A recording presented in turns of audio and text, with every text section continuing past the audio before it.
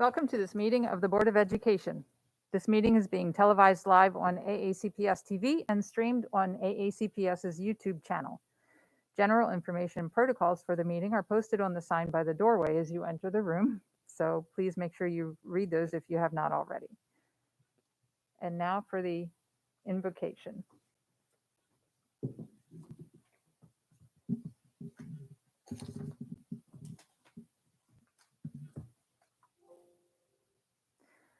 O God, we pray to administer that which is just in all educational policies, being ever mindful of your guidance, stir us to action with love, wisdom, and understanding.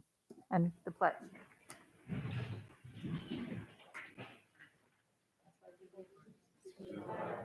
United States of America, and to the republic for which it stands, one nation, under God, indivisible, with liberty and justice for all.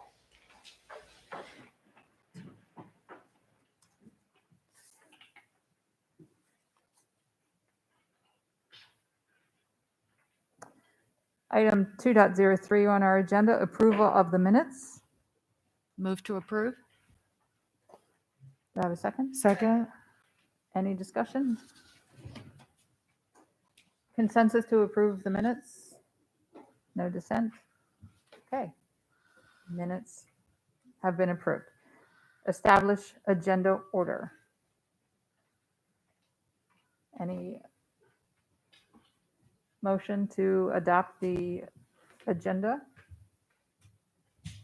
President Ellis, I did have a question, I guess, a legal question about the agenda.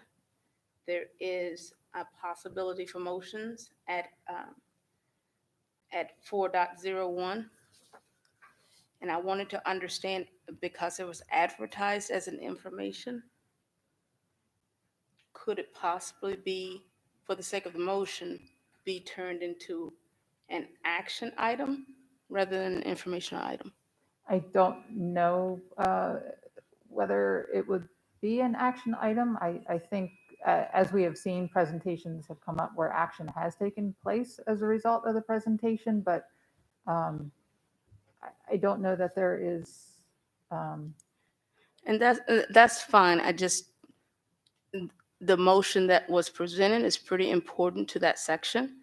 And I was trying to avoid any kind of stifling if Parliament, Right. based on legal actions, it may not be Mis- the proper way to do it. Mr. Burns, would you like to give us an opinion? Very quickly, Darren Burns, Board Counsel. The object of the agenda is, according to meetings act, is to place the public on notice of the topics that will be covered in the meeting. You've done so, you've published an agenda, the public aware that this is a topic.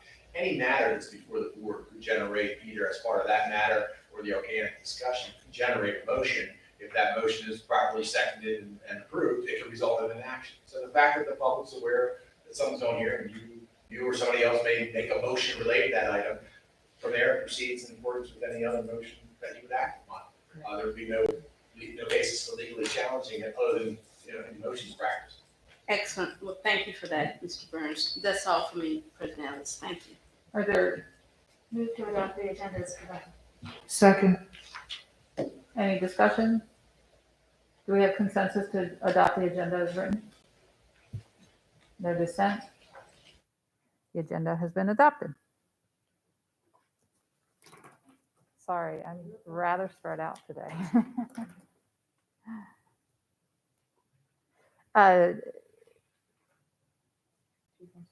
Next, we are on 2.05, President's Update. And I just want to take a moment to acknowledge the work that our current state superintendent, Dr. Karen Salmon, has done for the state of Maryland over the past few years, and take a moment to offer our gratitude from this board to particularly leading us through one of the most challenging times any state superintendent would ever face. So the board will be sending a letter to Dr. Salmon thanking her for her leadership, and I want to extend my thanks to my colleague, Ms. Corkadell, for working with me on that so that we can get that out as quickly as possible. And then I also want, on behalf of the board, to extend our welcome to Mohammed Chowdhury, who has been named as the new state superintendent beginning, is it July? July 1. And hopefully many members of the public have had a chance to read about Mr. Chowdhury, but very, very impressive background, and I am very excited to see the leadership that he brings to us here in Maryland. I also want to take a moment just to really give my heartfelt thanks to our teachers and staff as we continue to grind through the end of this this school year. The letters that I've been receiving personally, but also coming to the board as a whole from parents and their gratitude for continuing the work and for getting more students in to the classroom, again, is creating a very important bridge for many of our students to get us from this school year to next. And I am just in awe of the work, beginning with Dr. Arlotto and all the way throughout your team, Dr. Arlotto. It's just, it's been phenomenal, and we continue to receive those letters from parents, and I just can't thank you all enough. And one more item to address is, sorry, I'm pulling up a very small statement here, which is, so this board has been, well, since last March, we've been creating changes in the way we conduct our board meetings throughout this state of emergency. And we continue to evolve and move closer towards a full reopening and normal operations, and continue to undergo changes. I just want to make sure that the public understands that each one of these changes brings technological challenges that none of us have ever considered before. And so none of these decisions are made in haste or made lightly, and we continue to work through this. So I just wanted to state that throughout the last year, the Board of Education of Anne Arundel County has continued to utilize multiple modalities to hear from our stakeholders. We would like to assure everyone that we are continuing to explore all reliable options as it relates to public participation. By now, both now, as we continue to work through the state of emergency, and in the future when the school system has fully reopened. We've all acknowledged that we have learned new things, new technologies. Thanks. You hate to give thanks to COVID in any way, but it certainly has taught us some new things. And it's important that we consider what all of our options are, and that we are able to give a voice to the community as fairly as possible. So thank you for your flexibility and patience as we work through.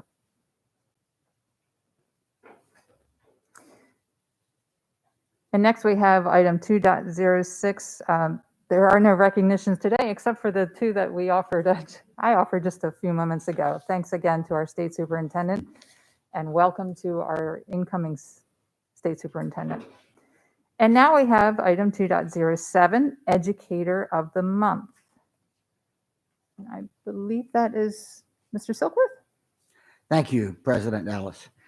Ladies and gentlemen, today the Board of Education is pleased to honor Ms. Tamara Kelly Mullock, principal at Marley Elementary School, as the June 2021 Educator of the Month. Each morning, Tamara can be found in her office recording a principal's message that is played for the students at the end of the day. This allows students to be engaged with her, whether they are virtual or hybrid, and remind them that we are strong Marley Mustang family. Throughout this pandemic, Ms. Kelly Mullock has been a calm, cool, and collected leader. While everyone has been uncertain about the unknowns, Tamara answered questions, sent out a roundup each week containing information pertaining to the upcoming week, schedules, and logistical information. She always has the best interests of everyone at heart when making even the most difficult decisions. Ms. Kelly Mullock truly shows empathy and compassion as a leader. She uses her own past experiences as an educator when thinking about what she asked of her teachers. She's encouraging and consistent.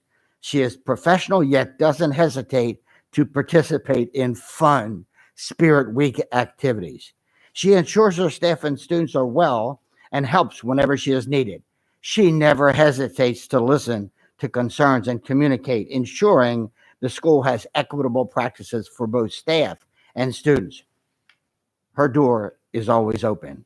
For all of these reasons and more, the Board of Education and the Anne Arundel County Public Schools congratulate you on being chosen as this month's Educator of the Month. Ladies and gentlemen, Principal Marley Elementary School, Tamara Kelly Mullock.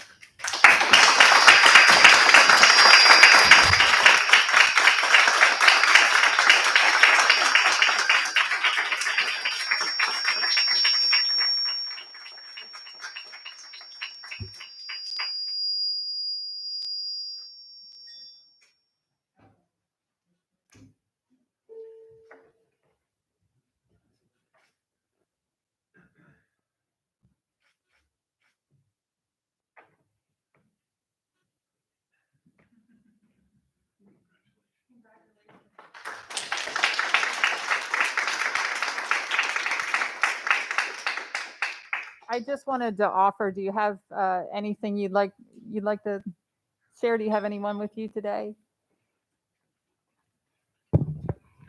Thank you. I do have my Regional Assistant Superintendent, Janine Robinson. Thank you for coming today. And I do have my family, including my husband and my parents, tuning in. So thank you to them. And really thank you to my teachers who took the time to write that letter, because I know how busy they've been, making sure that they ensure that children are instructed at the highest level. So I'm appreciative for them for this acknowledgement. Thank you very much.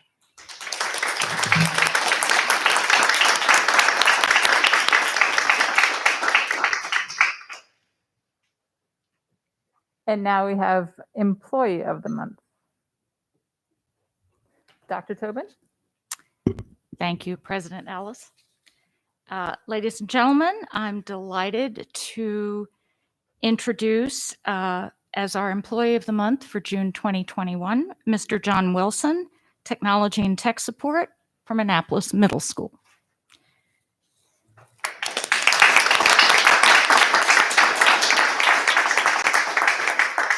Words cannot say enough for the work that John has done in our school. As one might guess, putting together a school with all new technology equipment alone is a Herculean effort. But this is what John Wilson, Technology and Tech Support at Annapolis Middle School, has done. He worked all summer and the entire first semester to ensure that staff and students had working components at their homes. Mr. Wilson probably clocks 1 million steps a day going through various locations in the school, keeping the technology up and running. As overwhelmed as he might be at times, he never tells anyone to wait. Anytime a student has a problem, he is on hand with a replacement or a fix. Most impressive is his ability to remain positive and upbeat while being pulled in so many directions. The daily operations of the school, even the individual classroom, could not run as smoothly without the help of Mr. Wilson. John is a consistent professional and asks often, "How can I help?" As our entire education system now relies on technology systems, Annapolis Middle School wants everyone to recognize Mr. Wilson and all those individuals working behind the scenes who make it all possible. John Wilson, you are absolutely deserving of the Employee of the Month for June 2021. Thank you for all that you have done and continue to do for our AACPS awesome staff and students, and congratulations.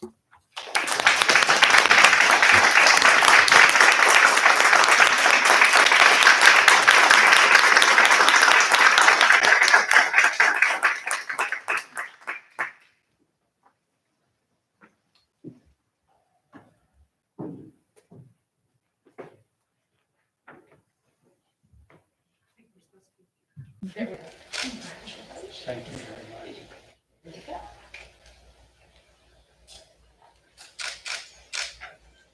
Thank you so much. You're welcome. Thank you.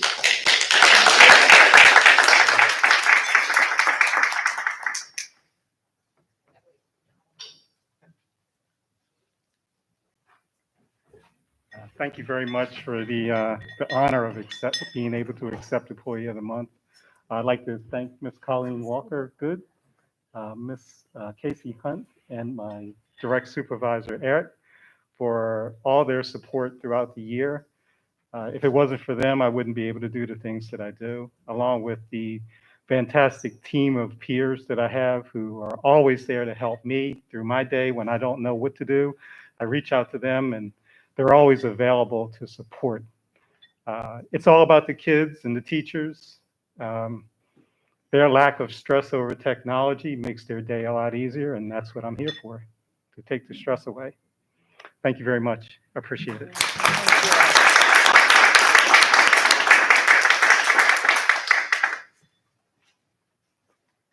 And we have one more, but before I read this next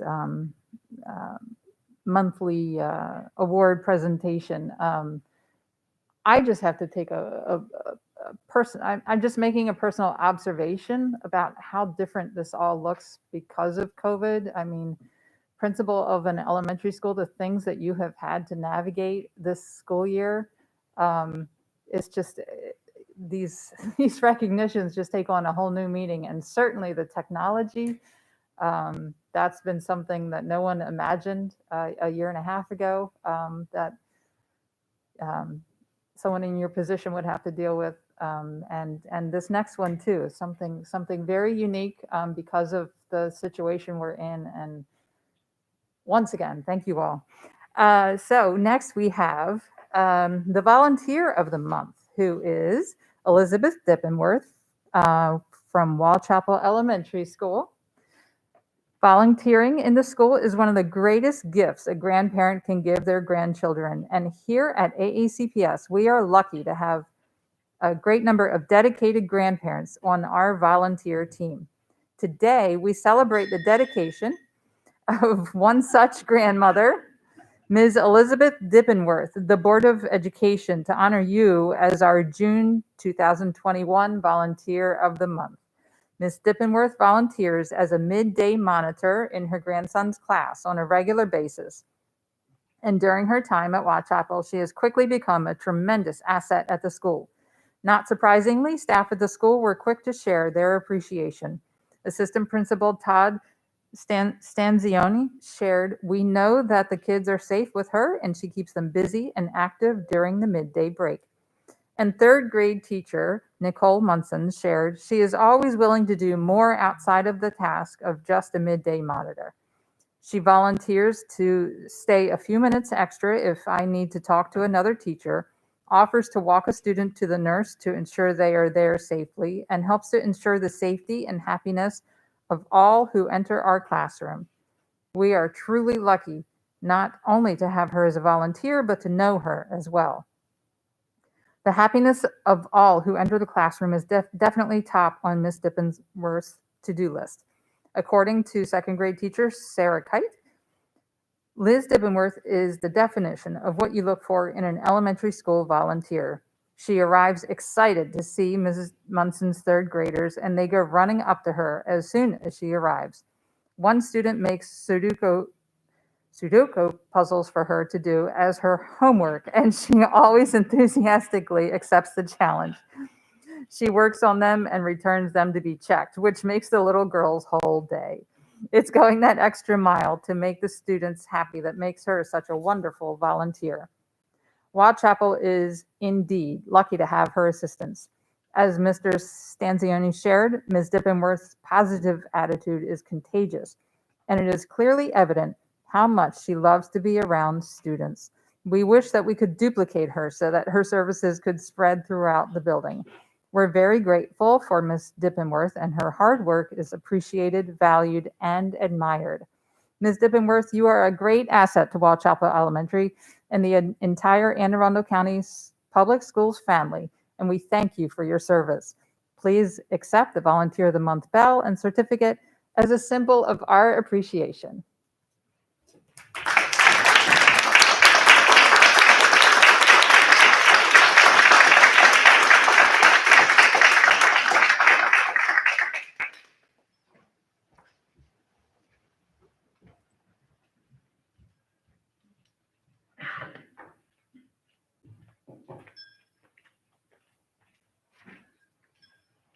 This is for you.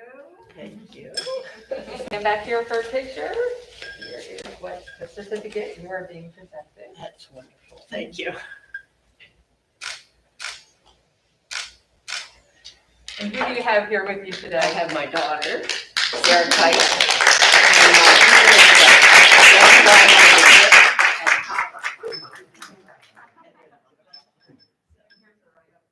Thank you so much. That's wonderful. Thank you. If you want to say anything to your school community, you're welcome to. I'll just say one. I said this has been the highlight of the year for me, because to hear kids laugh in the schoolyard again, and after they've been locked up behind computers all day, it's just wonderful.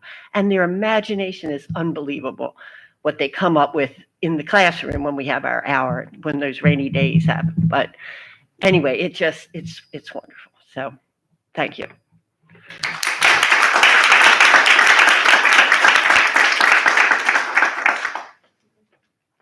We're going to take a brief break. We're going to do a few pictures, and then we'll come right back.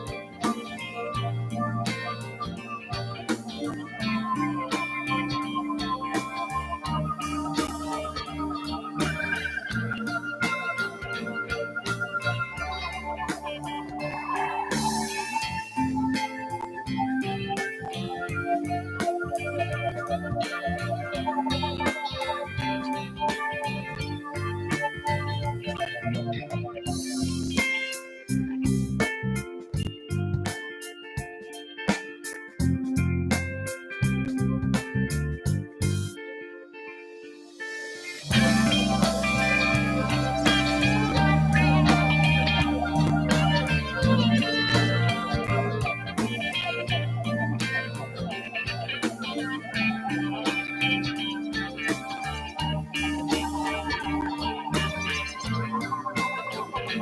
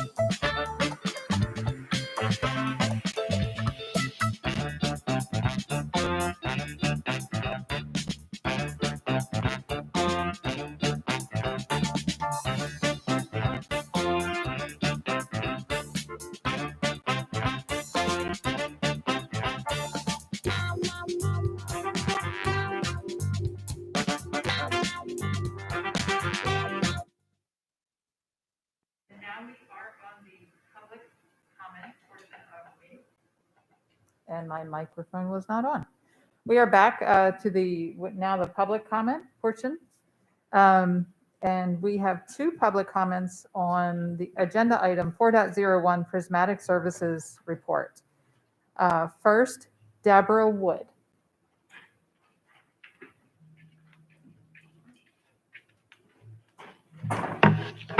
Good afternoon, members of the Board of Education of Anne Arundel County Public Schools. I'm Dr. Deborah Wood, Director of Chesapeake Children's Museum, and a lifelong advocate for the needs of children. I've been testifying about school start times for at least 8 years and have been concerned about the too early start time for high school since I became aware of it in 1982. I'm here to represent not just myself, but also Start School Later of Anne Arundel County. I'm hopeful that the presentation by Prismatic Services has positive news that they can work with our existing bus stops to meet bell time parameters and improve bus schedules for all 85,000 students. Please direct Prismatic to move on to the second stage of their contract immediately, whereby they use student data and transportation software to assign students to bus stops and create workable bus routes. Prismatic can move us out of an outdated paper and pencil process by finally using the software purchased nearly 6 years ago as it was intended, to identify routing efficiencies so that safe and healthy start times become possible. Once you approve of Prismatic's next stage of work, the board and the school system must turn your attention to other areas that must be addressed for successful implementation of safe, healthy, and age-appropriate start times. Have you initiated discussions with other agencies whose interactions with the school system will be impacted by changing start times, including but not limited to City of Annapolis, Anne Arundel County Departments of Police, Transportation, Public Works, Health, Parks and Recreation, as well as Naval Station, Fort Meade, and all the child care providers who use public school facilities or serve its families? Have you initiated discussions with unions and transportation contractors regarding adjustments to contracts? Have you initiated discussions regarding changes to food service, athletics, and after-school activities? Have you initiated planning for community outreach to educate the community about the upcoming adjustments to start times? Like your regular updates on bullies, safety and security, diversity and inclusion, and transportation, I urge you to add an agenda item for a standing update on start time implementation. Thank you on behalf of Start School Later, Anne Arundel County. Thank you. Next, we have Laura Booth.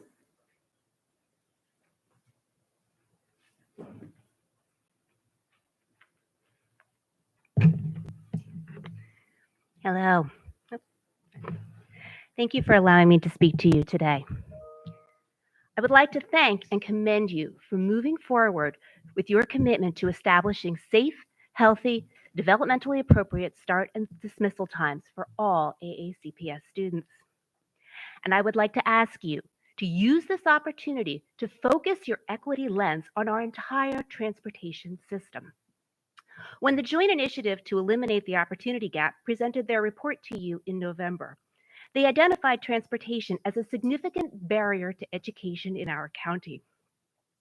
Transportation is the #1 topic brought to the Annapolis Education Commission, on which I serve. Families have complained about overcrowded buses, unsafe walking routes, insufficient crossing guards or crosswalks, and too long walking distances.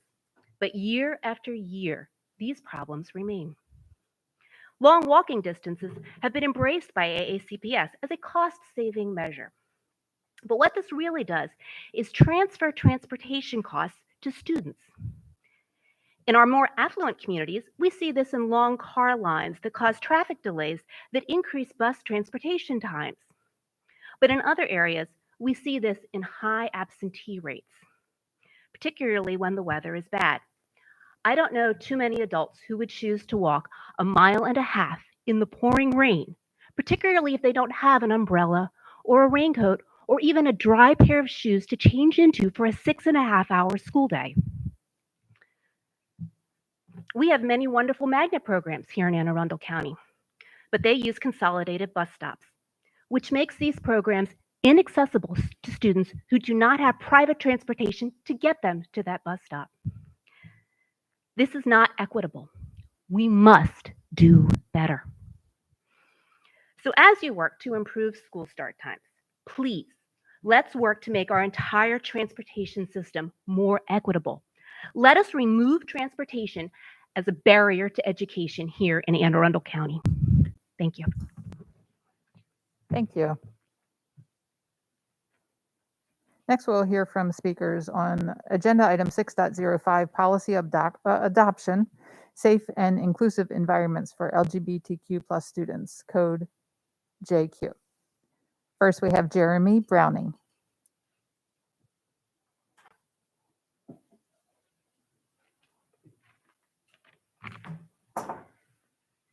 Good afternoon. My name is Jeremy Browning. I use he, him pronouns. Thank you for the opportunity to be here today, although I'm disappointed that we didn't have the opportunity to testify virtually, which limits oral testimony to only those privileged enough to be here at noon on a Wednesday. This is not equitable and should be changed. I'm here today to ask for support for the LGBTQ policy. And I first want to thank the policy committee and the board for getting it this far. I'm a lifelong resident of Annapolis and I attended Anne Arundel County Public Schools. If I could use one word to describe my experience, it would be terror. I did not feel safe in school to be my authentic self, and I lived in constant fear. If anyone found out, my life would be over, literally. We've come a long way since then, and I'm grateful for Dr. Arlotto's leadership and efforts in putting the transgender guidelines in place 6 years ago. The LGBTQ policy is an extension of those guidelines. This policy honors the spirit and intention of the guidelines, which remains the same, which is to protect LGBTQ students. The Trevor Project just released their 2021 National Survey on LGBTQ mental health, which underscores mental health disparities faced by LGBTQ youth today, especially those living at the intersection of marginalized sexualities, genders, and races. Just as I did 20 years ago, LGBTQ youth in Anne Arundel County Public Schools still face harassment, bullying, and live in fear. June is recognized as LGBTQ Pride Month, a time when we celebrate our success towards full equity and equality and reflect on the work that remains. This June, I asked the board to pass the LGBTQ policy. Unanimous support and passing of this policy would send a powerful message to the entire school ecosystem that all means all really means all means all. So thank you for all the hard work that's gone into this, and happy Pride. Thank you. We have Joseph Clapsaddle.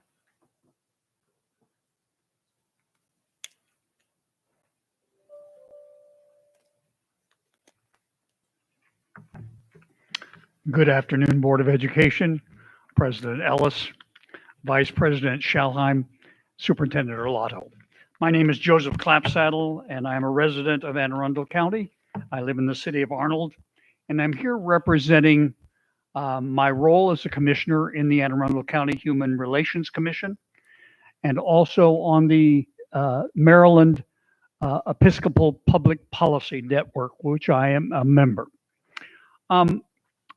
So much has been said, but I would like to just say that we support the work that you are doing in regards to the policies regarding LGBTQ plus students. It represents approximately 30% of your total student population.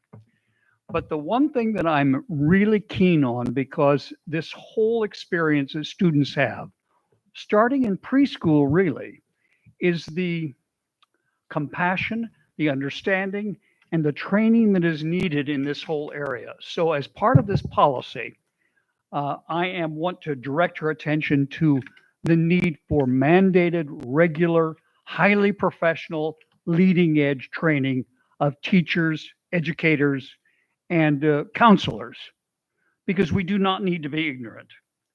We do not need to be superficial, because I know that all of you have investigated this. You've dealt with it. It's difficult. We have to really put forth strong efforts, and sometimes it's not even comfortable. I know myself, we're talking about, Jeremy was talking about pride. I was at I was at Stonewall in 1969, which shows you that I'm not a kid anymore. But I remember that experience to this day, and we've come so far.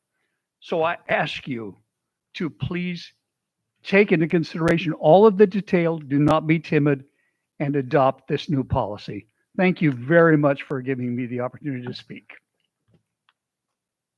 Thank you. Carrie Cleveland.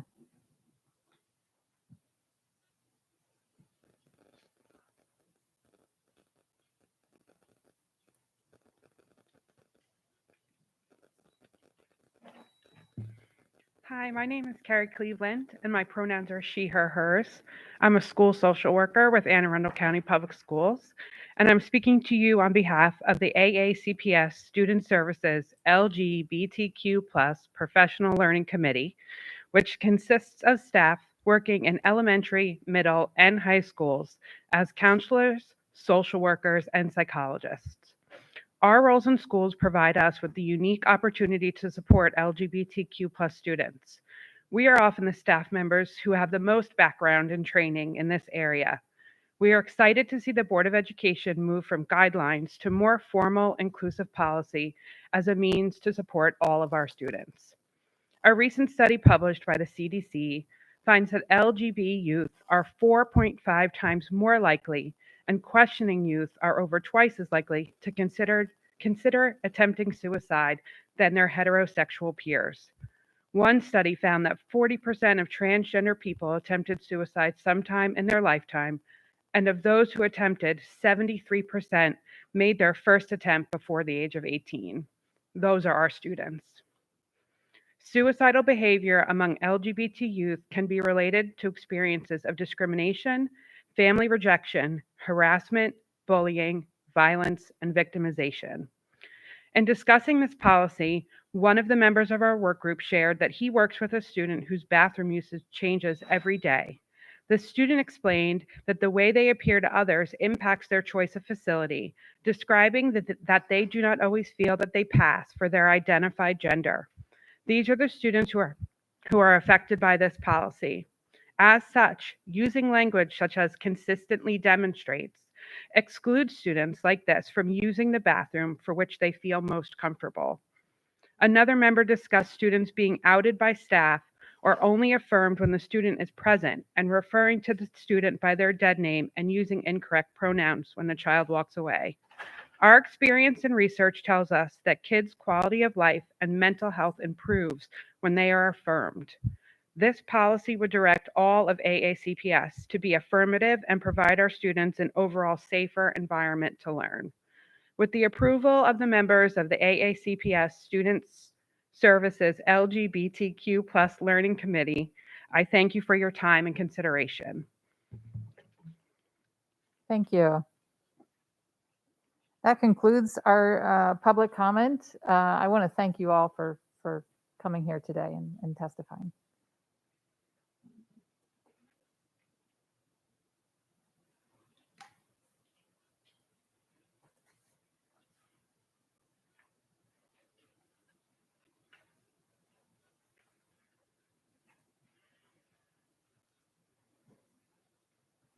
Next, we have item 4.01, Prismatic Services, Inc. report.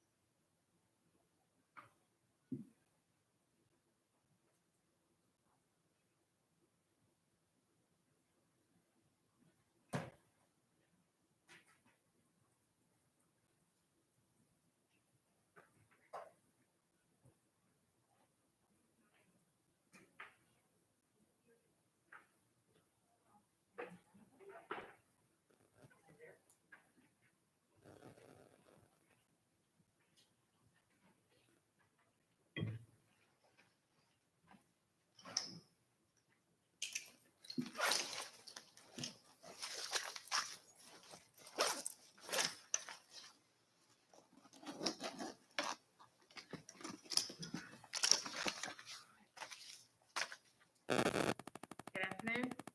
Ready for me to present? Hi, yes. Sorry, So, I'd like to breathe.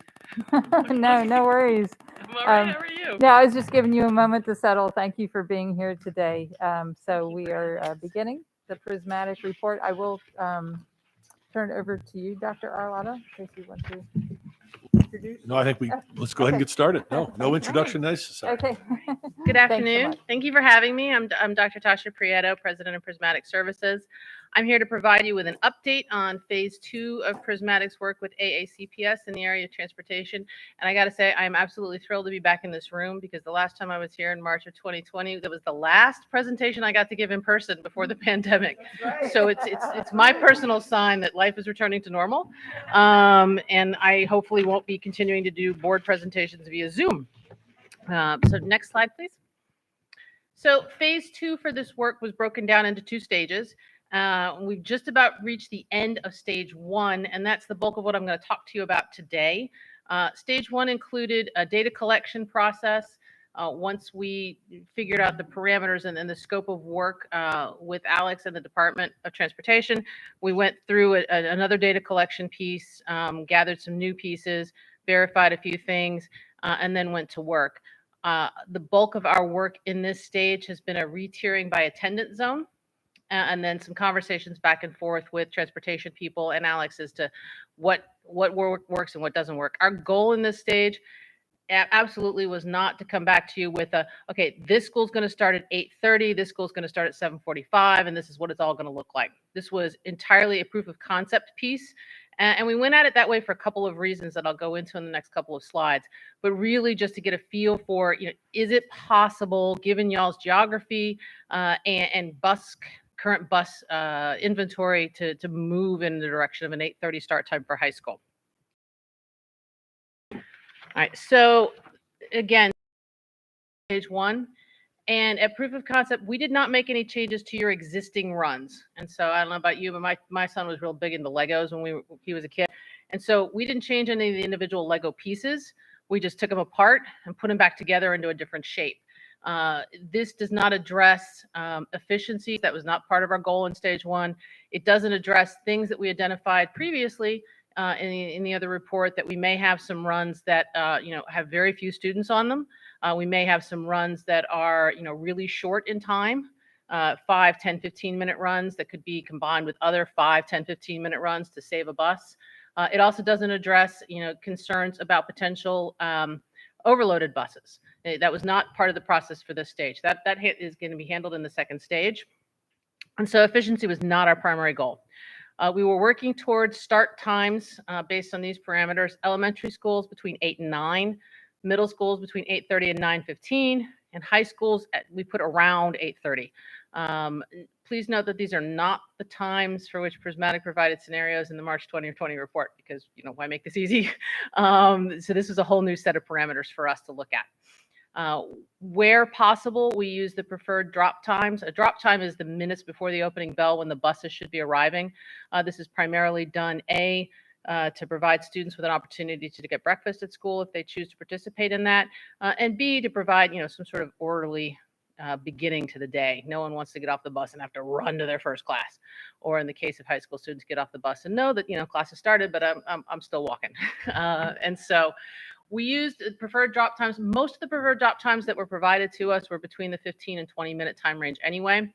Our standard drop time in developing a routing scenario is about 15 minutes. As we dove into some of the more difficult attendance zones, we ended up having to use a drop time of about 20 minutes. Now, this would not be the time when every bus is exactly there. Given some of your high schools and the number of buses, that that's just not possible geographically. You don't have enough space on the ground, and so that's a window area that we would be working within. Other methodologies, looking at the problem, from the 100,000-foot level, we quickly decided that the way to attack this was by attendance zone. Most of your buses operate within an attendance zone. There's a substantial number of exceptions, but most were within an attendance zone. So we took apart all those little Lego pieces and started putting them back together using just attendance zone buses within each attendance zone. And that becomes important when you start to look at border crossers. Now, you have a number of buses, for whatever reason, they might provide service to the Anne Arundel and then bop over and do something in Glen Burnie. Lots of little things like that. The kinds of things that you normally see when you have an existing transportation system and you need to make a modification. One of the things that the transportation department doesn't have the luxury of doing usually is tearing it all apart and rebuilding it all again each year. That's a tremendous amount of work. And so what we have here are bus border crossers. Many of them serve not only more than one attendance zone, but they're assigned to magnet schools or their special education buses, those kinds of things. And so we were seeking, without making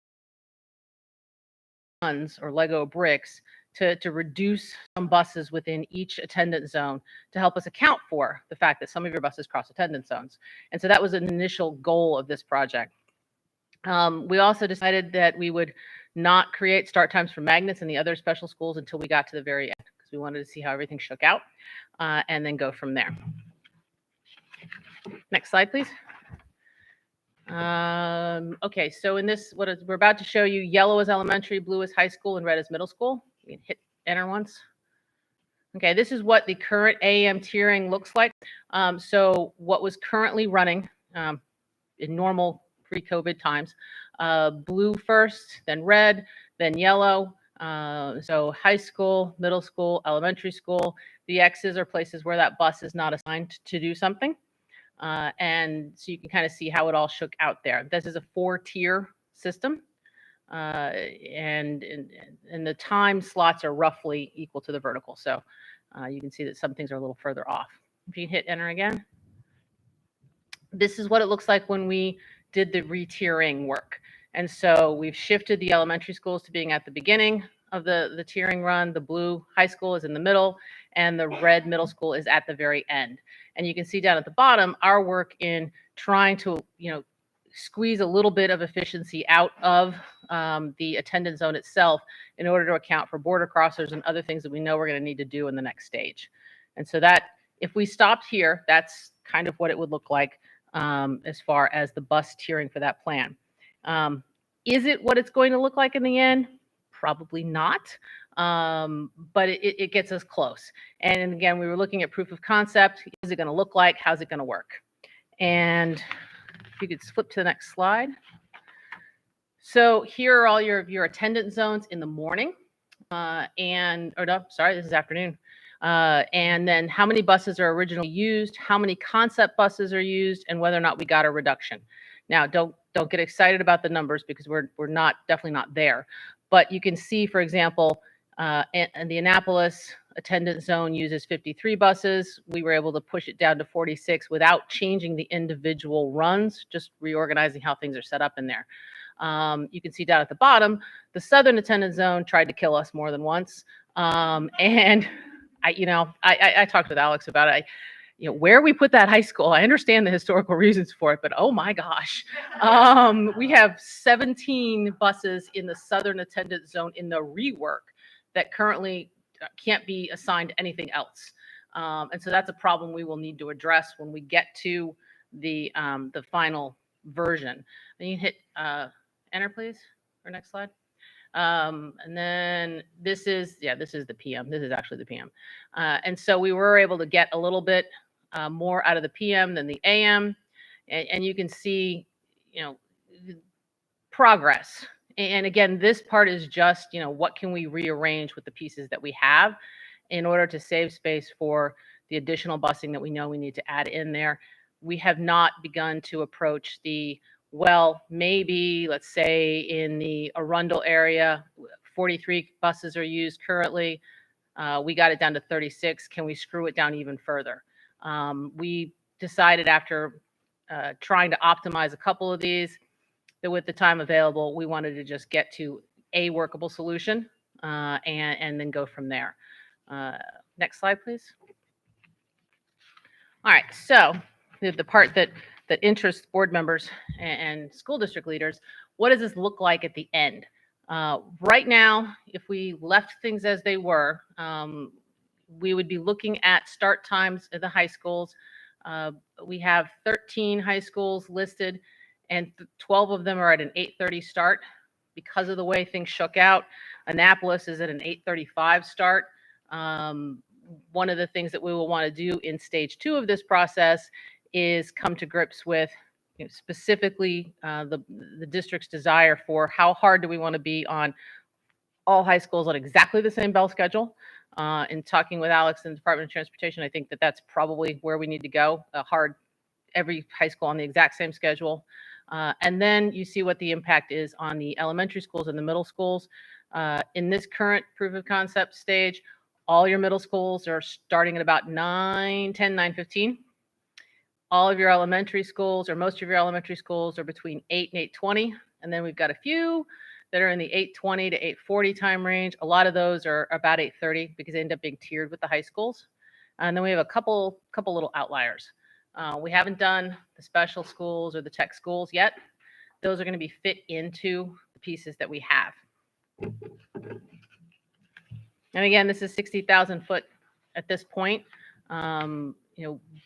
The decisions that the district makes and provides to us as we go forward in stage 2 will drive refinements to this.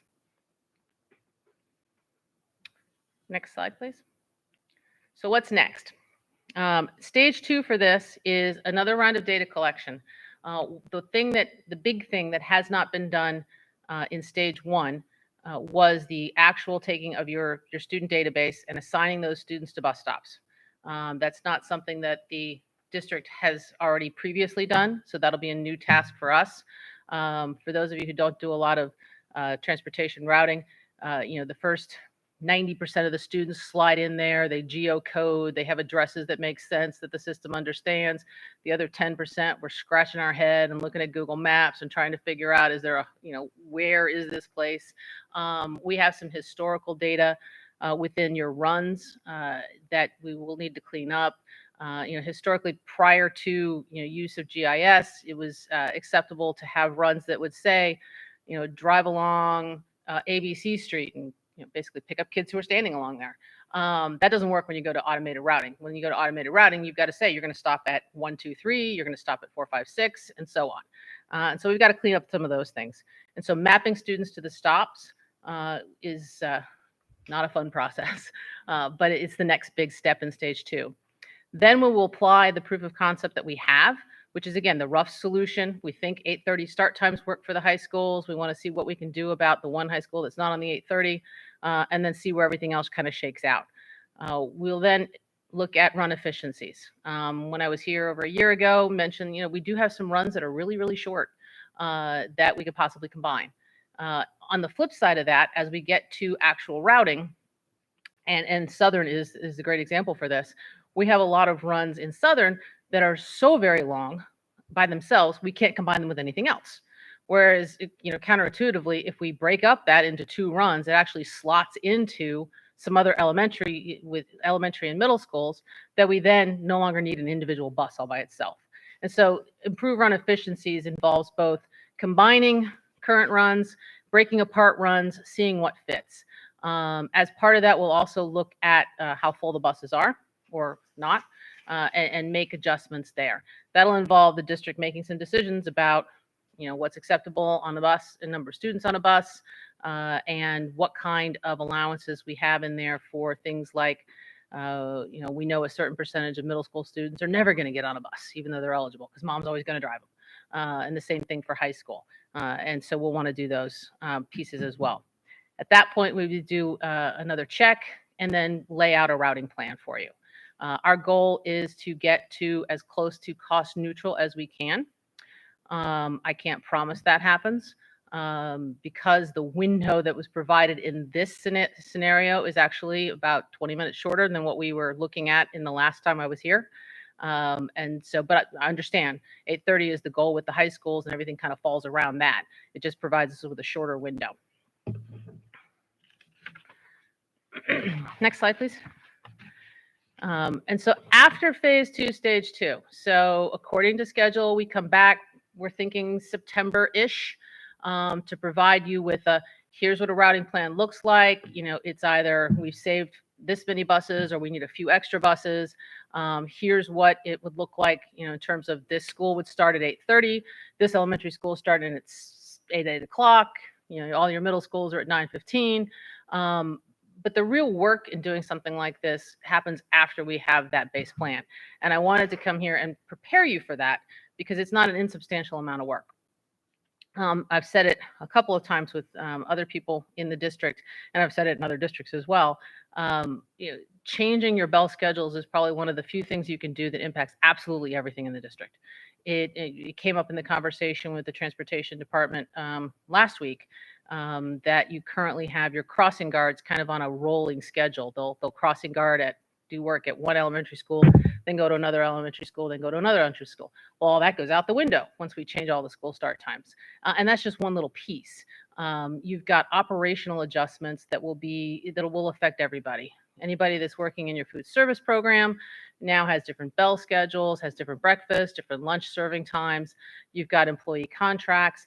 Our work in another district recently raised the issue of paraeducators and what kinds of schedules they would have to have, and whether or not, given they adjusted both the length of their school day and their school start times, and that resulted in a need for an additional half an hour of para time every single day that had to be renegotiated. And then we have a community messaging plan. It is. And in fact, the work that you all did prior to Prismatic coming here the last time was a good indication that making a change like this causes concern among many of your stakeholders. Our research and asking them, okay, now that it's been a year or so since you shifted your school start times a little bit later, what's been the impact? We got some pretty positive results there that, sort of, if I could paraphrase for the survey respondents, it was a difficult change, or, I was fearful about the change, but now that we've made the change, it's all okay. But y'all will be the board members and superintendent to have to deal with the fearful about change and uncomfortable with the change. Every time I've worked with a district thus far on doing a change to school start times or extending school days and school start times, there's always concerns. There's always at least, a core of concerned parents that don't like what this change means for them. And so I want to prepare you for that. I understand that the district is looking to make this change in January of 2022. That brings with it a whole other set of challenges. You're making a change midstream in a school year. We'll need to renegotiate bus contracts. In order to have the best chance for success at this, we are going to need to do bus dry runs in actual conditions. That means if we're looking at an end of January rollout for this, we need to be doing dry runs during normal Monday through Friday in December timeframe to make sure that we don't run into things like unexpected traffic. The traffic on a particular road is different at 7 o'clock than it is at 8 o'clock. We all know that, but how does that play out in the runs themselves? And then we need to plan for post-rollout adjustments. The actual traffic may end up requiring that we make some changes after we start. So everybody's going to need to be patient with that idea that, we thought we had it down and we thought that the traffic was manageable around a particular high school between 8:20 and 8:40. But now that we're running it 5 days a week, for some reason, Wednesday and Fridays just don't work. And we've got to make some adjustments there. And so there's a lot of work that happens after we get to, providing you with some options for a routing plan. Next slide. And that's the state of the update at this point. We have completed almost all of stage one.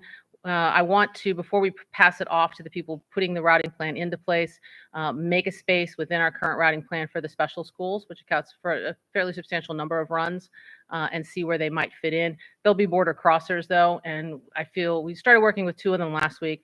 I feel pretty comfortable that we can fit most of those into the existing plan, and then we'll go from there.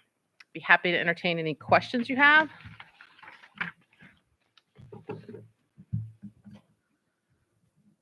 Thank you for the presentation.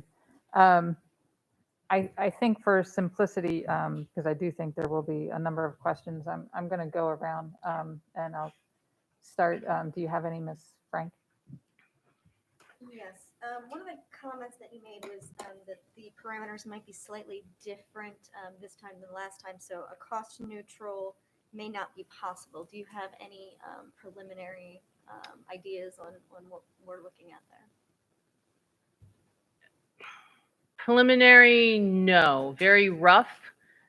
We still see about midway through stage 2, we'll probably have some good ideas for that, because what we have not done is the key piece of assigning the students to routes and then seeing where we can screw down there. And so I can look back at our observations that we did pre-COVID, where we definitely observed a number of buses with very few students getting off them. And so what does that mean? And then some buses that maybe we need to take a few students off and put them on a different route. I think the observational evidence we have in that area was more empty buses than potentially overfull buses. But until we assign students to routes and screw down on that, I can't tell you for sure. I do think that we will inevitably be reconfiguring a number of your elementary school runs.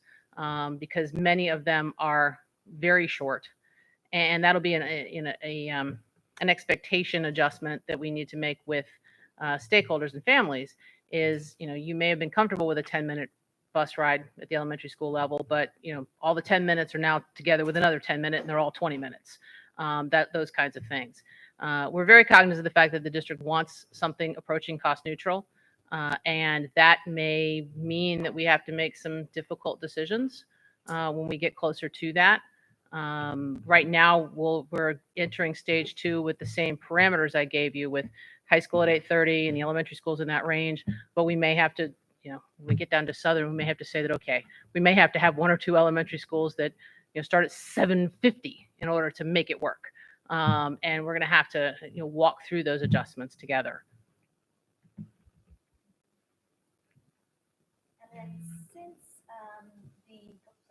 Since the legislative session, we did get the smaller bus legislation passed in Maryland. So I Yes. wasn't sure if you had seen that. Are you taking that into consideration when you're starting your work here too?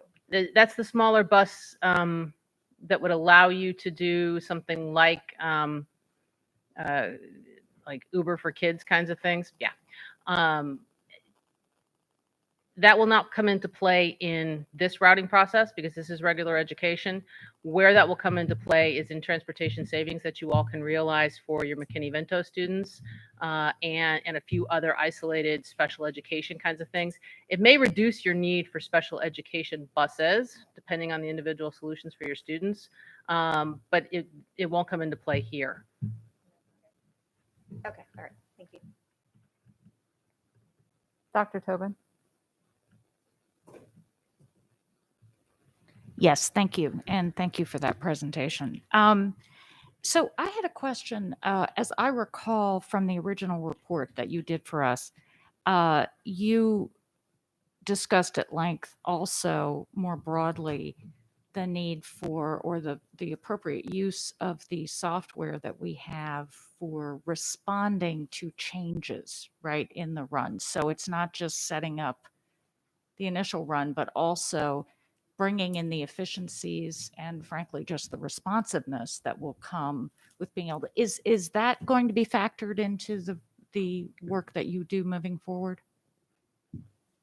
Tangentially, yes, actually, because we're going to do the work of assigning students to runs and then developing the runs themselves. And then at the end of the day, we'll tweak that around until the district finds something that they accept. We'll provide all that back to the district. And so what I would think that the transportation department would do is import that into their system, and now they've got where we left off in their computer system, and then from there they can move forward with tweaking and making adjustments as the situation warrants. Yeah, so just to follow up, if I'm following you, by in effect starting fresh, right, through your work, we eliminate the problem that I gather had been presented to us previously of what it takes to sort of move from the paper and pen to an efficient use of this software system. And in effect, if I follow it, you're kind of doing that middle step by creating the routes. Yes, a chunk of it had been begun since we were here in March. Right. Not all of it, obviously, COVID, hiring new people, all of those and other priorities. And so, yes, I mean, we've spent over 300 hours getting to this point, which is not, your staff doesn't have that kind of free time. Right. And we'll spend a couple hundred more hours getting to the next stage. And Right. so you are, offloading that piece. And I would hope that when we get to the end, they'll be able to, have everything come into place, and then they'll be from a maintenance perspective as opposed to a, start Right. over again kind of thing. Right. Yes, that was essentially my question. And I think that's it for now. Thank you. Ms. Corkadell? Thank you, President Ellis. Thank you first for being willing to come back and work with us. So I do have a couple questions. And may have a couple more staff instead. And so first, I wanted to get clarification when we're talking about some of the route efficiencies.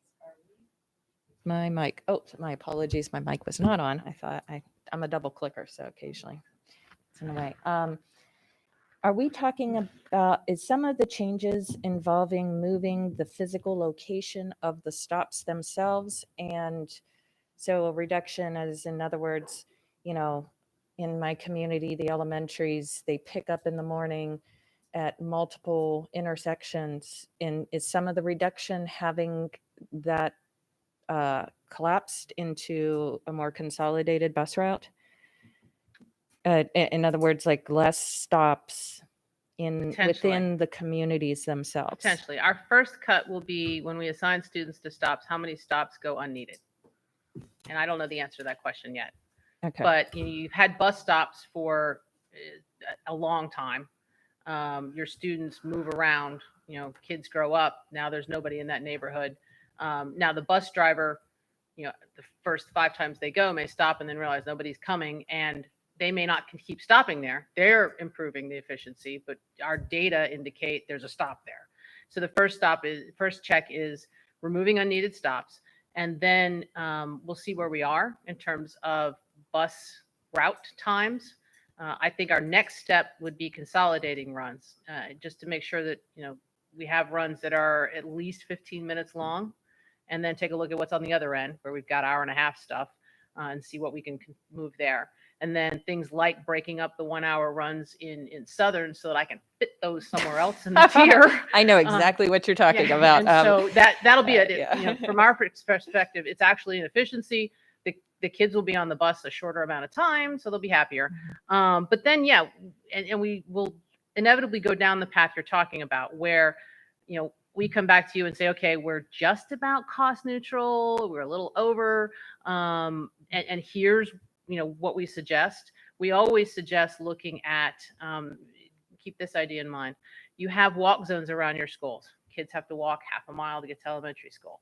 And then for some reason, and this is not just this district, this is every district, we start developing bus stops, and, it's heresy for the bus stop to be half a mile away. The idea that we might have to walk to the end of a neighborhood to catch your bus. I've watched this play out in several districts where, it's a developmental thought process. We will probably have some of those conversations as we get into the nitty-gritty details of exactly where the bus stops are. And it'll be conversations with the transportation department to say, okay, we've got a bus stop here. We've got one right around the corner. We save time by combining those two, and it'll be at the individual bus stop level. But I think we will inevitably get there. I don't think that's the greatest part of the efficiencies with this district. So as a follow-up to that, based on that information, I think one of the challenges, especially when you're talking about South County, is I don't even have a shoulder for a kid to walk with blind spots on a 45 mile per hour road. And a lot of them are state highway roads, especially further south you're traveling. And so, and then we have, of course, the county roads. And roads have gone to the wayside as prioritization, although it looks like the state's going to the feds are going to force that out of everybody. And I saw a little bit of indicators in Kerwin and other legislation. In the meantime, though, we still have practical safety precautions. Are you guys accommodating for the time that I know the staff would definitely do, and that is go and work with our police in traffic and these agencies to ensure that, because if my memory serves correct, there have been occasions where attempts at consolidation have occurred and the roads, the walk path was not deemed safe enough.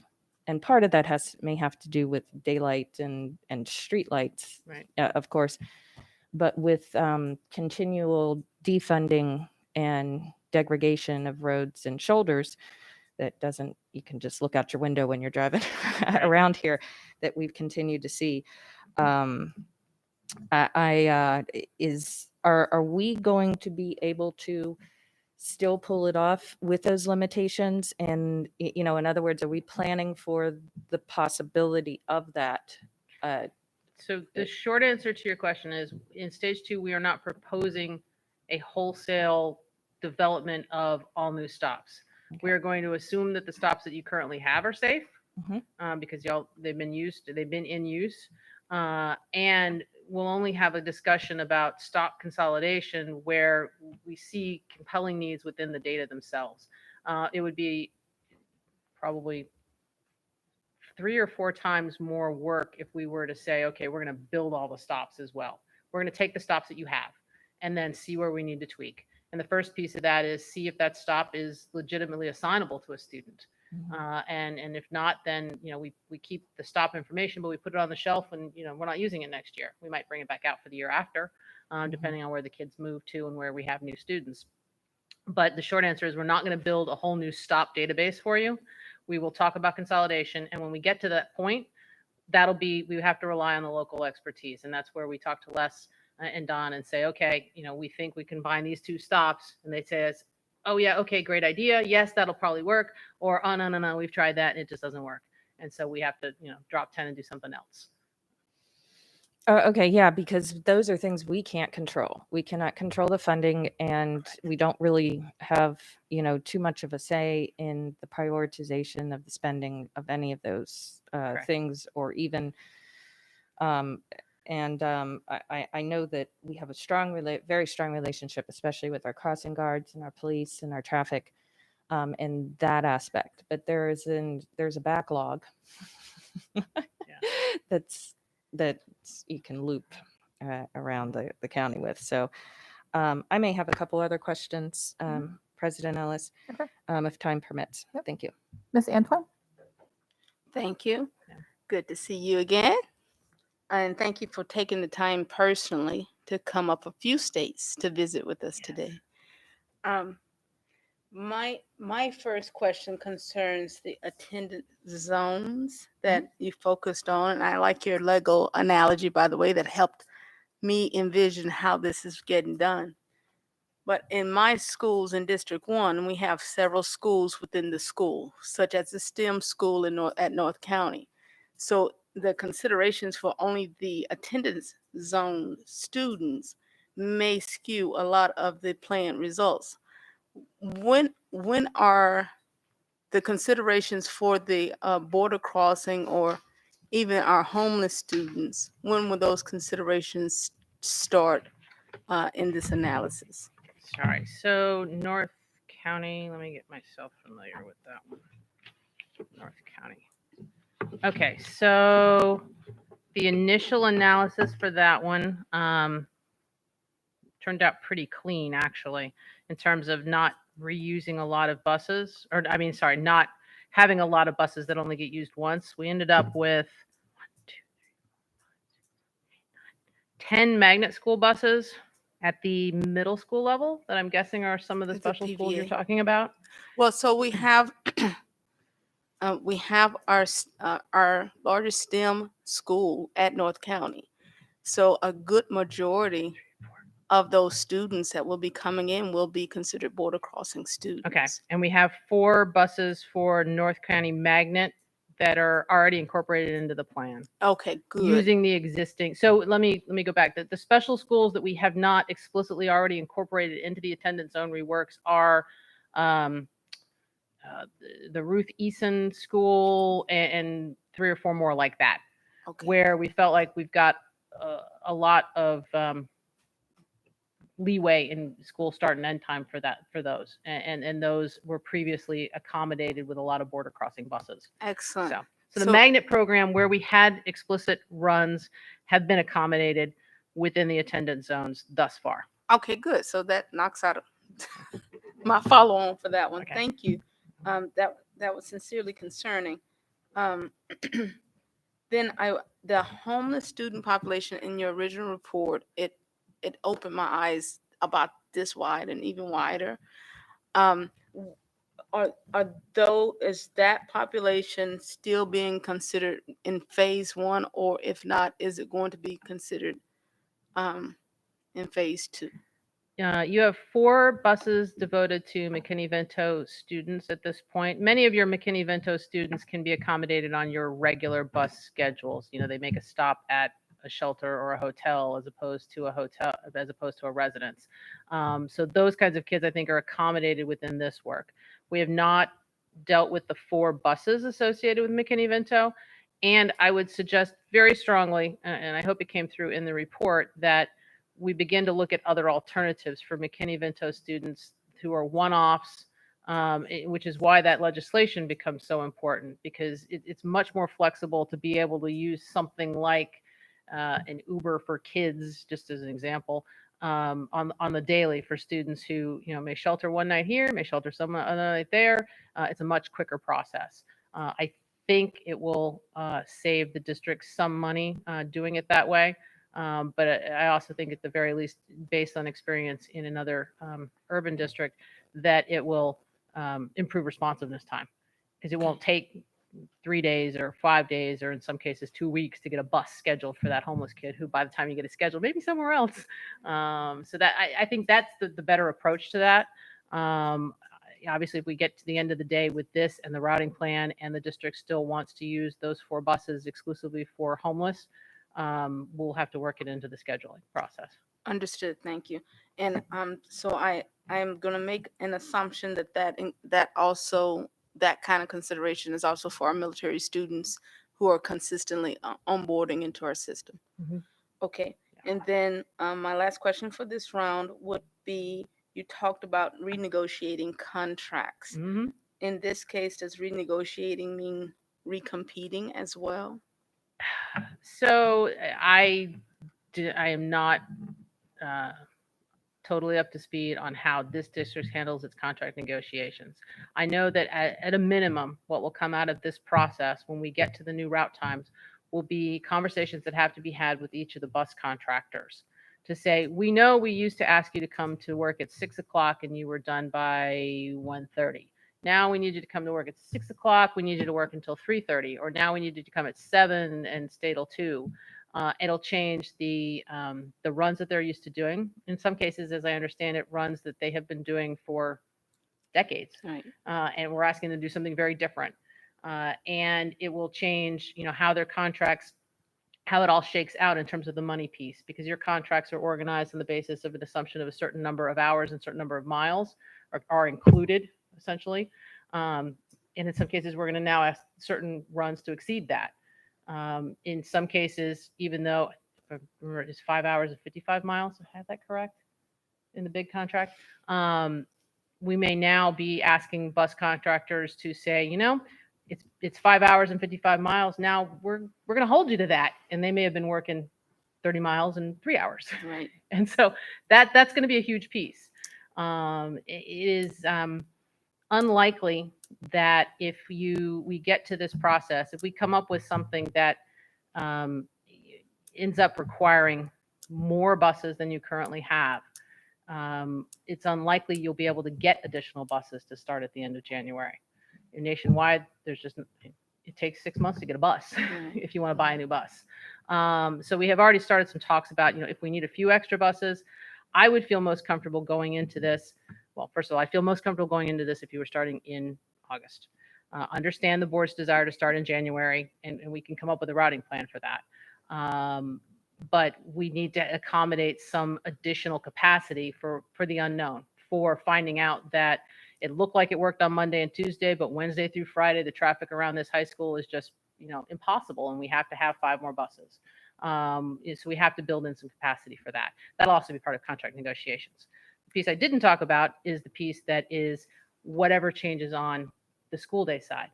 So elementary school starts at 9 o'clock. People are very happy with it starting at 9 o'clock. Right now, none of them start at 9 o'clock in this plan. They're going to start at 8, most of them, 8:15, many of them.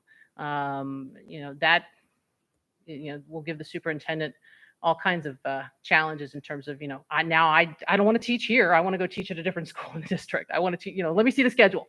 And those kinds of contract negotiations are going to have to be worked out. And then on top of that, the food services, it'll be hugely impacted by this. Thank you. Mr. Silkworth? Thank you, President Allison. I thank you so much also for your report.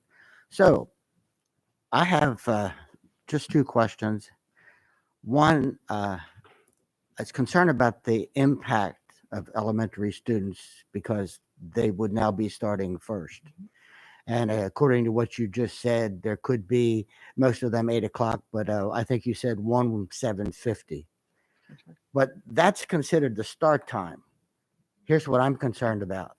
I'm not concerned about the start time at this point. I'm concerned about the time that those children would have to be at a bus stop in the morning. And so can you give us some idea about if there's a 7:50 or an 8 o'clock start time? I know it's probably will vary depending upon which cluster you're in, particularly if you're down in Southern. But that's question number 1. Question number 2 is, I had concerns prior to this about some previous recommendations about start times, which included elementary school students going first. And I remember reading or being told that the number of students on the buses would have been packed. So I remember you said a few minutes ago that the the board would be determining and giving you some direction in terms of numbers of students on the bus. But with the current plan that you have, would there be 3 students per seat? We haven't gotten to that point yet. With the scenarios that we developed for the March 20th report, we were looking at fairly full elementary school buses, and I think we went with a 2 per seat for middle and high school, and just to see what was possible. That was a mathematical exercise in terms of how many students could potentially be taking the bus versus, how many buses we were running. We have not gotten to that point yet. I think that our recommendation to you is always, you're running an asset that's going to cost you X amount, no matter how many kids are on the bus. You're better served by putting as many students as possible on that bus. Now, and so within whatever dictates we have as far as run times, obviously districts choose all the time to say that even prior to, I guess, the discussions for legislation here, that we're only going to put 2 kids per seat in middle school and high school, which usually works out pretty well. And then we can approach full on elementary. What we often end up doing is planning for capacity at the elementary level, knowing that there's some percentage of kids, mommy always takes them. And that works out okay. Questions that I'll have that I'll push on is, what kind of overbooking capacity can we look at? How comfortable are we? How full can we get the buses to where everybody's comfortable? Your first question, sorry, remind me again where we were going with that one. The start time. Oh, sorry. Okay. 8 o'clock, but that's not the time that the children will be out at a bus stop. Correct. If the start time's at 8 o'clock right now in the scenarios, we're looking at drop times at the schools of 7:40 or 7:45. 20 minutes was the preferred drop time for a number of your elementary schools so that the children had time for breakfast. And then 15 minutes was the preferred for others. In some cases, 15 or 20 was needed in order to make the tiering work a little bit better, given the time we had between the elementary and the middle schools and the high schools. So yes, that does mean that kids will be out there earlier. It's something we'll need to look at when we get to the actual runs. And it's one of the constraints that we have. I mean, I talked earlier about how we have some runs that are 10 or 15 minutes long at the elementary. In the ideal world, I want to see all those runs be 20 to 30 minutes long. Why? Because, again, fixed asset, put it on the road, fill it up, take it to school. When we start seeing how that actually plays out and what we have with Civil Twilight and when we've got good sight lines at bus stops, we might have to pull back a little bit and say, okay, some of these runs are going to have to be only 15 or 20 minutes long as opposed to the other end. But I'm cognizant of that. And it is usually one of the bigger considerations that are discussed among districts when we start looking at a later high school start time, because I don't think we've ever had a client that wanted the middle school to go earlier. It's always the elementaries that go earlier, then we have high school, then we have middle school. But I think it's something we can work through. But they will be out there earlier, absolutely. Earlier than they are now. Mr. Smith? Yes, thank you. And thank you, Dr. Prieto, for coming today. I guess, well, quickly to Mr. Silkworth's point about the more students on buses, I guess, are you only considering the students themselves or what they're carrying?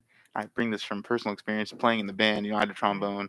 The girl next to me had a bass. Kid in front of me had a baritone. Bass had a jazz band on the bus, right? So what we ended up doing was put all the instruments in one seat. Then we're all sitting 2 or 3 to a seat. So have you taken that into account, what the students bring? Because then there's also science fair projects. Right. And that's usually why we go. So the long history of it, bus occupancies are based on 5th percentile females. And so a 5th percentile female is basically your average 8-year-old, if I remember correctly. And so that's how we get to bus occupancies of being 77 seats or 72 seats or 80 seats. Those are the most common types. And, I think that it does districts a disservice oftentimes because they're like, oh, a 77 passenger bus, I should be able to get 77 people on it, right? And we know that's not the way it plays out in reality. And so elementary school, the rated capacity is pretty close to what you can expect to reasonably put on there. We typically recommend at the secondary or middle school and high school level that you go to about 2 per seat, which still might be kind of tight for your preferences, but it does give you a little bit of space for those instruments and things. And if we do that in combination with, reasonable or conservative overbooking practices, you generally end up with a high school bus that's 45 or so passengers, actual people on the bus. And that is about what you're going to get out of a bus for secondary. So yeah, and I will say, in doing observations of your high schools and elementary schools, your district is a tiny bit unusual in that you do have a good number of your high school students riding the bus. Most of the emptiness we saw, or less than fullness we saw, was really down at the elementary level, and then some in the middle school level. We did see lots of good numbers of kids getting off the buses at the high school level. There are a few exceptions, but you do have high school kids riding the bus. So then my question specifically about my high school, Meade High School, I saw there's really no decrease or increase in bus usage at Meade High School. And then going back what you said about, I guess, bus ridership. I remember in middle school, the bus kind of jam-packed and we only had 4 stops, right? Jam-packed. Right. High school, we had 4 stops, less than half the bus was used. So in regards to Meade High School, do you know why there wasn't really a decrease in bus usage? Meade High School is currently configured has 52 buses assigned to serve the high school in the morning, which is a lot of buses. I mean, if you multiply that out, I don't know how many students go to Meade off the top of my head. About 2,200. So if you multiply the 52 times 50 kids, I mean, that would tell you that every kid is riding the bus. I don't know if that's true. So there is some emptiness there. What we haven't done in this stage is to figure out, does the current run that for Meade bus 361, does that route that it runs currently fit where the students live? And is it running the route that 10 years ago filled up the bus, but right now it doesn't? And that's the dynamic part of routing. I mean, one of the things that happens in a transportation department each summer is you get the new rollover of students and you map all the new students for the next year to where your bus runs are, and then you adjust things. In a paper pencil world, that's difficult to impossible to do, especially for a district this large. And so that'll be, assume we start with new start times in January and roll that out. July of next year, so July of 2022, Transportation Department would get the new student database and begin the mapping process and begin the adjustment process with the parameters of 2 per seat or whatever ends up being determined. So yeah, so that's probably what you're seeing there. And I don't remember if I went to Meade High School specifically, so I can't tell you if my observations relate to that. But generally, we saw fairly full buses at the high school level, which is good because it cuts down on the need for parking for students and all the inevitable parking lot accidents. Yeah. And then lastly, so when do you think you'll come back to us with the next phase? I think we're on track to have something in conversations back and forth between now and September, October. Here's what it's going to look like. And then recognize that, if you decide to take on the challenge and do it in January, things have to move very quickly from that point on in order to get everything in place. Oh, wonderful. Thank you. You're welcome. Ms. Schalheim? Thank you. It's good to see you. Oh, you too. So in your professional opinion, is January still doable? Absolutely, January is doable. Now, ask me if I've ever seen a district switch mid-year, because that answer is no. And it's only from the perspective of, you're going to be asking families to, okay, your school starts at 9 o'clock for the first semester, and in January, we'll let you know in October probably what time your school is going to start, the end of January, but it's probably around 8 o'clock. I mean, and so then play that out for all of the families that you have. I think that's going to be a big challenge. From developing the routing plan, no. Getting the bus companies on board with all the changes that are going to be in place, that's going to involve, some conversations. We're paying the bill and we want to make this change, and the district will have to assert itself that way. I can't tell you, what the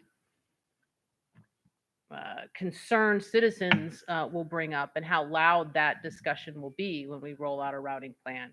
I can give you the example of a similar sized district that we just finished working with in Colorado.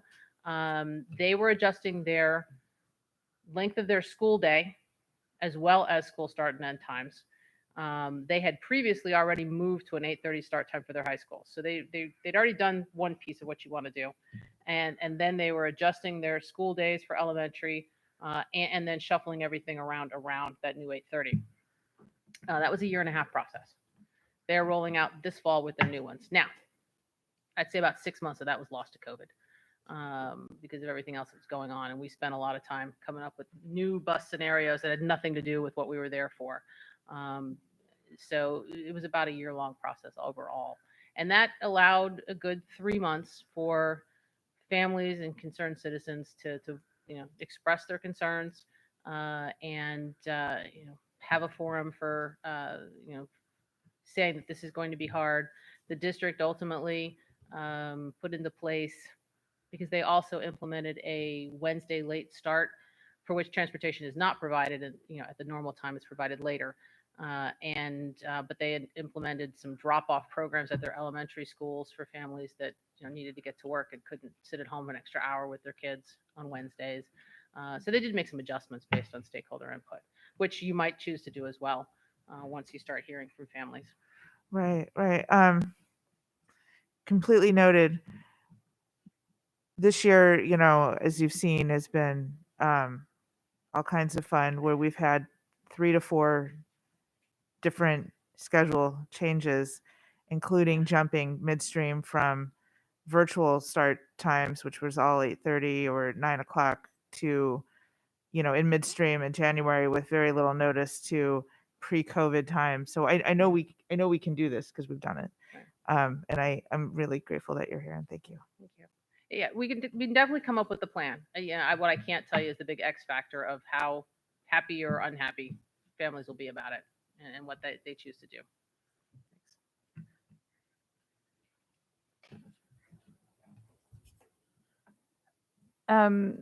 Ooh. I'm jumping around. I've made so many notes. So when you mentioned renegotiating bus contracts, and it sounded like you were the negotiating aspect of that is the hours and miles they're currently contracted for, and how that could change. Is that where the cost is that you're anticipating, or? That's one area of potential cost. We are working to achieve cost neutrality from the standpoint of how many buses you need in the morning and how many buses you need in the afternoon. Does that mean that at the end of the day, and assume we can get to that point, which, we might be off by a couple buses by the time we get to the end. By the time we accommodate those 17 extra runs for Southern, we might need 5 or 6 more buses. Conversely, we might need 5 or 6 less buses. I can't tell you that yet. Where there might be additional costs, even if we come in at exactly the same number of buses as you currently have, is some buses may now be running longer. All buses previously may have been within that 5 hours, and now I've got 25 buses that need to run 6 hours. Additional cost. Same number of buses, additional cost. Do I think it'll be pretty small compared to the rest of the budget? Yes. But that's something that we can't shake out till we get down to final runs. So you started out explaining that all the work you've done has not even been addressing efficiencies. Not yet. So I don't want to be overly optimistic, but what I feel like I'm hearing is sort of worst case scenarios where once you were to do that work and look for efficiencies, it's your hope, and the goal is to get there by creating more efficiencies, and so Yes. chipping away at the need for any more buses or, okay. And I think we will learn a tremendous amount when we get students mapped to stops and mapped to routes. That's where we find out, Mr. Smith's concerned that, there's some buses weren't that full, some buses were over full. Where do we have efficiencies there? And I think that is the first big piece for us, because we may find some buses have very few students assigned, and in which case they're a candidate for consolidation into something else. We work with a couple different constraints in routing: number of kids we can fit on the bus, length of time that the bus is available. Most districts have what you have, no longer than an hour and a half. We really want it to be, no more than an hour for sure, if we can. Right. Those kinds of constraints.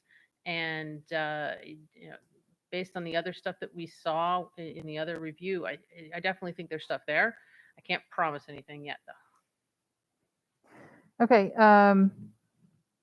And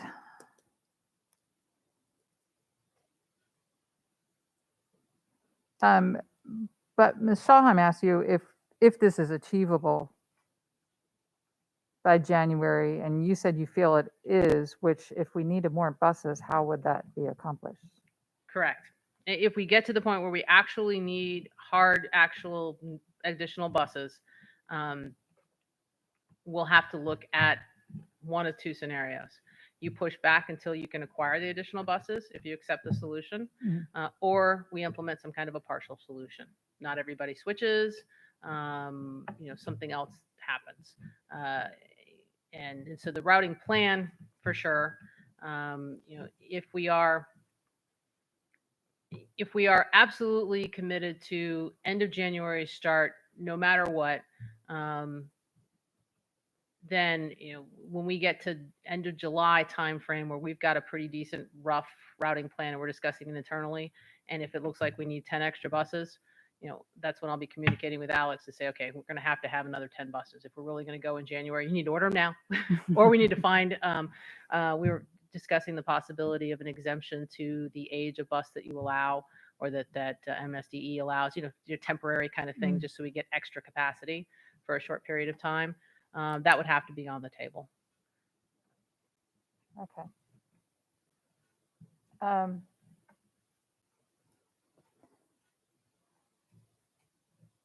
Now, so this was a proof of concept.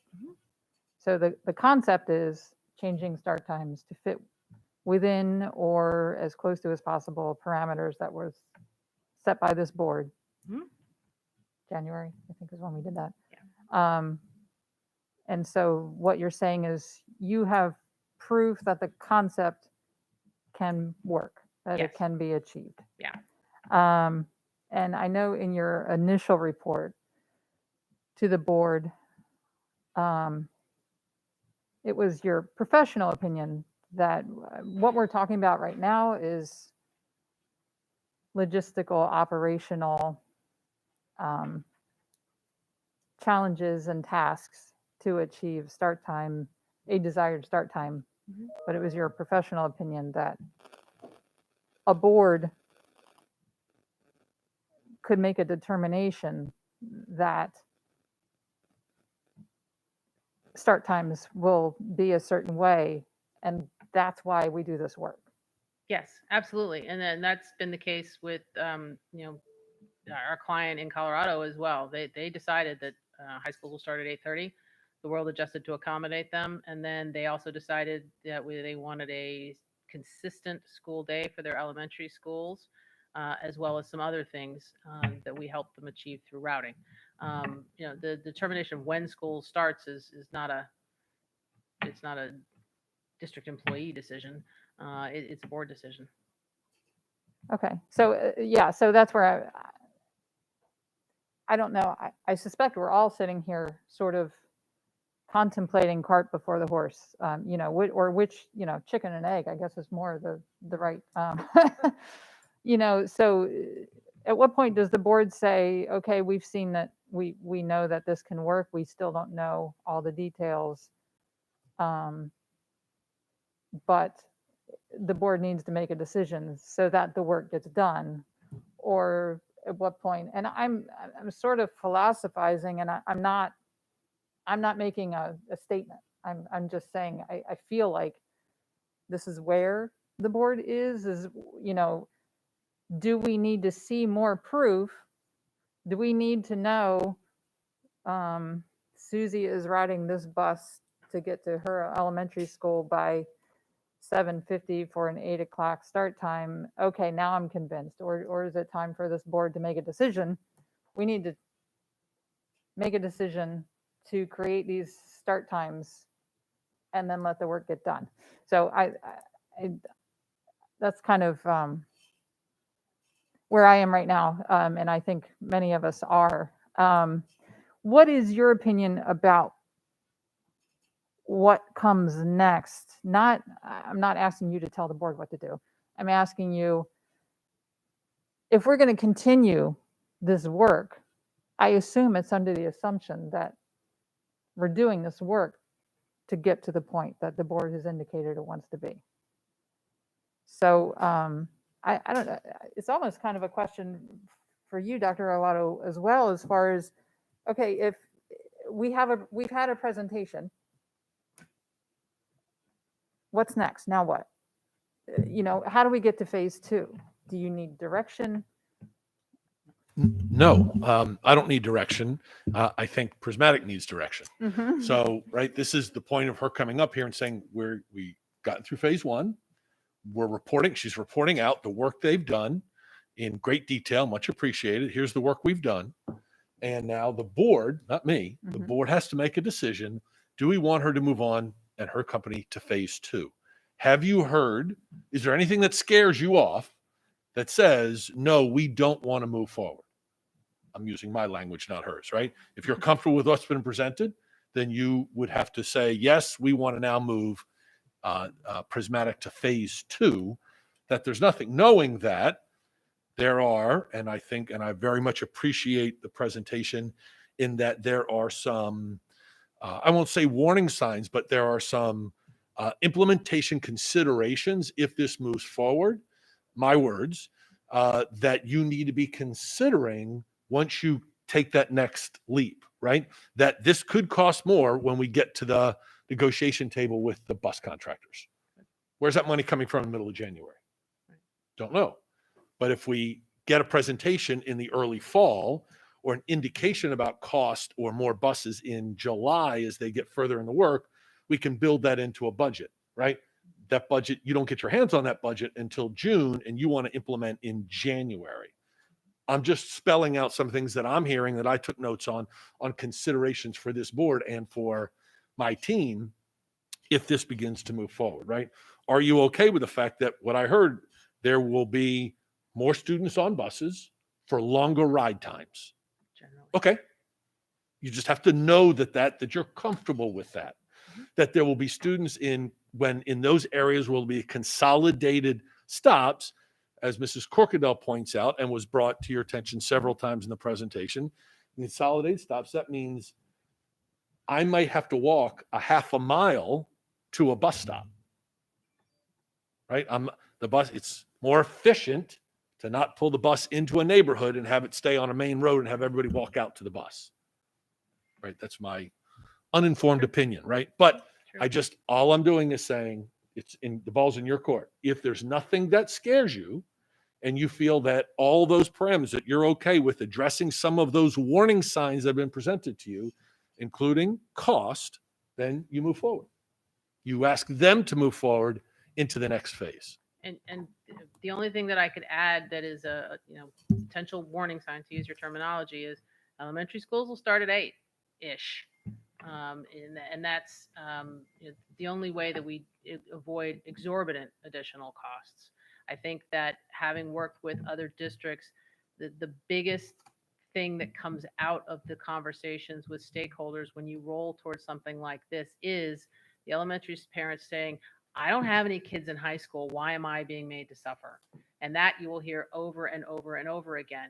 But within the parameters that you have, unless you want huge additional costs for transportation, elementary school, with some exceptions, pretty much starting at 8 o'clock. Thank you. And that point combined with the point that Mr. Silkworth was making is there's start time is one thing, then you back up start time to drop time, and then you back up drop time to pickup time. Yep. Right, and that was your point, Yep. right? But that was the point that. I That was believe you were trying to exactly make, my point. Right, so And it's that- not, Because everybody's thinking drop 8 time o'clock. and let's maybe make sure that we're 15 or 20 comfortable. minutes, but the time that they have to be out of their home, walking that half a mile, that concerns me. So you've been through this with numerous other school systems, and of course we're all familiar with the resistance to change and worried about what this is going to look like, how it's going to feel, and certainly we've all been through that now. How many times over the last 15 months, right? Everyone's worried, and then things play out. As far as the consolidated bus stops, I, as a parent, see that as a solution in places where it works. I heard Ms. Corkadell's concern. Well, I have roads where there's no shoulder, there's no place for kids to walk down. How are you going to do that? And your answer is, you don't do that there. We're not doing, we won't create stops. I live in a neighborhood where there's one entrance, and the bus comes and meanders through the neighborhood and goes out. And I have to tell you, when my oldest daughter was in first grade, she had 3 younger siblings. It was very difficult for me to get out the door and walk her up a block out of view of my house to the bus stop where one other little girl was waiting. But if my neighborhood had the bus picking up just in the entrance of the neighborhood, that would have meant every morning all the kids in the neighborhood would be walking towards that entrance, and that for me would have been safer for my daughter. So there are scenarios where that works well, and then obviously you don't do it where it creates a safety concern, I think. But yeah, I'm in favor of doing that where it works. I don't want to take too much time. I'm just going to ask if there's more questions before we decide how to proceed. Oh, I'm sorry. I do see lights, and it's been behind my screen, so I don't know when a light popped up. But I saw that Ms. Corkadell and Ms. Antwine were already lit, and then I see Dr. Tobin. So Ms. Antwine. Thank you. So my question becomes concerning the budget. We have done very well successfully in our budget considerations this time, but would this be a time to go back to the county for reconsideration on transportation? And that's not necessarily for you, but with this new information, if we were to request that she moves to phase 2, it would be important to understand the budget implications as well.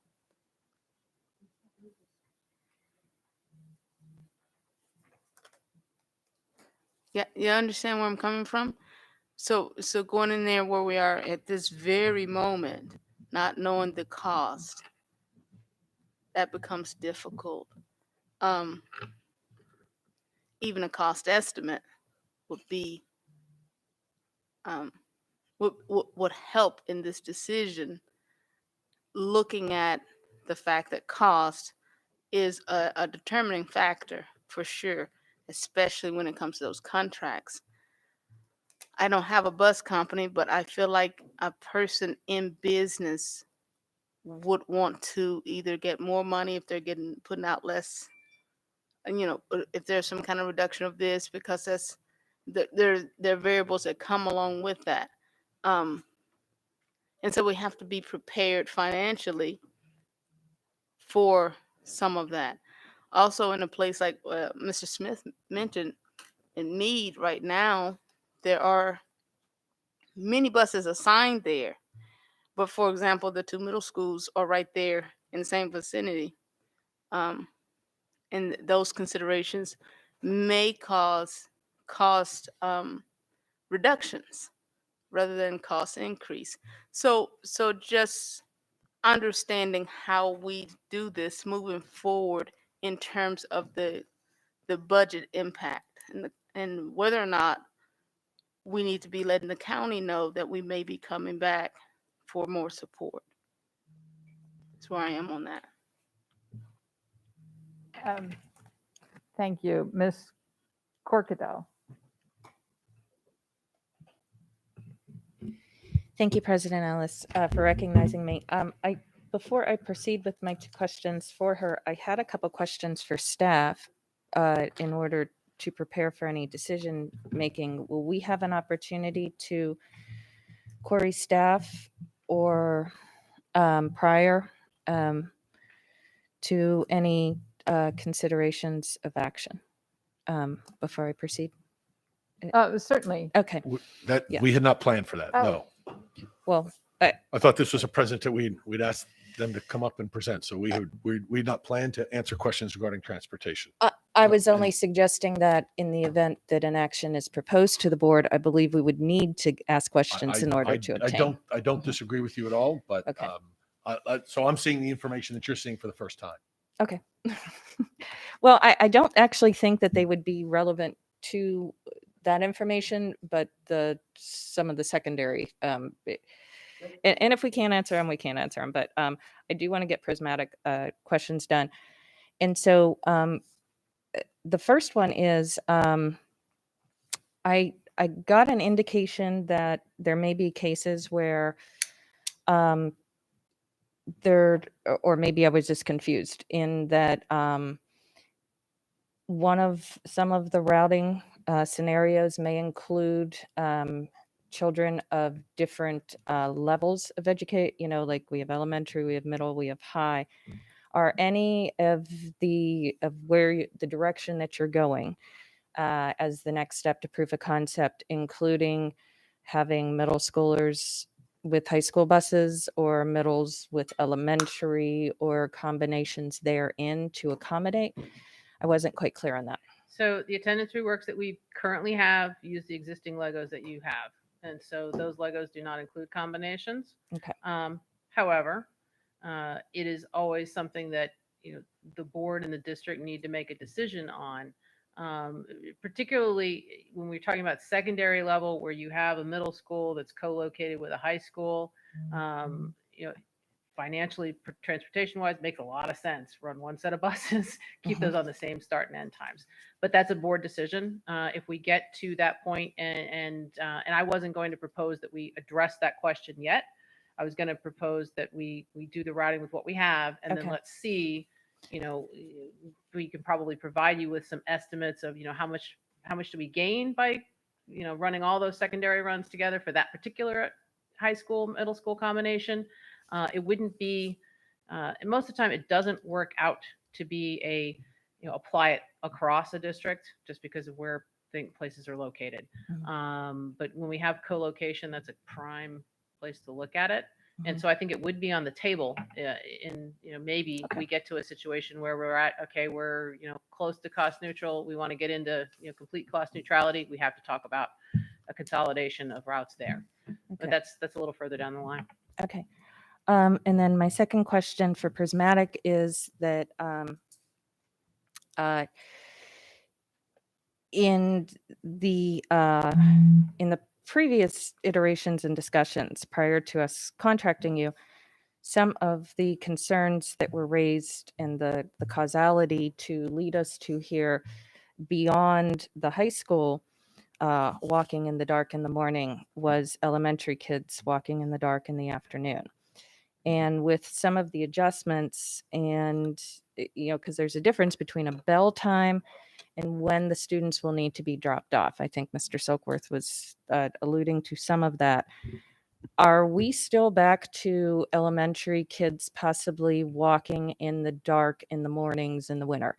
Because, or prior to the daylight savings, when that shift occurs, there's you're looking at the dark until 7:15, 7:20, and I'm looking at, and I'm bringing this up based on information that was provided to me by MVA. Is it safer for a kid to walk in the dark in the afternoon versus the morning. In the morning, everybody is on the road. In the afternoon, that is paced out more, and there's more activity in the communities lending itself. In the mornings are when you have the I'm too tired, haven't had my coffee till I get to the office accidents. At twilight, the visual nature of a child with their backs typically to, they're walking out the same direction that you are. So there's not that you can see the front of them. Are we going to, is part of your criteria, I guess my question would be, to ensure that does not occur, or is that still on the table with elementary in particular? If we set the criteria up that way, I mean, we could start with, no pickups before 7:20, for example. That would give us a 35, 15, 25-minute run time. Because a half mile would be a minimum of a 15-minute walk for the child, 15 to 20 And minutes. I'm not saying we're Mhm. agreed. Yeah, agreed. yeah. So when you roll that back, I'm just. Yeah, our first iteration wouldn't be to Yeah. adjust the stops. So whatever they're currently doing, they'd be continue doing as a first iteration. But if we wanted to set up the parameters, so let's see how it all shakes out. If we don't have any pickups before 7:20, which would give us a decent amount for run time for some of these elementary schools, then we'd see how much we have left. And one of the things that is frustrating and challenging about doing routing is we start off with our list of parameters. Okay, we're gonna all the high schools will start at 8:30. I think that one's probably ironclad here. And then we're gonna start off with 2 kids per seat in the secondary, probably ironclad. And then when we get down to drilling down into what does it actually look like this year for everyone, we've got a couple of buses that are going to have to be 2.5 per seat at the high school level. And then we've got a couple of runs that are going to have to be, a little earlier than the 7:20. And those are the kinds of questions, can we live with that? Or do we need to do something else? But I am sensitive to the, not having students being picked up in the dark. We'll then have to, kind of back into, well, how far is that kid walking to the bus stop at this point? And I don't know the answer to that yet, to see if they might be walking in the dark. Yeah, because our latchkey children are not required to have an adult holding their hand, and that sometimes goes down in our working communities. You're looking at sometimes first graders that may or may not have the extra eye of the neighbor, and we do not have adequate lighting in most of our inner communities. I mean, yeah, we do have some that have that wonderful benefit of the sidewalks that are well groomed, and they have, personal private community lights along with street lights.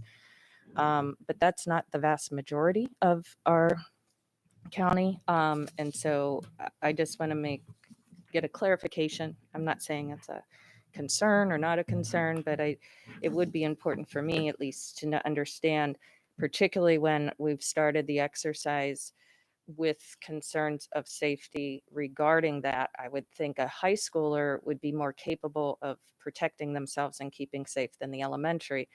So I just want to make sure we're not swapping out a more vulnerable population as a consequence to get to a hard, fast time zone as we proceed, or inadvertently pass something that will result in that, minus, maybe a couple outlanders, because those tend to grow over time.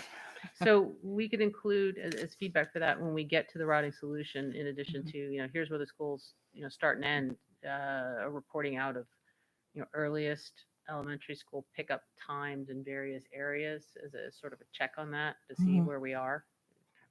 Okay, thank you. My other questions, and they are 3 brief ones for staff. If we decide to proceed with any action, I can table them otherwise to another moment in time if that does not occur. Thank you, President Allison. Sure. Dr. Tobin. Thank you. Couple of follow-ups. So to some extent, this is related to a couple of things Ms. Corkadell brought up. It is the case now, for example, in the Annapolis area that we have, I believe, our Title I schools all start between 8 and 8:30 already. So Mills Parole, Tyler Heights, Georgetown East, these are elementary schools.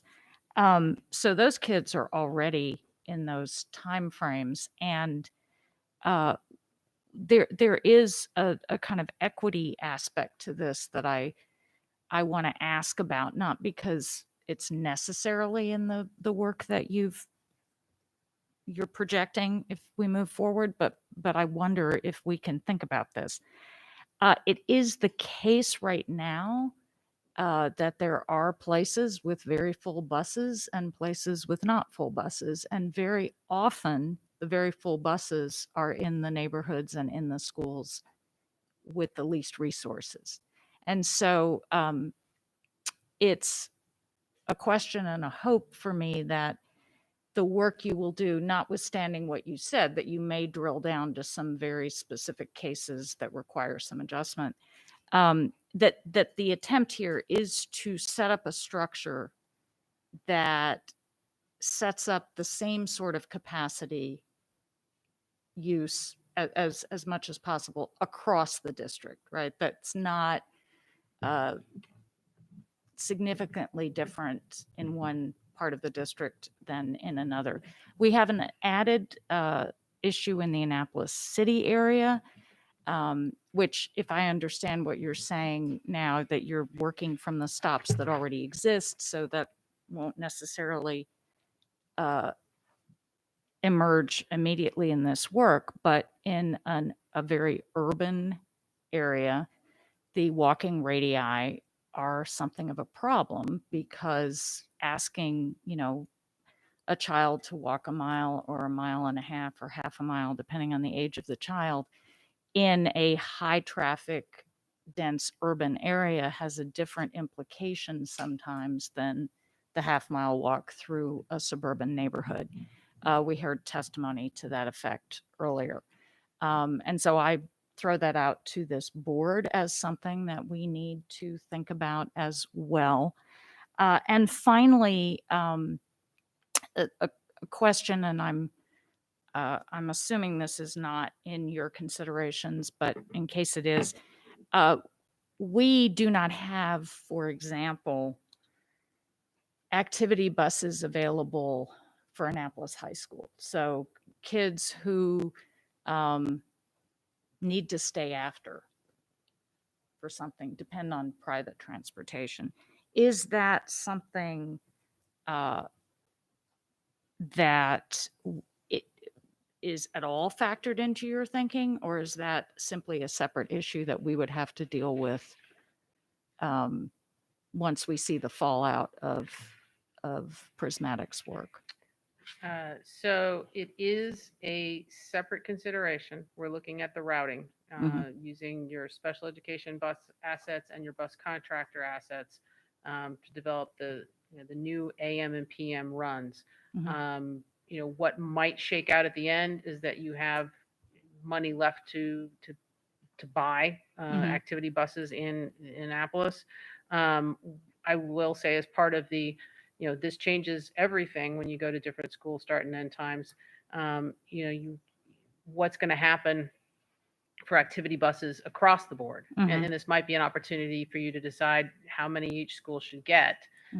Versus, and I do see that we plugged in the activity buses in places where they were given to us, and I do see, some zones have some zones don't have any. Right. But that's usually a board decision. How many activity buses are provided at each school level, and for what reasons, and when they run. That's outside the scope of this.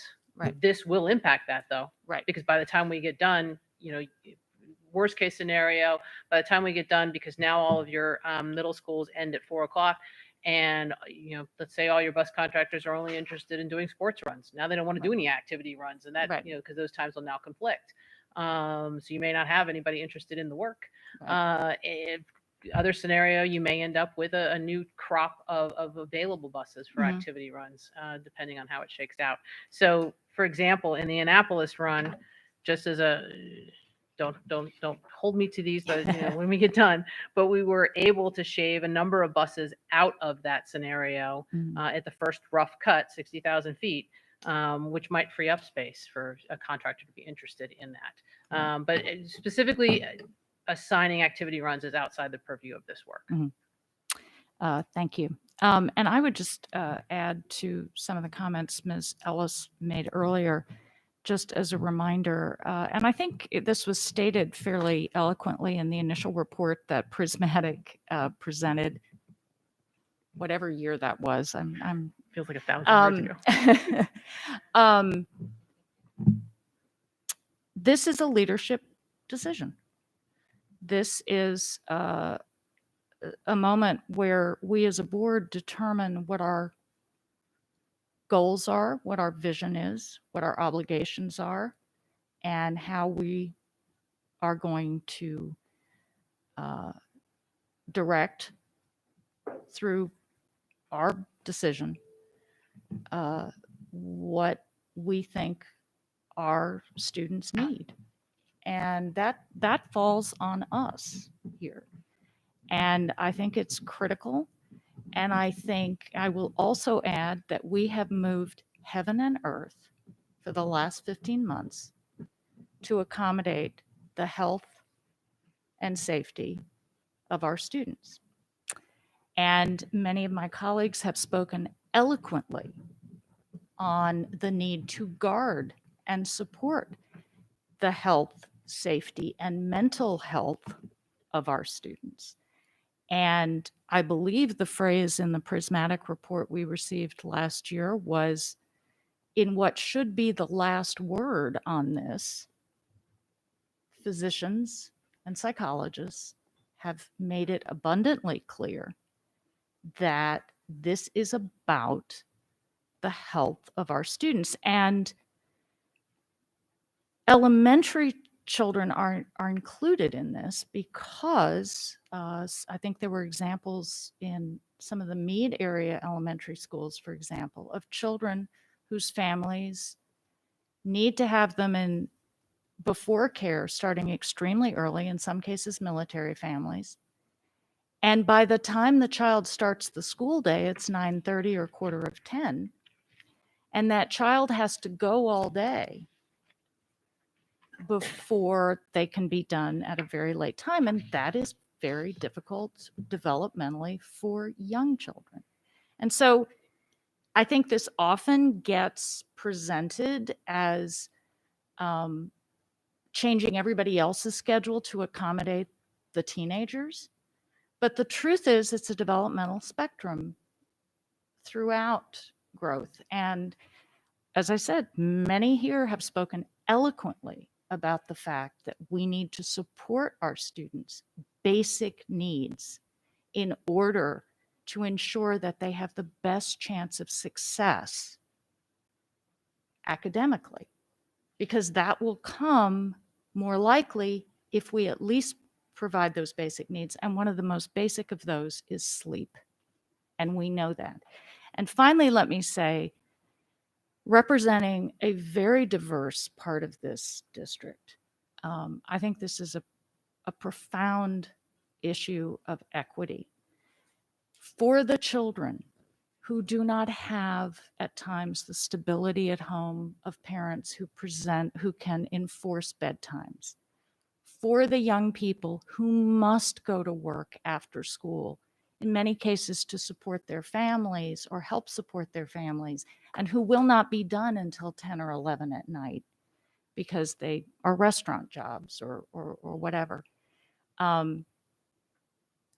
It is especially important that we make sure that we are meeting their most basic needs, their needs around their health and development in their school environment. And so I just, give those few words to my colleagues as we take on what is, I think, a very critical decision that we have before us as the governing body of this school system. So thank you very much.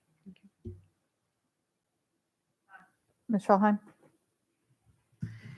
Yeah, thank you. To piggyback on that, I once read a huge list of studies that talked about what Dr. Tobin just talked about. There have been a few recently, very recently, I just want to make mention of. And So a Minnesota study published in April 26, 2021 of 18,000 students in grades 5 to 11, after 4 districts found both increased sleep and improved academic performance when they changed their start times. They stated that there's a incontrovertible evidence that sleep enhances cognition and memory. A U.S. News report published April 15, 2021 referenced a Health Day News study of 28,000 elementary, middle, and high school students and parents before and after new start times were implemented. In that study, middle school pushed their start times back 40 to 60 minutes, and high schools began the day 70 minutes later. Meanwhile, elementary schools started an hour earlier. Both middle and high school students and parents reported reduced sleepiness in class. There was no effect regarding sleep with the elementary school students, as you would expect. They're up earlier anyway, just developmentally.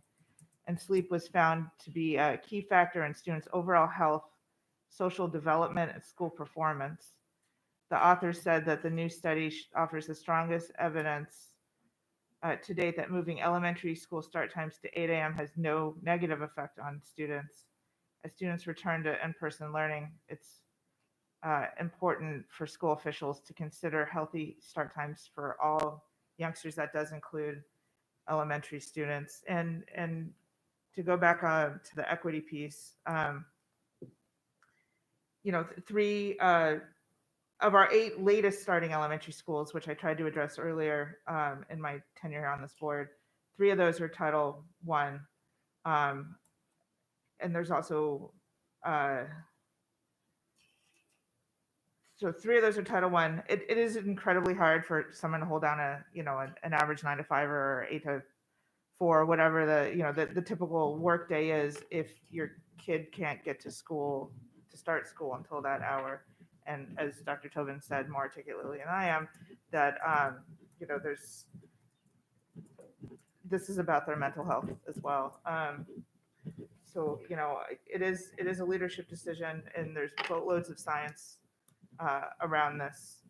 And if we're following science and not cherry picking, like, we really need to move forward with phase 2, in my view. And then, so that's all I wanted to say at this moment. I hope we can make a decision and move forward and be the strong leaders of this school system that I know we are. Thanks. Ms. Frank?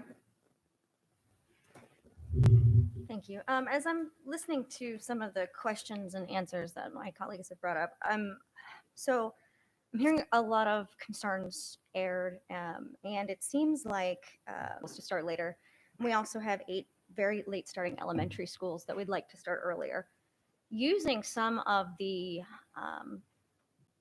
possible ideas that you've brought forward, adding more buses, making longer bus run times for elementary school, do you think that could be accomplished without changing all school start times?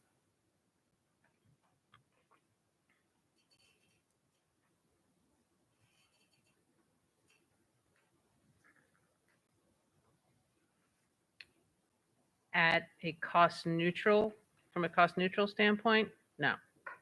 Your buses are not completely triple tiered currently, but there's a substantial amount of double and triple tiering.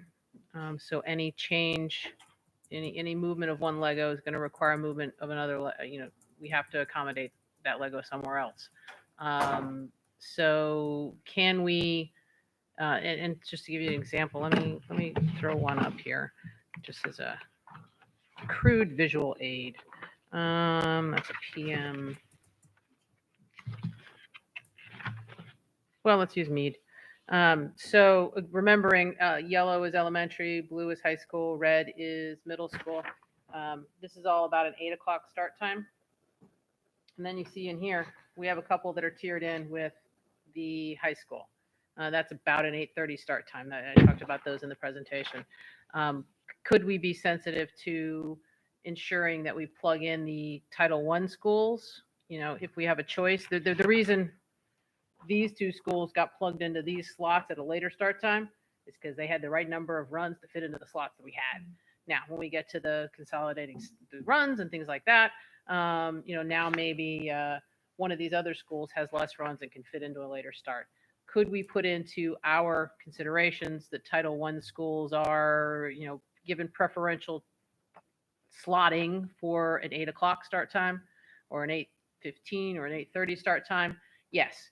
Can we do, can I guarantee we can accommodate all of that at no cost? No, not yet.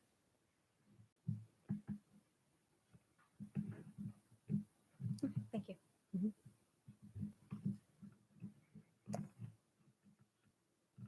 Okay. That's it. Okay. So I do have something I want to share because I want to make sure we all understand, and I have a visual that I think really helps why we've been doing this work. These are the sleep cycles at the various stages of development into young adulthood. This has been well studied for decades now. And so why are we talking about starting elementary before high school? Because a very, very natural developmental phase starts in adolescence where the sleep cycle, the circadian rhythms shift. This is not based on behavior. This is not about cell phones and TV or anything like that. This has been studied in other mammals. It's not. It's a natural occurrence. I do want to point out, and I shared the concerns about. I don't want elementary students walking to school and bus stops in the dark. None of us want that. We're trying to improve lives here. And it's been an unfortunate discussion for many years now that has turned somewhat contentious because it's been sort of painted as this picture of solving one problem on the backs of others. And we don't want to do that. None of us wants to do that. I want to let everyone know, I looked up civil twilight, the latest civil twilight in the Baltimore area is 6:56 a.m. That means civil twilight means you're not walking in the dark at that point. Elementary schools naturally have shorter bus runs than high schools, and therefore their pickup times are going to be much closer to their school start time than a lot of our high schools. So the point here is I think it's highly unlikely that buses are going to be picking up elementary students before civil twilight with an 8 o'clock start time. Correct. But currently, many, many, many of our high school students walk to the school bus stop or school way before civil twilight. We actually have, I think our earliest bus pickups are actually in the 5 o'clock hour. We have many in the first quarter of and first half of 6 a.m. So this overall, what the work we're doing is to improve lives of all of our students. This chart is why we're doing this work. We want to be teaching our elementary students when they are awake and alert. And currently we have a lot of elementary students, if you look, toward the end of their day that are suffering. And obviously we all know about how high school students are suffering because that is something we have been talking about for years. I know many of us experienced it when we were in high school, and we are trying to improve lives. So I just want to, it's time that we all come together and work together and recognize, yes, there are challenges, but this is why we're doing the work. I do want to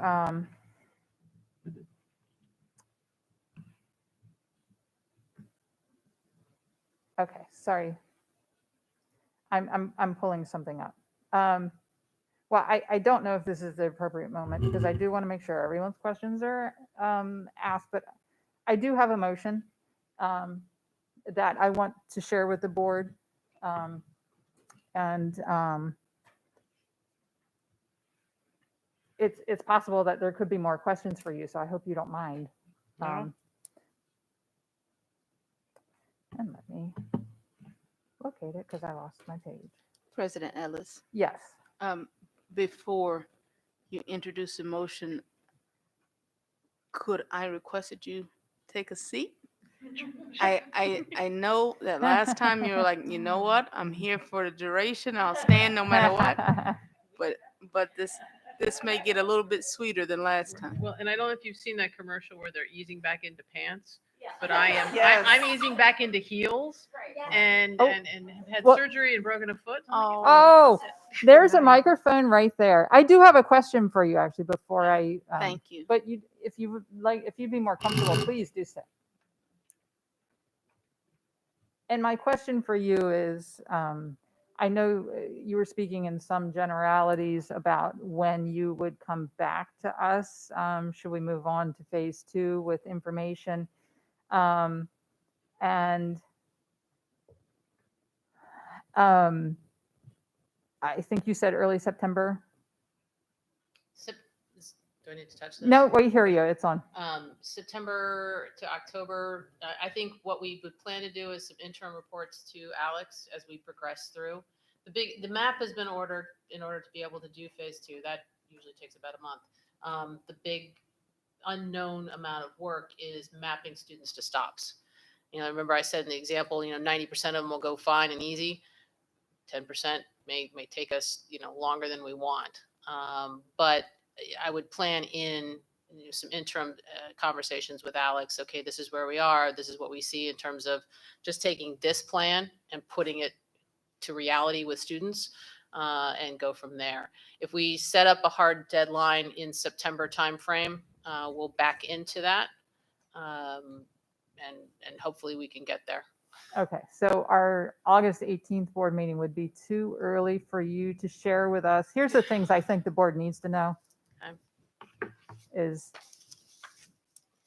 any anticipated costs and any additional buses if that were determined to be a need. I think we can get you round figures on that by Okay. the 18th of August, with a plus and minus piece in there. And especially if we're going to need additional buses. Okay. Because that's helpful. I want to go back and read what we did in January.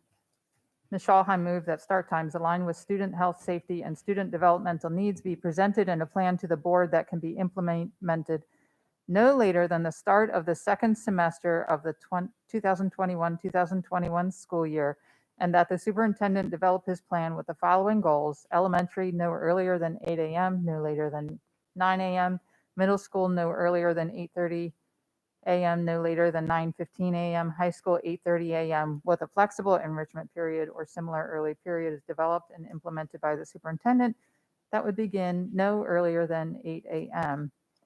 If these parameters need to be adjusted, the revised plan will remain close to the stated goals as much as possible. This plan will be presented to the board no later than sometime in April. We missed that mark a little bit. And that motion was voted in January by this board 7-1.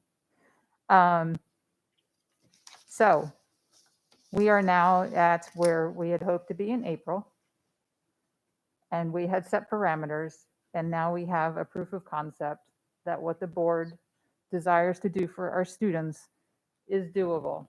We still have a couple of questions outstanding as far as how we get there. But the question is this board still committed to getting there? And so I would like to offer, in order to align student school day, I'm sorry, I should also very quickly bear with me. I'm just typing in a date and I want to send this to Ms. Howell so it's available in writing for everyone who needs it.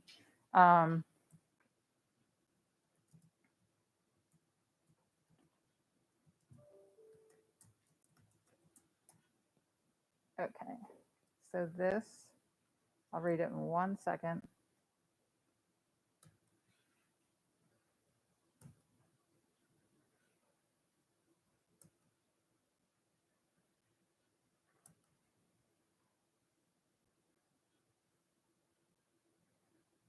All right, I'm gonna send this to Ms. Howell. Ms. Howell, please share with all necessary parties.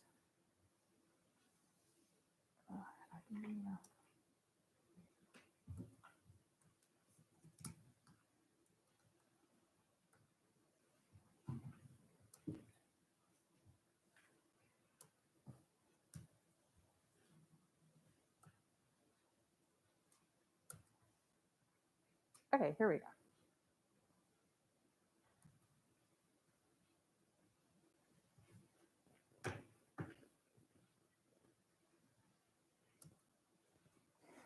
Okay, here we go. In order to align students' school day schedules with medical and psychological organizations' recommendations based on decades of peer-reviewed research, I move that AACPS establishes start and dismissal times based on this board's parameters stated in the January 20th, 2021 meeting, the date of implementation to be decided following the second phase of Prismatic services, which will be reported to this board by the August 18th board meeting. Second.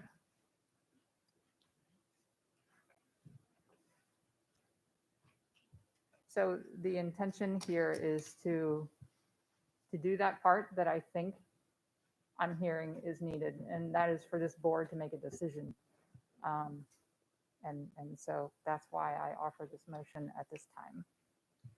And I do see a couple, so there were 2 lights on. I didn't see who first. I'm going to go with you this time, Ms. Corkadell. Okay. Thank you, President Alice. Actually, it occurs to me, I hate to do this, but I feel it necessary. The 2 questions that I have are typically questions that would be addressed in closed session as they relate specifically to contractual obligations, both of employment that are negotiated as well as in the procurement realm. And so I don't know what would be the appropriate way to proceed, but I would prefer to have those questions answered in brief. They are not very lengthy, but I think it is something that Ms. Rouse and Mr. Chiknovich, along with our superintendent, would be able to quickly answer, but it would require a closed session briefly. Understood. Let me work on that. I'm address just some other saying, questions. yeah. I have an idea there, but let me. Yeah, All right. because Ms. Anfine? Thank you. I just, we were talking about what the board would definitely need to see for phase 2. There are specific routes for the disabled in many cases, as well as our ESOL student stops and routes for them as well. So my ask as a board member would be that those not be eliminated, but definitely considered in phase 2. Ms. Frank? Yes, thank you. So we started off today discussing board transparency and public comment. I think if we agree to this today, it sounds like we're pretty committed and that things will move very quickly in the fall to get us to where we need to go.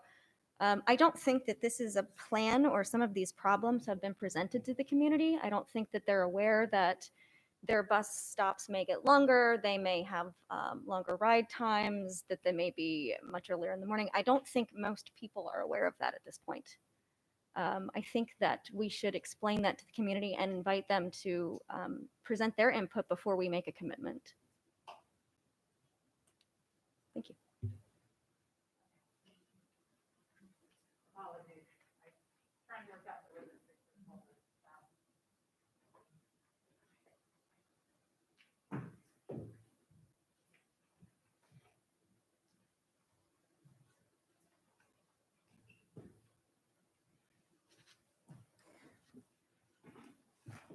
Ms. Antoine, did you have another question, or did I?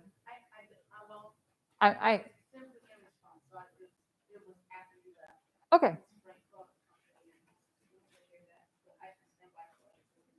Ms. Shawheim? Yeah, I just want to reread what we were just given, the date of implementation to be decided following the second phase. So, the motion allows for the appropriate amount of time to then educate the public. That we're not at the point where we can educate the public about specifics because specifics aren't known yet. That's what phase 2 is all about. So this is, yes, we're moving forward as leaders of the school system, but none of this precludes ample time for our various stakeholders to be informed of this. We moved very quickly over this last year with many schedule changes, including moving everybody from an 8:30 or 9 o'clock start back to a pre-COVID start with very little notice, and that goes to all our working families as well. So I just want people to bear that in mind as they make their decision. Thank you. Ms. Antwine? I was just going to share that, Ms. Frank. The original motion back in January identified communication efforts back to the community. I think phase 2, with some of the key details that still needs to be brought back to us, would be the better time for us to give a realistic picture back out to the public. So outside of that, I share what Ms. Schaldheim said as well.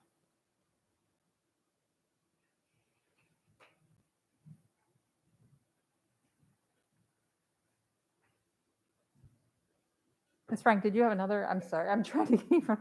Sorry, yeah. Up with the light. So I guess in response to Ms. Antwine's comments, I would just ask Prismatic, the representative today, when you say that in September, October, we will have to move very quickly, are you taking into consideration that at that point we're expecting to have to reach out to our stakeholders and get community input, or were you saying like we needed to go by that point?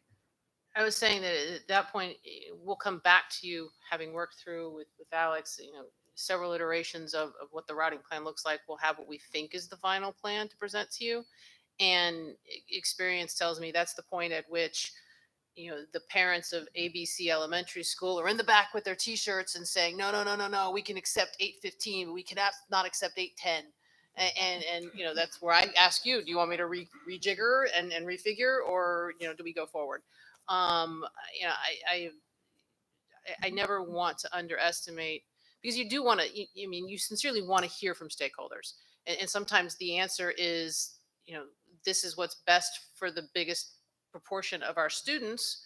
And I'm sorry, ABC Elementary, but 8:15 is going to have to be it, as opposed to 8:10 or something like that. And you want plenty of time for that. The other piece to it, if we come back in September with this is what the plan looks like, is all of the contractual pieces. Now that breakfast is at 7:45 instead of 8:15, how does that affect, all the workforce that was serving breakfast at those elementary schools? All of those pieces are not insignificant.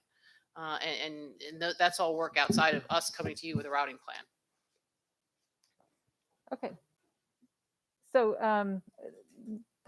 we are going to have to break to go into legal. We're going to go ahead and take a lunch break. And so we'll be back, in 30 minutes? Ms. Shawhan? Thank you, Madam President. I move that the board go into closed session to consult with counsel to obtain legal advice on a legal matter and to conduct collective bargaining negotiations or consider matters that relate to the negotiations. Second. Do I have consensus to go into closed? Okay. We'll be back 3:35.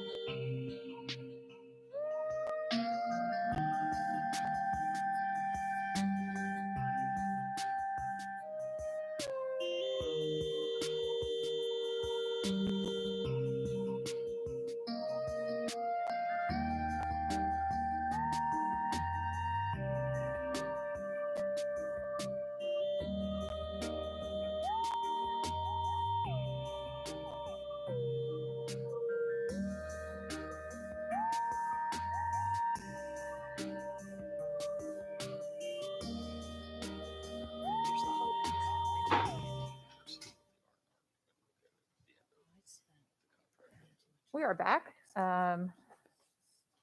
Live in the board meeting, and we are on item 4.01, Prismatic Services Incorporated Report. There is currently a motion on the table. And I believe it's come to my attention that perhaps I jumped the gun a little bit, and what I would like to do is temporarily withdraw the motion that I offered and ask, is there anyone who would like to move to authorize Prismatic to continue on into phase 2 of this work? Yeah, so moved that we have Prismatic continue with phase 2 work. Second. Okay. Is there any discussion? I'm going to have to change my setup because I can't see the lights. Thank you.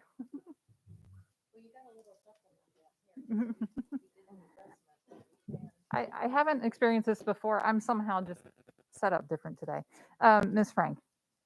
Yeah, I just would like to establish a timeline to, communicate with the public, and can we just, as we're discussing moving this forward, sort of cement that a little bit so that we know when that's coming. So I can be clear, because now the motion on the table is to continue the work. The other motion that was temporarily withdrawn was about implementation. So is your question related to, is it related to whether or not we continue the work, or is it related to implementation? Well, I would say that it is related to whether we continued the work, because I would want to establish that before I am comfortable moving the work Okay. forward. So your question is, at what point would we involve? Yes. And can we set a date for that as part of this? So currently the motion is to authorize Prismatic to continue into phase 2 of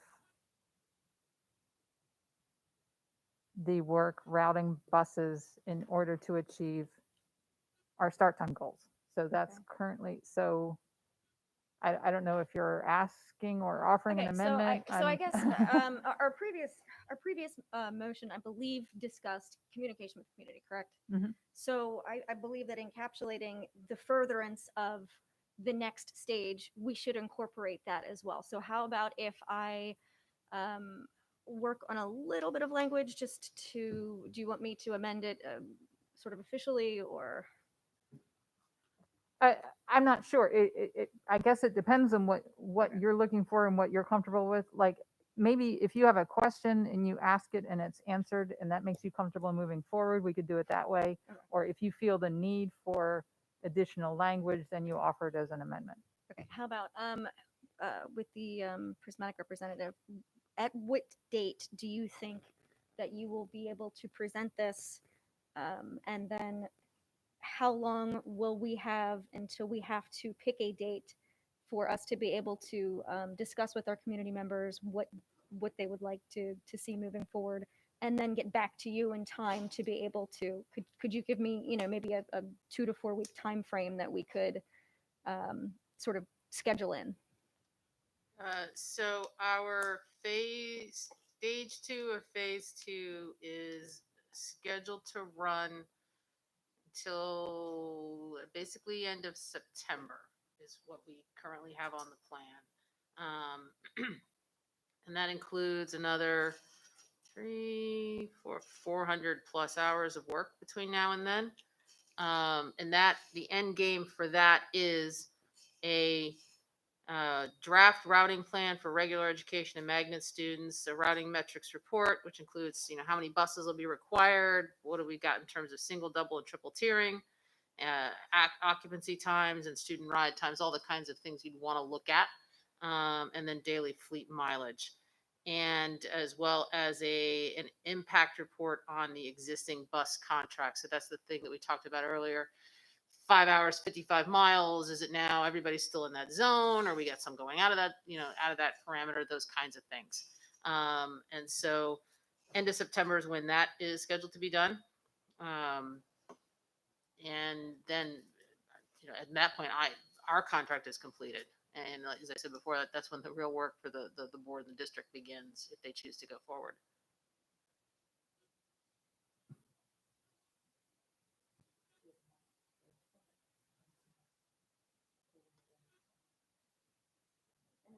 Dr. Arlotto, once the board makes a decision, how long do you think that it would take you guys, a rough estimate, to, notify the community and then start to implement what seems to be coming? So I think that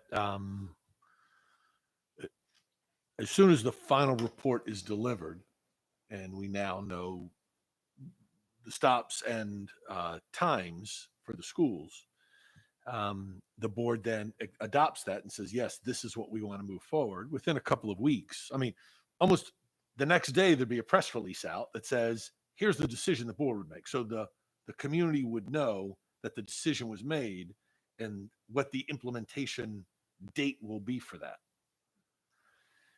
And then in those next couple of weeks is what I would envision is doing a series of information sessions, town halls, much like we did several years ago when we proposed similar changes to the start and dismissal times. I'd craft that with staff, but it would be that day or the next day, a press release would go out to say, the board made X decision.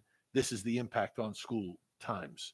And then we would go out to the public, probably by cluster, and answer questions and present the information to families.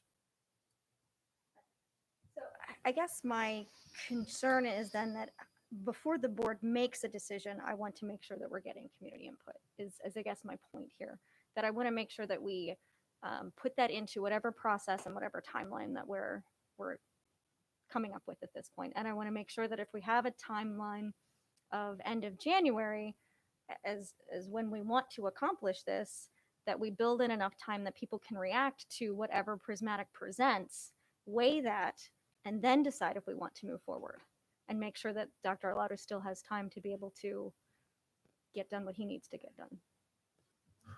Well, you may then want to consider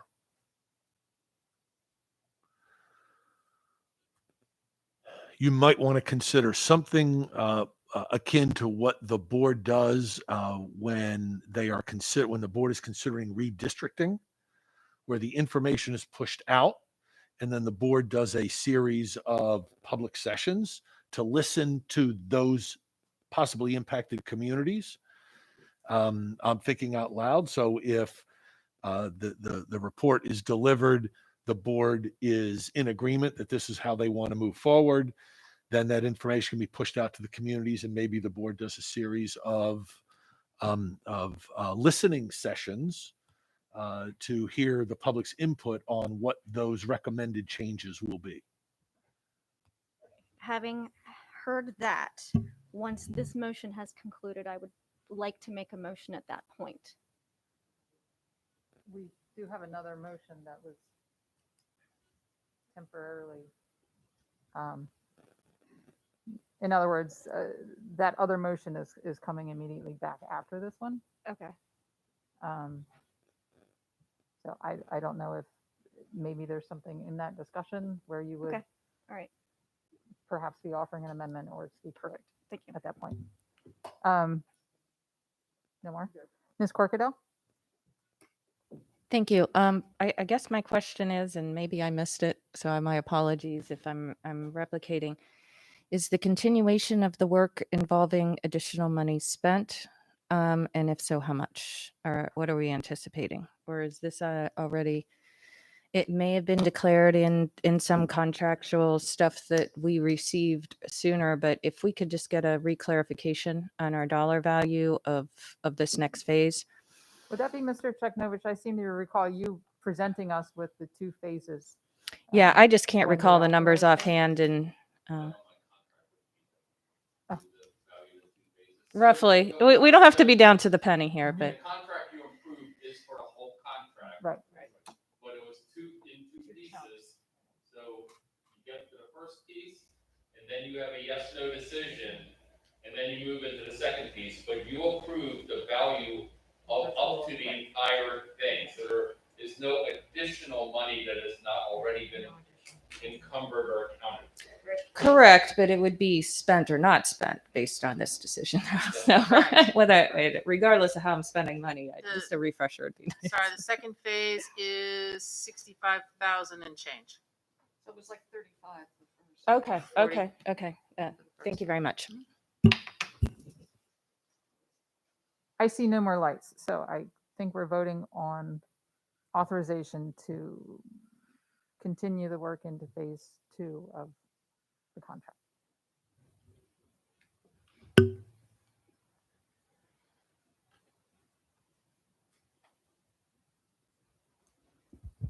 I didn't receive anything written, so my interpretation, and of course, correct me if I'm wrong, I have that the board asked Prismatic to continue their work and go forward with phase 2. Yep. Ms. Frank? Aye. Dr. Tobin? Aye. Ms. Corkadell? Aye. Ms. Antwine? Aye. Mr. Silkworth? Aye. Mr. Smith? Aye. Ms. Schallheim? Aye. Ms. Ellis? Aye. Motion passes 8-0.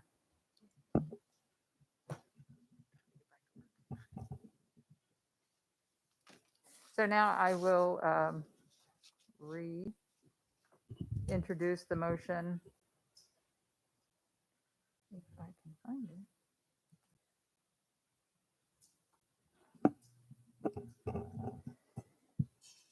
In order to align student school day schedules with medical and psychological organizations' recommendations based on decades of peer-reviewed research, I move that AACPS establish a start and dismissal times based on this board's parameters stated in the January 20th, 2021 meeting, the date of implementation to be decided following the second phase of Prismatic services, which will be reported to this board by the August 18th board meeting. Second.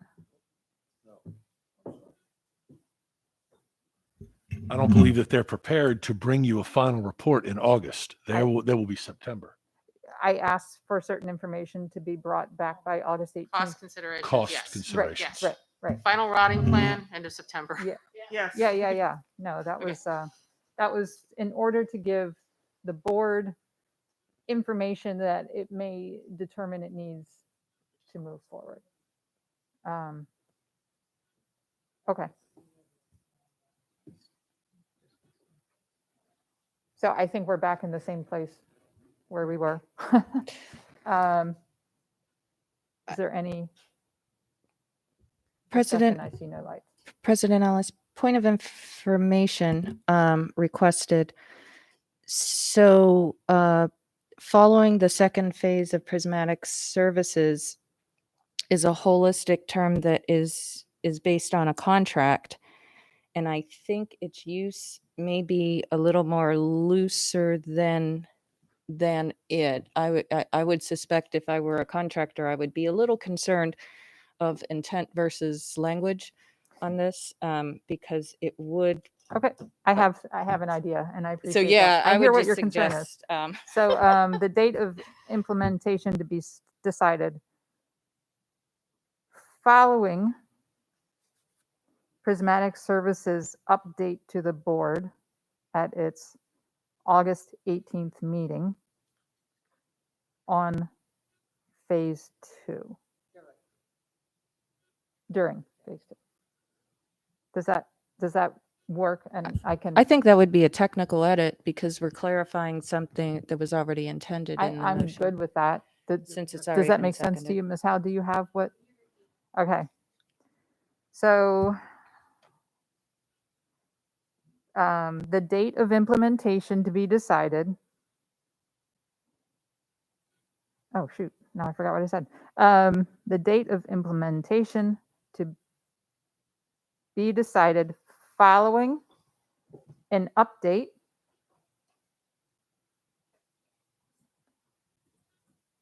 During the second phase. no, an update by Prismatic Services at the August 18th board meeting during phase 2. Yeah. That's good.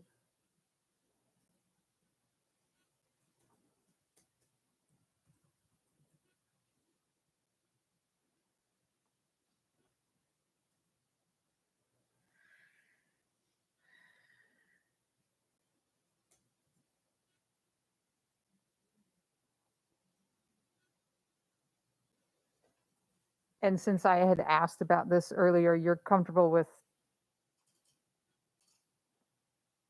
that report on August 18th? The cost piece, Yep. the alert that it may cost more than zero, or yes, yes.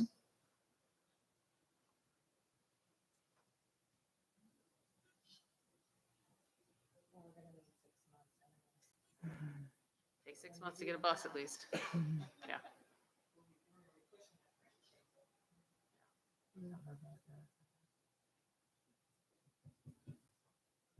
Okay.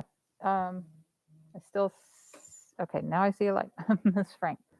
I'm trying to work out the language. So I think it would be, and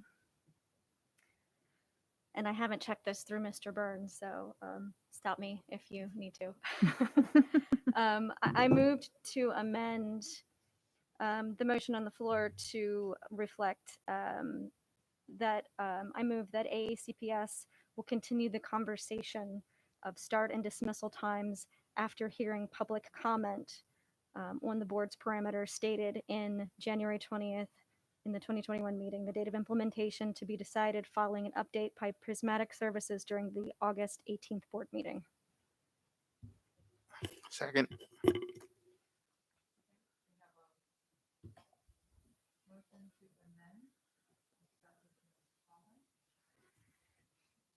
I just want to remind my colleagues up here and those watching at home, if there are any, and just the greater community, that this is a conversation this board has been having for years and years and years and years and years and years before that. So the community is well aware that we've been kicking this can down the road, quite literally, for a very long time, and that we had hired Prismatic to do their great work in the assessment of our transportation department, whose report we received more than a year ago, 15, 16 months ago, something like that. And that we've been considering this into this school year and January, and knowing it was going to come back. I'm all about letting the community know and in due course, you know, what the changes will be, and providing plenty of time to plan. Don't get me wrong, we all need time to plan. It was and we proved that we that even when we don't have time to plan, we, you know, the sun still came up when we started hybrid and reverted back to pre-COVID times with painfully little planning time. So I would just like to state that, you know, that the community is well aware, has been well aware of this for a very long time, and it has not precluded them at any point from reaching out to us by phone, by email, public testimony, including what we heard today, you know. And so I am going to not vote for this motion because we've been doing so and involving the public for years and years and years and years and years. And remember, that 15-minute slide was supposed to have been the previous iteration of this board's phase 1 of a multi-phase process back in those days, a very long time ago. So that's why I'm a no on the amendment and a yes on the overall motion. Thank you.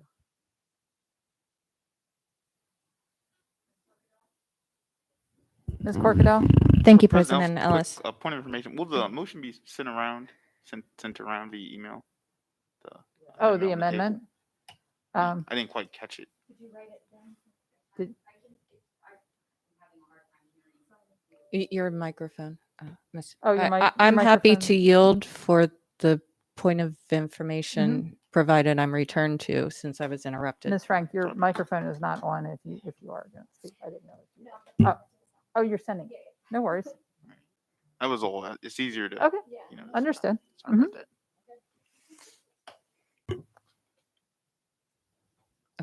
We good? Yep. Okay. Thank you.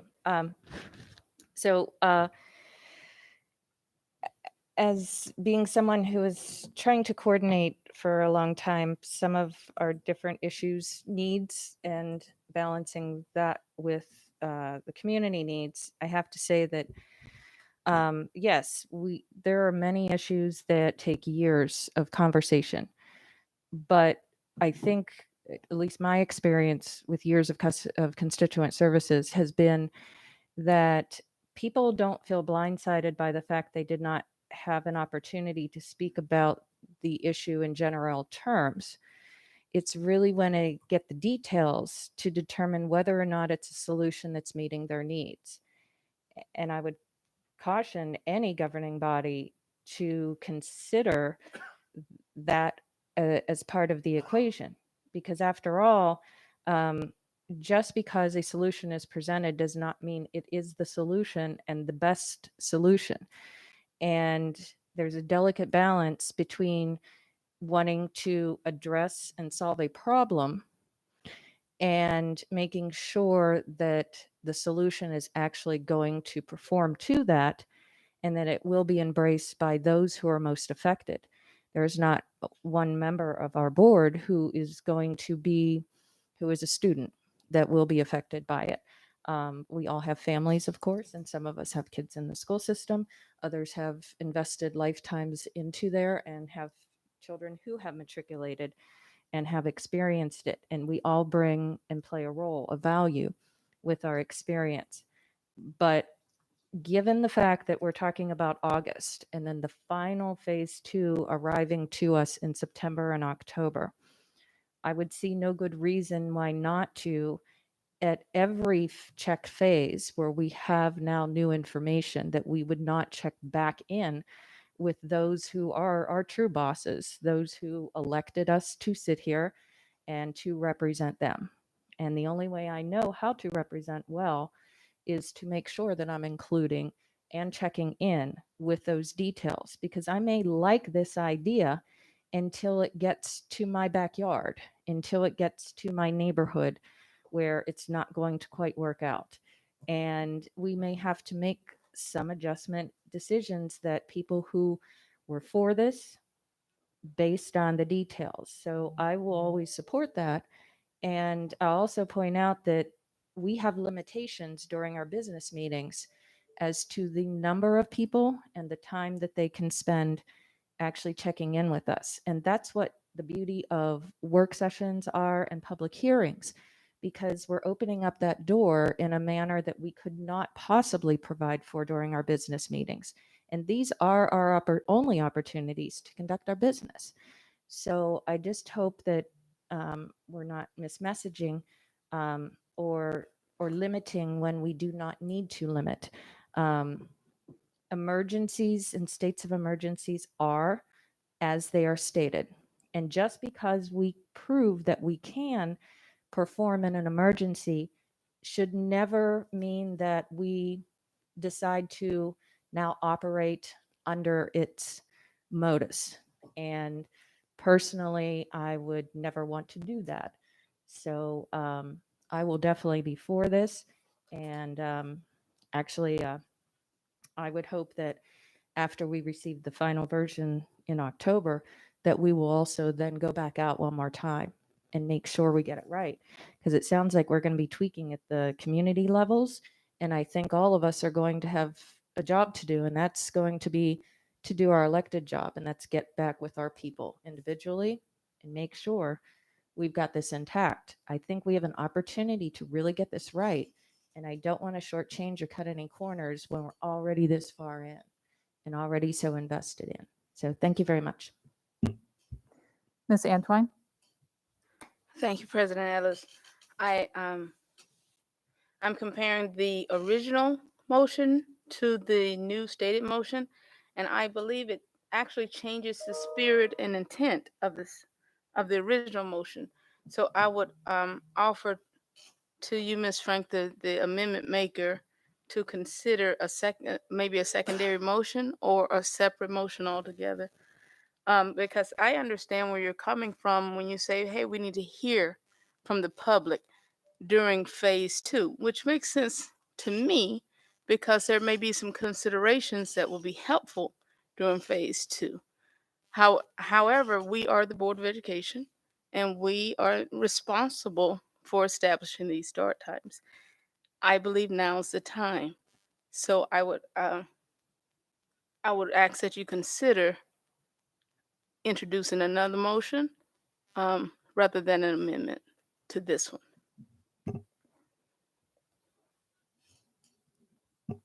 Um, Thank you, Ms. Antoine. I think what I have to say is largely along the lines of what you just stated. I do feel the amendment absolutely changes the spirit of the motion, while though I appreciate it. I don't, so here's how I see it. The motion that I offered does not indicate the how, and it doesn't even indicate the when necessarily. I mean, personally, as a board member, I'm very motivated to get this accomplished as quickly as we reasonably and safely can. But my motion does not offer the how, and it does not tie us down to the when. But the if, for me, is no longer a question.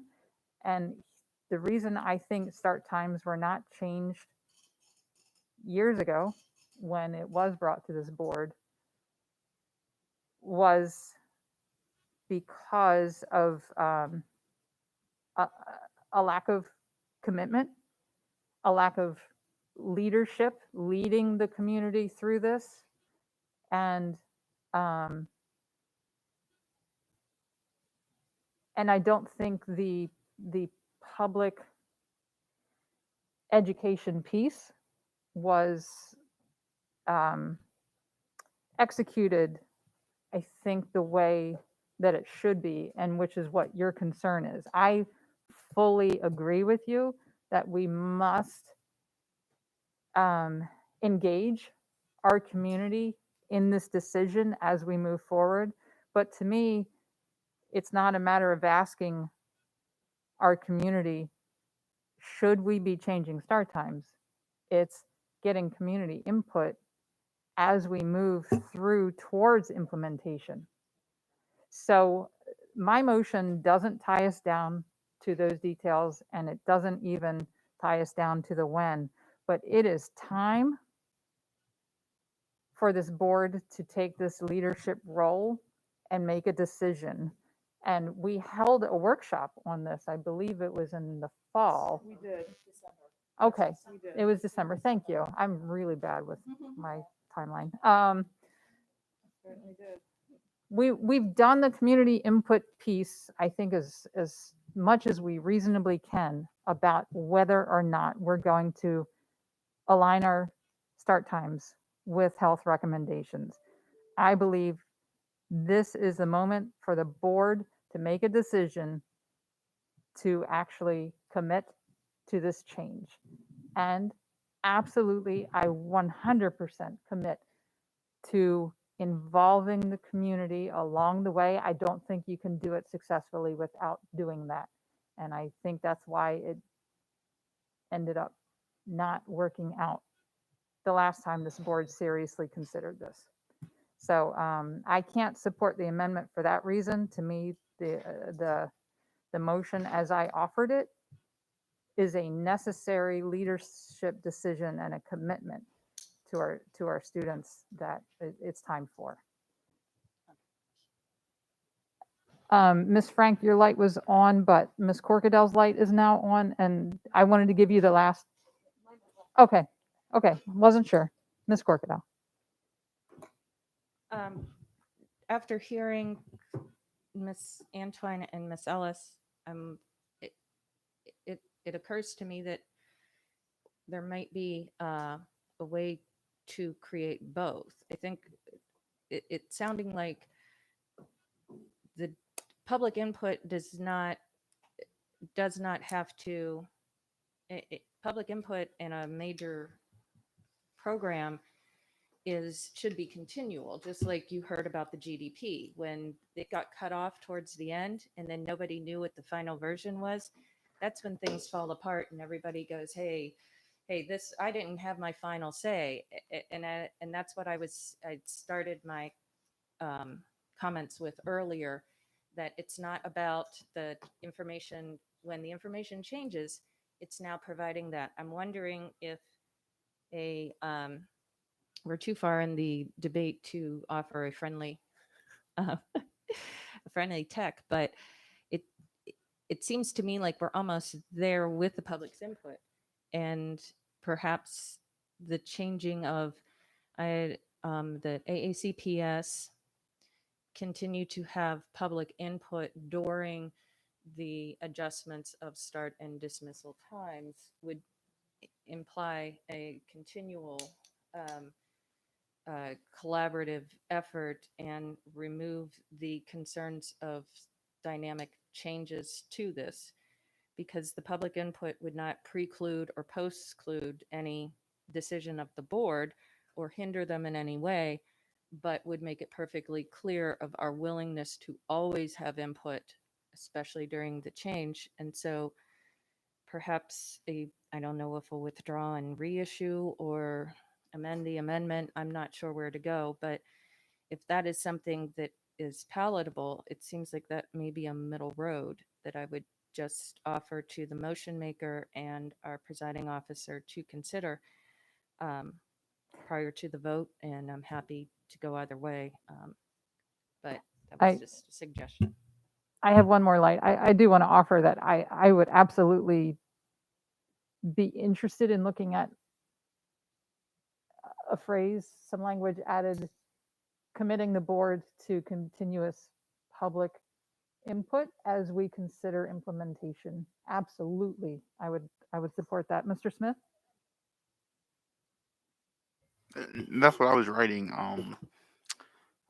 Instead of, I guess, instead of taking care, I mean, if this amendment doesn't pass, couldn't we add something to the end of President Ellis's first amendment, original amendment, and add just something like, and that AACPS commits to continue to gather public input, on this issue, just to make it simpler. Just add it to the end instead of putting in the middle and trying to see where the commas go.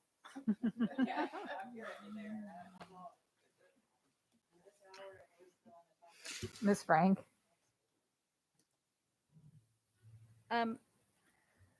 If this amendment fails, I'm happy to take Mr. Smith's suggestion or he can amend the main motion, and I think that would be perfectly acceptable and welcome to a lot of board members.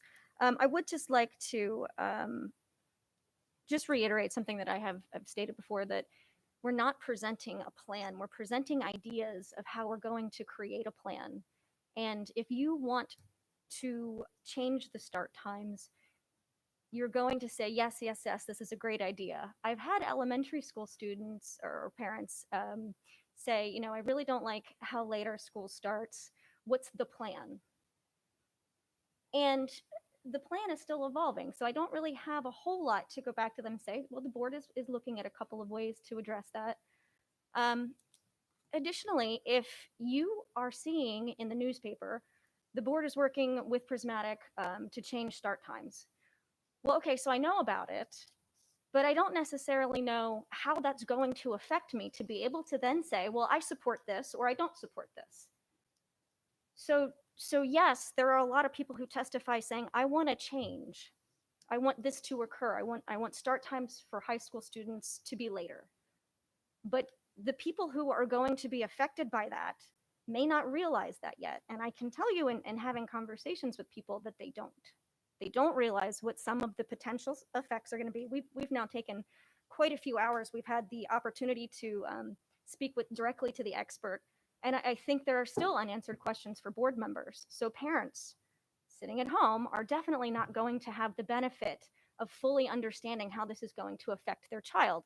And as a board member, I cannot commit to establishing a start time until I present a plan to the public and hear their response. I think that that's a really crucial part of this, that when we go back and we say, some of the problems that we want to address are that high school start times start too early. Several elementary schools start too late. But we've also, as in today's public testimony, we've heard that kids have to walk too far and in dangerous circumstances to buses. That's all transportation related. That some spots are dangerous. We've also heard kids are standing in the aisles of buses. So they are coming to us with concerns. When we then say, okay, well, our plan will address the high school start times and some of these late starting elementary school times, but it also will bring elementary school students to what I suspect some parents will say is too early. Elementary school buses will be more full. Buses may be picking up students much further out. Elementary school buses may be in the dark. We decided, or we looked at that. They may not be. But we don't have times yet, so we don't know that for sure. There will be increased crossing guards needed. There may be increased costs associated. We don't quite know yet. Teacher and parent-child care issues may arise. We have not presented any of that to the public for their input to us to say, well, the juice is not worth the squeeze in this situation. And we also haven't presented it to the public to say, okay, students who are happy with their elementary school or high school start time as of right now, we are going to change this. Here's what it's going to look like. I suspect some of them are going to say, wait. We had an idea that this was going to have a change, but we never got to say, we like this change. So I just want to reiterate that I would not vote for a plan until I see a plan, as I've stated before. So I'm going to keep the motion as it stands, and if it fails and Mr. Smith offers an amendment, we can discuss that at that point. Okay, Ms. Howell? In order to align students' school day schedules with medical and psychological organization recommendations based on decades of peer-reviewed research, I move that AACPS continue the conversation on start and dismissal times following the public's input on the board's parameters stated in the January 20th, 2021 meeting. The date of implementation to be decided following update by Prismatic Services during the August 18th board meeting. Ms. Frank? Aye. Dr. Tobin? Nay. Ms. Corkadell? Aye. Ms. Antwine? Nay. Mr. Silkworth? Aye. Mr. Smith? Nay. Ms. Schalheim? Nay. Ms. Ellis? Nay. Motion fails 3-7. Nope, 3-6. 3-5, sorry.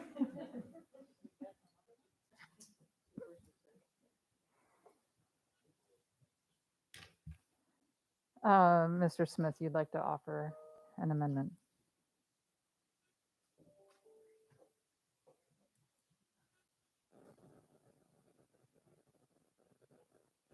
Yes, thank you. And I just sent this around via email, so all the board members should have it.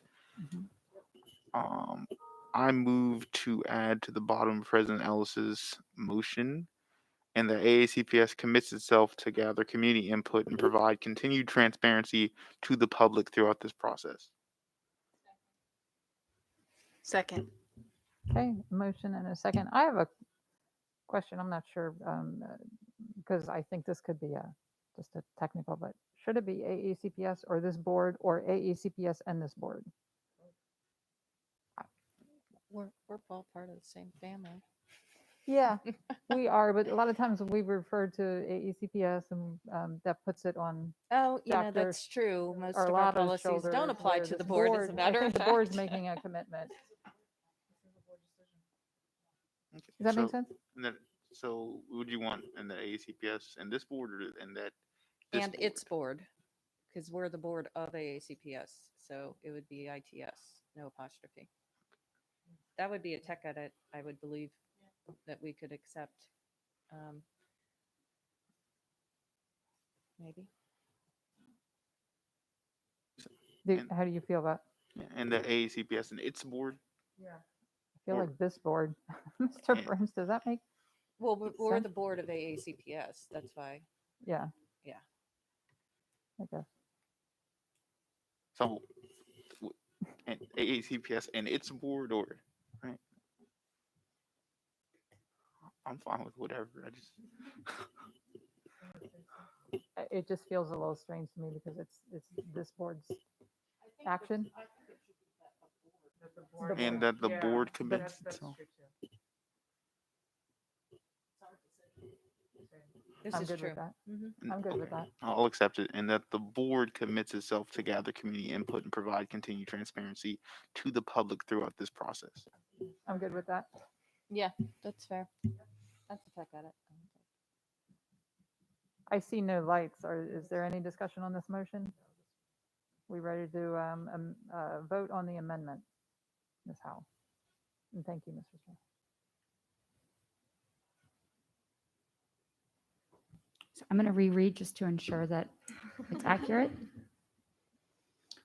In order to align students' school day schedules with medical and psychological organizations' recommendations based on decades of peer-reviewed research, Ms. Ellis moved that AACPS establishes start and dismissal times based on this board's parameters stated in the January 20th, 2021 meeting, the date of implementation to be decided following an update by Prismatic Services at the August 18th board meeting of Phase 2, and that the board commits itself to gather community input and provide continued transparency to the public throughout this process. Ms. Frank? Aye. Dr. Tobin? Aye. Ms. Corkadell? Aye. Ms. Antwine? Aye. Mr. Silkworth? Aye. Mr. Smith? Aye. Ms. Schallheim? Aye. Ms. Ellis? Aye. Motion passes 8-0.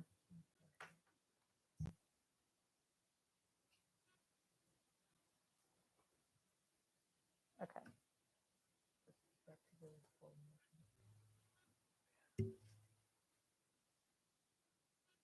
All right, so now we are back to the motion, Ms. Corkadell. President Ellis, if this motion passes, I will have a second motion that would run in tandem with, but would be separate, not as an amendment, Okay. as a separate motion, just to advise. Okay.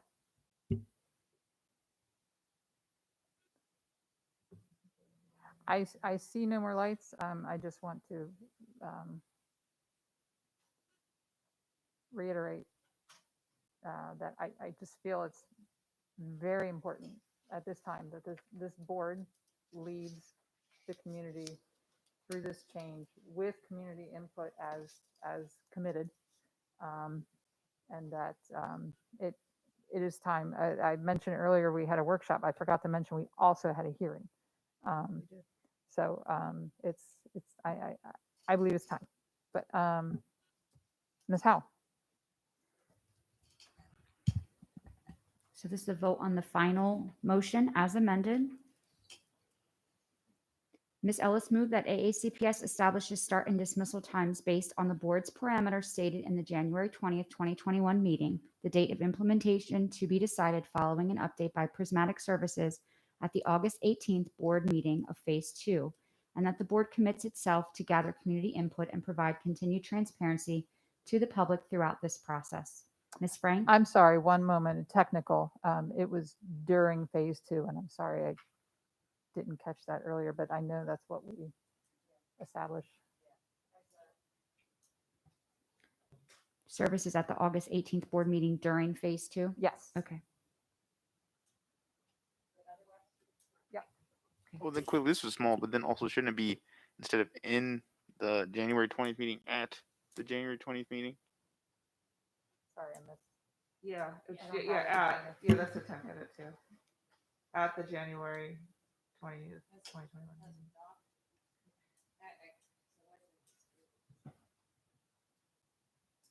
Oh, yeah, it should be stated it was adopted.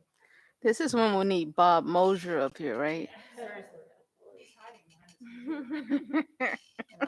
He's like, he's shaking his head.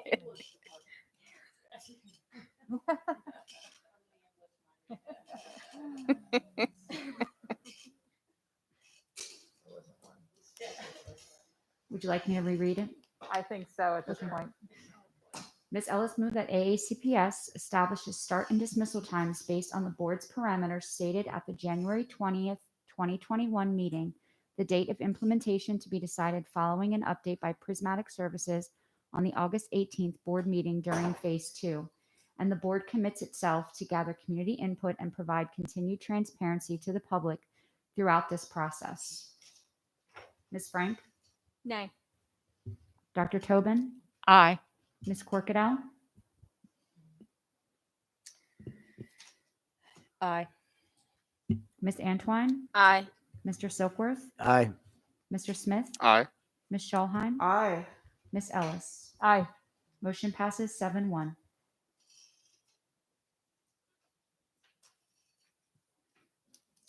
I see no more lights, and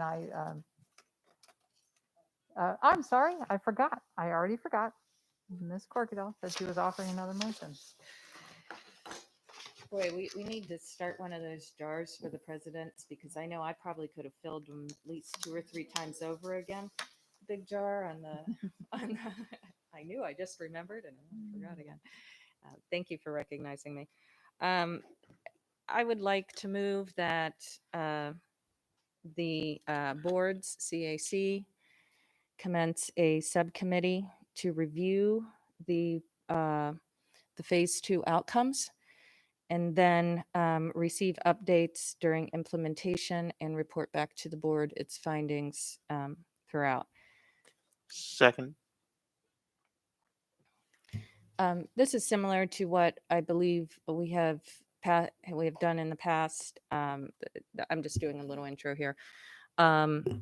That so everybody knew what I was referring to by stating the motion first. But basically, the CAC is who we handpick to represent and to go out into the community on our behalf. And I think they did an outstanding job on every single project that we've ever given them, and have always rose to the occasion. Since most of their work is established in conjunction with the president of our board, along with the chair of the CAC and the advisors set therein from staff, I thought it would be appropriate for us to bring this up now, not in the fall when they've already set everything up, and so that they know what to anticipate in their leadership, because they actually do some pre-work before we even get to the fall and the new members brought in to prepare those new 16 members. I think we have 16 vacancies and otherwise. And so understanding that in advance, I believe, would be beneficial to them. And hearing from them and getting that secondary input is par and course to how our local government and our state governance works and operates with their CACs. And I know that this said public input, but the CAC is not public input. They're representative input that we handpick that have these expertise.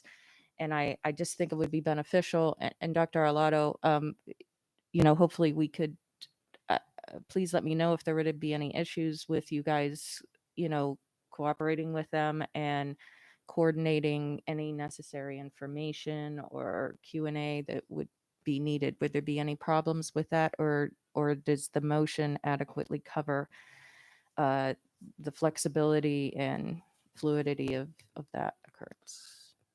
Are you okay with it? I mean, they would need to obtain information in order to review on our behalf. Right, but I would be uncomfortable sharing information with the CAC ahead of sharing it with this board. Correct. This So I is would not want to give, if we're having conversations and we're getting preliminary information along the way from Prismatic. Correct. I would be very uncomfortable sharing that with CAC for their consideration, then for them to take out to their constituents at their in their clusters. No, this when it's is not official. Correct. Decisions made. So I guess because this is more the non-portion of the motion, just to make sure everybody's aware, this would not occur prior to our receipt of the information. But I think them working and getting us that feedback once we have that information, I think would go a long way to us making a well-informed decision. Is there something in the motion that I should put in to ensure that there is not a a misstep in that or no?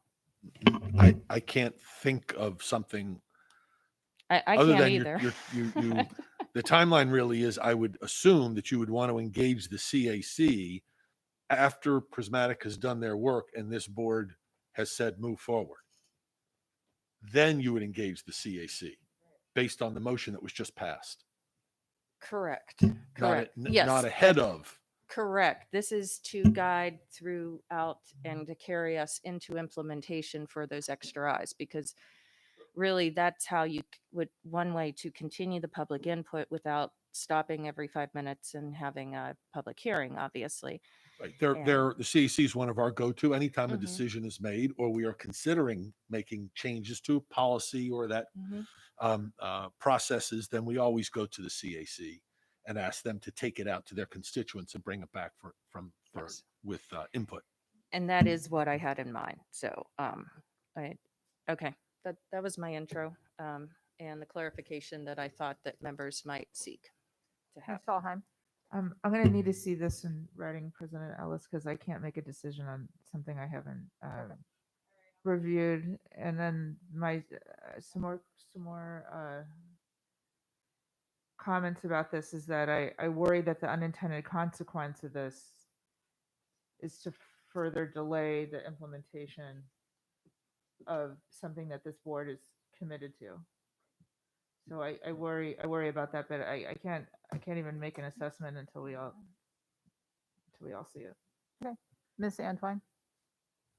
So I had similar concerns that I think was more clarified. The first I wanted to make clear was the CAC will be in their storming phase by the time September comes along.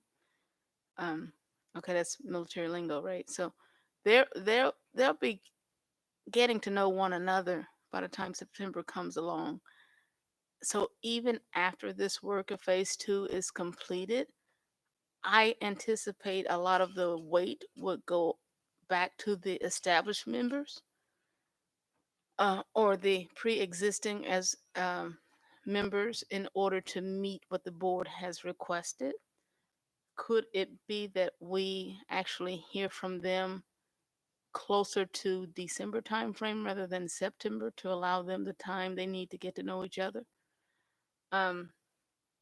Then secondly, I too wanted to see the motion so that I could better understand.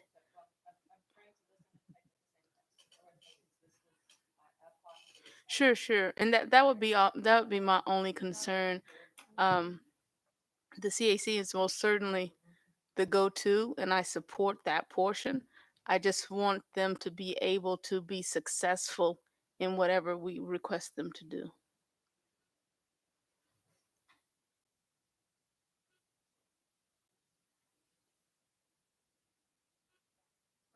Working on getting that so that we can view it. And I simply want to say I certainly have no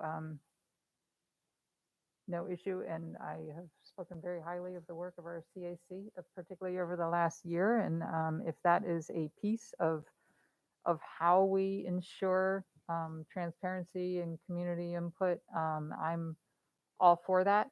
I am not in favor of and would not support putting the work on hold or moving forward. As I said, I believe that the board is able to determine if it sees fit an implementation timeline that is not dependent on the work of the CAC, but will certainly, here's again, when I offered my motion originally and now the one that passed, it again, it did not state the how, it did not commit us to the when. And so as we're moving along towards implementation, I am the more input and eyes we have on it, the better. I fully support that.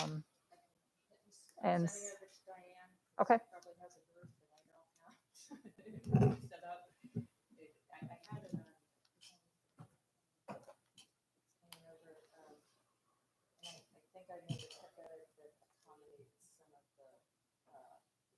unknowns that Director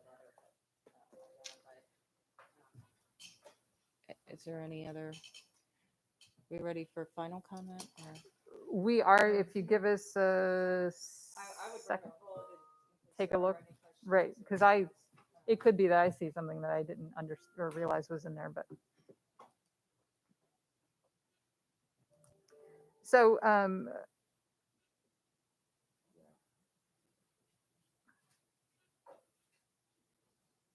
Ms. Howe, would you like to go ahead and read the motion that is now on the table, and then if there are any questions or comments we can address? Sure. Ms. Corkadale moved that the CAC establish a subcommittee to review the Phase 2 findings presented by Prismatic to the board and report regularly to the board throughout implementation until discharged by the board. Second. Oh, it was on, I'm sorry, it was already seconded. I'm sorry. I guess. I know, that's what it's new to me because after reading it. Ms. Schalheim?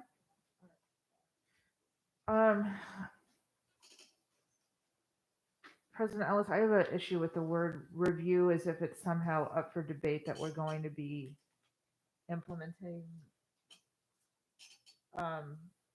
healthy, safe, age-appropriate start times at a date to be determined. So I don't know, I struggle with that word a little bit. Because it seems to me that there's an opening there for at least in my mind, for the progress to be halted or delayed in some way. I don't have an issue with them floating it, out to the community and gathering feedback, but review, I'm just not comfortable with the way it's worded. Ms. Antwine? So I think I'm aligning with Ms. Schalheim on this one. When you introduced it, I thought it would be in response to gathering information from the public as they're in place to do, and bring us back information about these findings once they're presented to the board.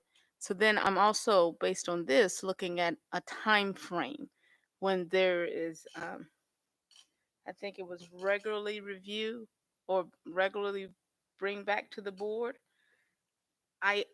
In terms of the time, if Prismatic brings us back something at the end of September, the CAC only has November and parts of, December.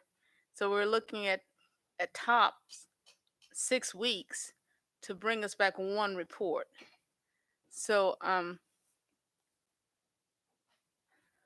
I support the CAC being involved in this totally. I'm concerned about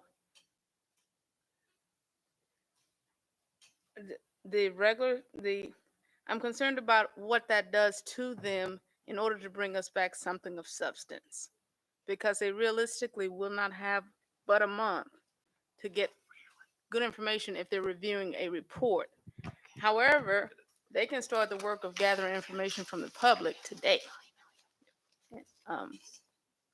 That's my concern with this as written. Understood. I'm just going to pause briefly and thank Miss. I'm sorry, I'm forgetting how to pronounce your last name. Nobody Tasha. knows how. It's Prieto. Dr. Prieto. Miss Prieto. Dr. Prieto, of course. I just want to take a moment and thank you so much. Thank you for having me. For presenting to us today. Thank you. And I'll be seeing you in August in person. We will be seeing you. Thank you so much. Thank you.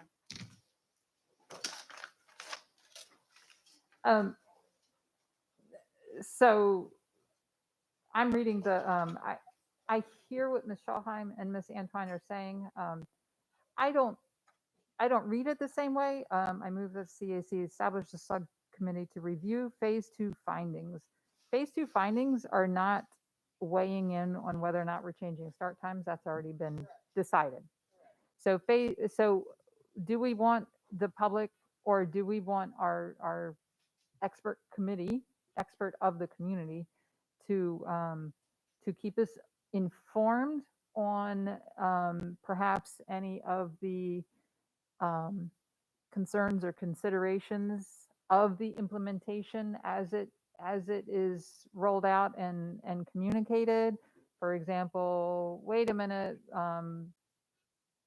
I can't even think of an example right now, but here's how this impacts my school that no one realized. That doesn't mean, oh, brakes on, we're not changing start times. We've already committed to that, but it's like, okay, here's a hurdle that we need to address as we're moving along. That's how I see it. I don't know. I mean, there could possibly be a better word than review, but I don't think we want to wear out our staff and our public and everyone else to keep deliberating, but to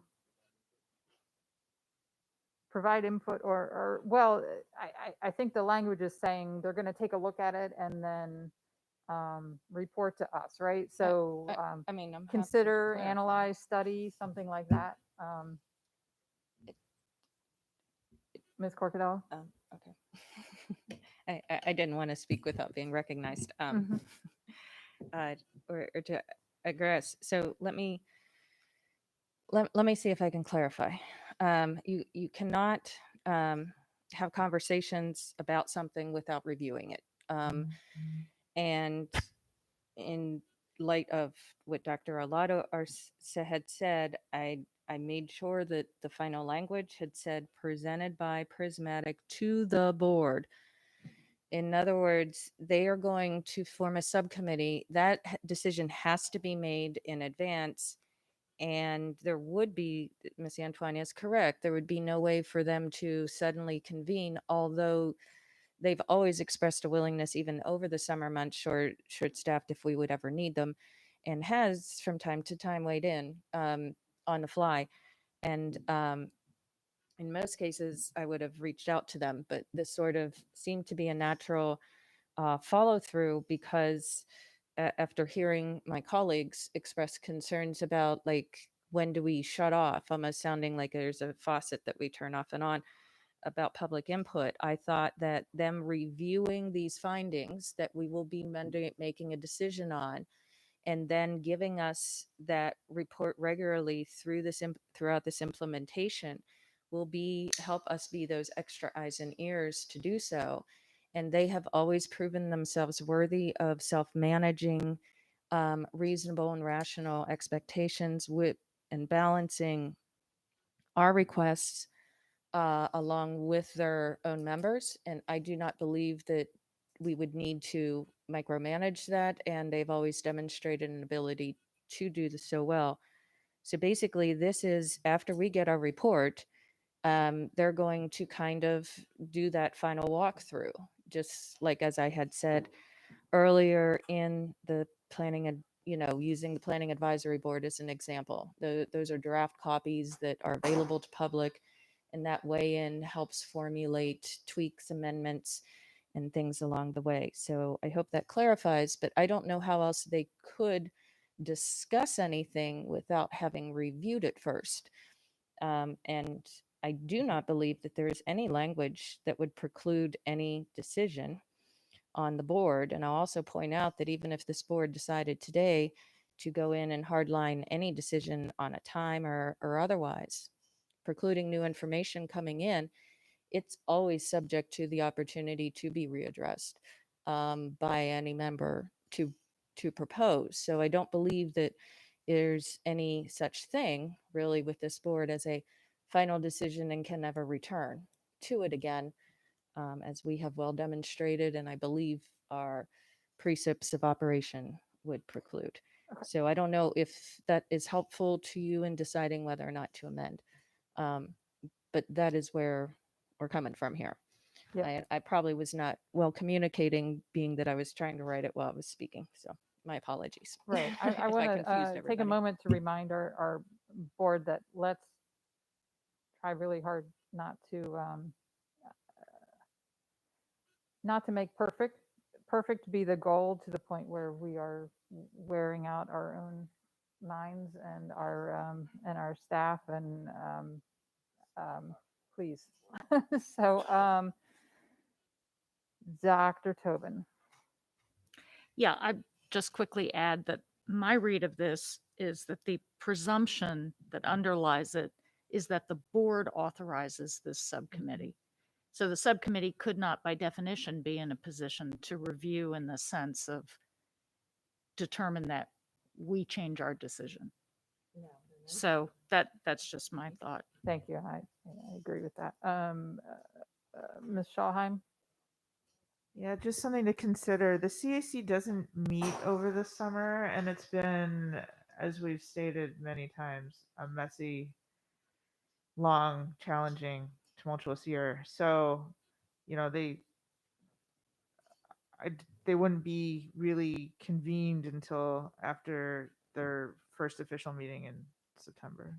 I FYI. was under the impression the bulk of this work would be done after we get information in September. Okay. Ms. Antwine? Okay. I stand on that we have to think about the burden it will present to basically a newly established CAC. Once we get it at the end, get the presentation, I believe if we just ask them to provide input to the report that's there, it's a different type of request. If we ask them to review it, they're going to analyze it.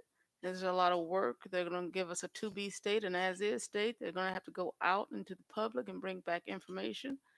But information gathering will be different and less of a burden if they're told just to provide input. And that will give them the flexibility on how it gets done as well. And no doubt they always give us outstanding products, but we as the board should be aware and considerate of what we're asking a set of volunteers to do.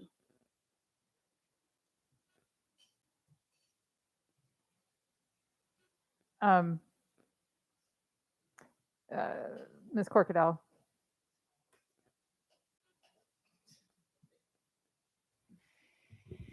Okay, just some final comments. I want to make sure that we're clear on a couple of things. Number one is the CAC's mission is to advise this board on its highest priority levels. And I don't know of too many instances outside of reopening and our larger issues that we would want to seek them. That is what they are designed to do.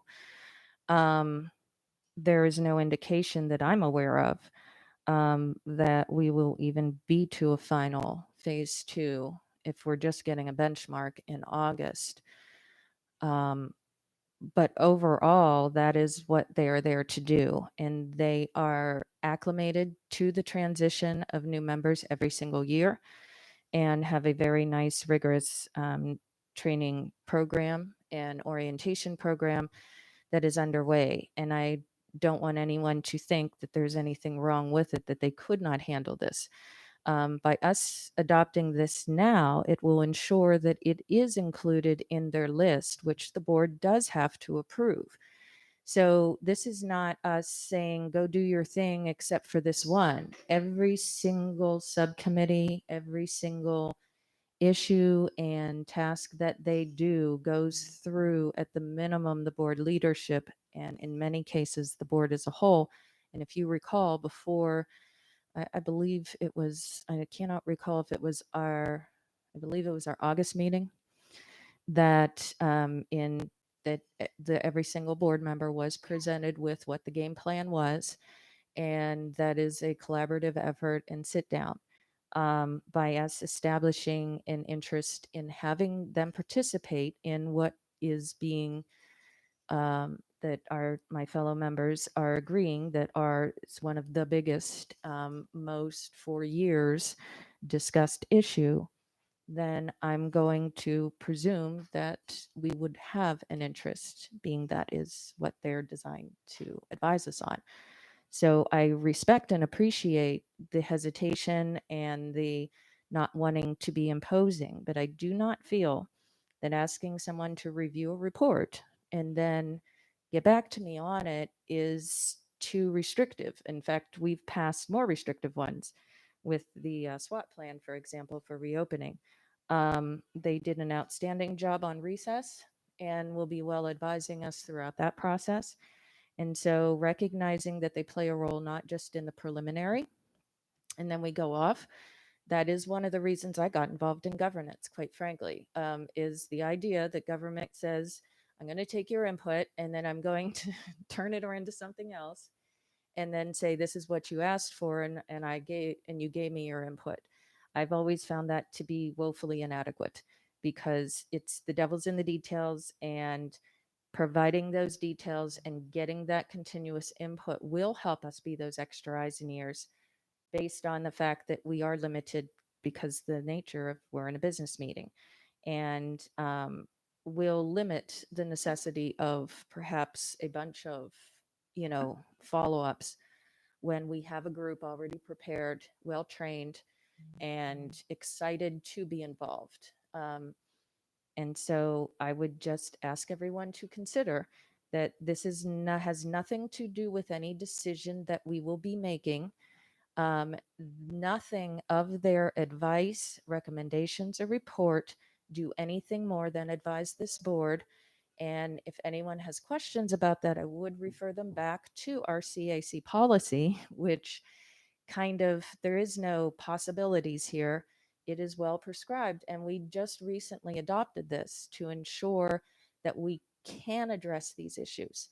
And I think the public would feel a little more comfortable knowing that not just us as their representatives, but their other CAC representatives are also being engaged with us.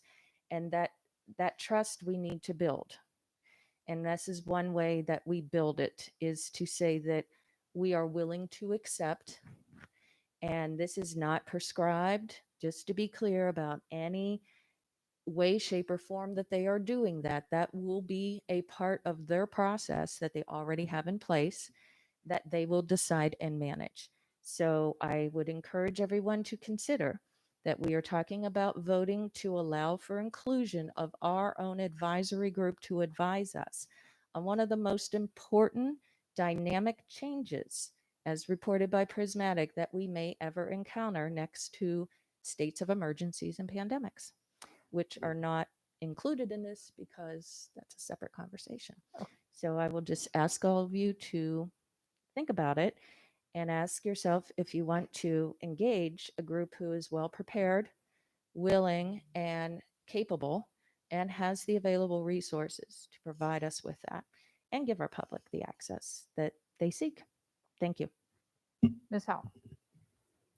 Ms. Corkett, move that the CAC establish a subcommittee to review Phase 2 findings presented by Prismatic to the board and report regularly to the board throughout implementation until discharged by the board. Ms. Frank? Aye. Dr. Tobin? Aye. Ms. Corkett? Aye. Ms. Antwine? Nay. Mr. Silkworth? Aye. Mr. Smith? Aye. Ms. Schallheim? Not how it's written, nay. Ms. Ellis? Aye. 5, 1, 2, 3, 4, 6, 2. Motion passes. Yep. Okay, I see no more lights. I believe we're done with this agenda item. Item 4.02, 2020-2021 reopening report. My tongue is getting tied. Dr. Arlotto. Yes, Madam President, thank you, members of the board. Just a brief update about where we are. I do want to begin with some incredible praise of our food nutrition service team yesterday. The team served its 9 millionth meal since they began their work on March 16th of 2020. So just an incredible work.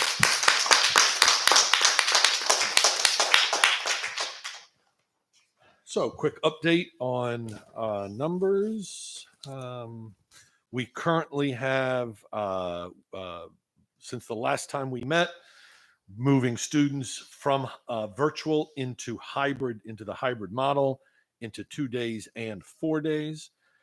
We currently have 37,967 students total in hybrid. That's elementary, middle, and high school, which accounts for 46% of our students. If you remember when we started this journey back on March 1st, not including those special population students, those targeted groups of students, we were hovering at about 31 or 32%. We're currently at 46% are engaged in in-person learning, with 54% remaining virtual. We have, so in total, since the last time we met, we've been able to move 14,712 students into the 4-day model.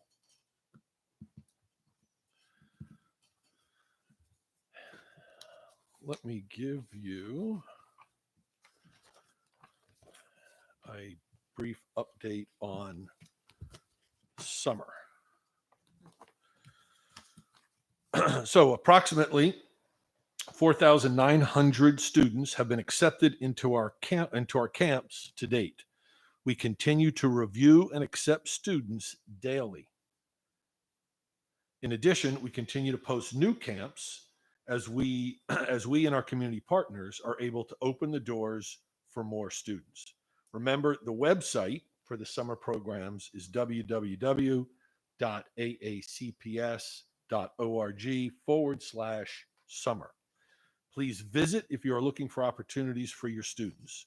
Importantly, we've added many new amazing offerings to the middle and high school suite of camps.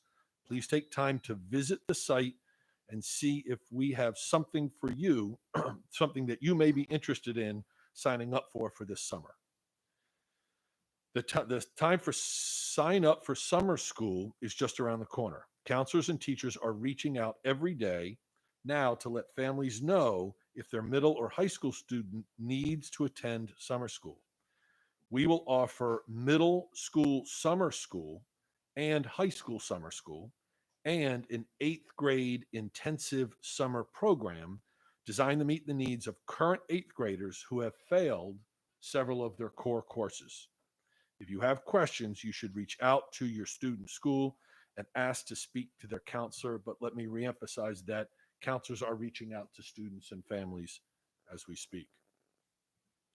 Finally, I'd like to highlight something new that we are doing this summer for high school students. The staff at Central Office is working alongside the English and Math department chairs in our high schools to offer math and English boost camps for many of our math and English courses. Are your students English and math skills where they should be for them to be successful in the next math or English course in the fall? Are you sure about that?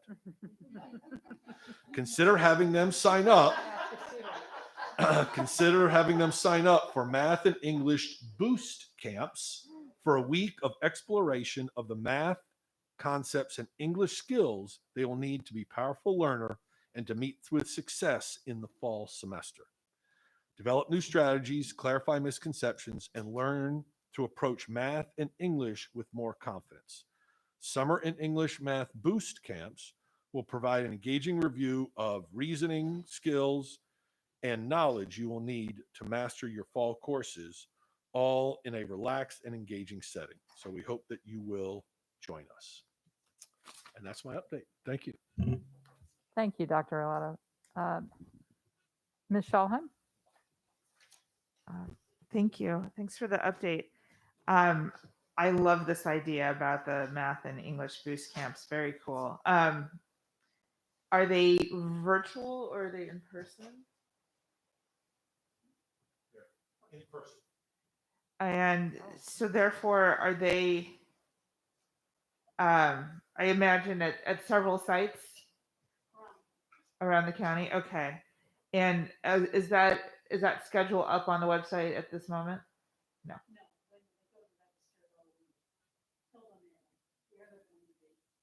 Okay, so you register and then upon acceptance, you're given the breakdown of that. And then it's like the other camps, is transportation provided? Fantastic. Pending. Pending. Got it. Got it. You really have to see interest. Yeah, So yeah. let people know it's there, see the interest, and then we can build from Very neat. And so to that end, I want to just piggyback on what you were saying about it to the public. Like, this isn't like you've done a bad job in your math or English class.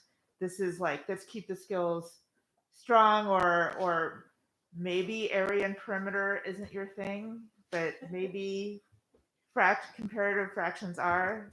I'm looking at my kid now. So it might be something to, like, make sure you're solid for all that the next grade might bring. So I like this. Thank you. I have another question. I think this is for staff, germane to reopening. So with regard to ESSER funds that we've received or will receive along the way, are we going to be producing for the public who would like to know, like, how the money's been spent? And I know we've talked about it and on this board a fair bit in terms of the first CARES money, but not so much in terms of what the second and third pots are going to be used for, or their amounts. Will that eventually be put on a website for public transparency purposes? I don't think we've planned on it. No. We have to produce a report continuously for the state, because the state will be monitoring how we'll be spending the money. First, the state has to approve. Once they approve, then we can start spending the money. And we have to continuously report that over the next 3 years in how we have spent the money. Okay. Can those reports be shared with the board on a periodic basis? Sure. Thank you. And just, I bring this up because something I've been kind of tossing around in my head a little bit, but also because I attended an NSBA webinar on those things, and they reiterated or they said a few times during the 1 hour that transparency to the public for what we've asked to use that money for, how much money we receive, and also what we're using that money for, is a really good idea. So, if there's room for that to occur, that would be great. I think that's all I have for now. Thank you. Mr. Smith? Well, first, I just have to say, with the 9 million meals served, that is truly amazing. And I think that when we get to 10 million meals, we should definitely get a sign like McDonald's, billion burgers served. 10 million meals served. I just think, I just think that's amazing. Two, I thought this would be in the report, but seniors' last day was Thursday. Very exciting. And that brings me to my first real question. Now we don't have a student member of the Board of Education. There's no board member, right? Not a student anymore. But soon. Counting the days, the hours. 5 days. But quickly. So how many students are still on the wait list to get into 4 days a week or 2 days a week? Do you have that? I think the number's right around 400. And now, do you know if the seniors' absence will affect that? Like, right, less students in the building, at least at the high school level, right? Less students in the building physically. Will that, you think, affect the rate we can get those 400 students back in? Or No. Okay. No. I mean, you're, in terms of adding classes for students to be. I guess it could be for a number of reasons. Maybe less kids on the bus now. So no, I can't. No, because the bus is no longer an issue. The number of students in the classroom is not the issue. It's adult coverage, which is really not the issue so much at the high school level, because we don't have the midday, we don't need the midday monitors, right? Students are out and about and doing, with teachers. So not having the seniors there, I don't think will create more spaces for students. No. Got it. Thank you. I just thought I'd ask. Sure. And then I guess now our focus, which we're going to shift to during the summer, I guess reopening. Can you provide an update on plans for the fall? Like, what's that just starting to look like? It's lots of people are asking. So think of pre-COVID, how we opened school, and that's how we're going to open. And I don't say that to be right. I just want to, let's put that in your mind, right? Because there's lots of people asking, like, what's going to be, the buses are going to show up, and Stu's going to get on the buses, and we're going to open the doors. And I'm not trying to be funny. I just want, because lots of the public is asking, right? We're going to open school the way you are used to opening school. What's going to be different, really? Now, the CDC or the health officials may ask us to do some things. There could be possibly masking at the elementary level because there's no vaccine available at the elementary level at this stage, right? So do I know that for a fact? I don't. I'm speculating, right? And I'm having ongoing conversations. In fact, yesterday I had a chance to meet with Dr. Chen, who is the director of the Maryland Department of Health.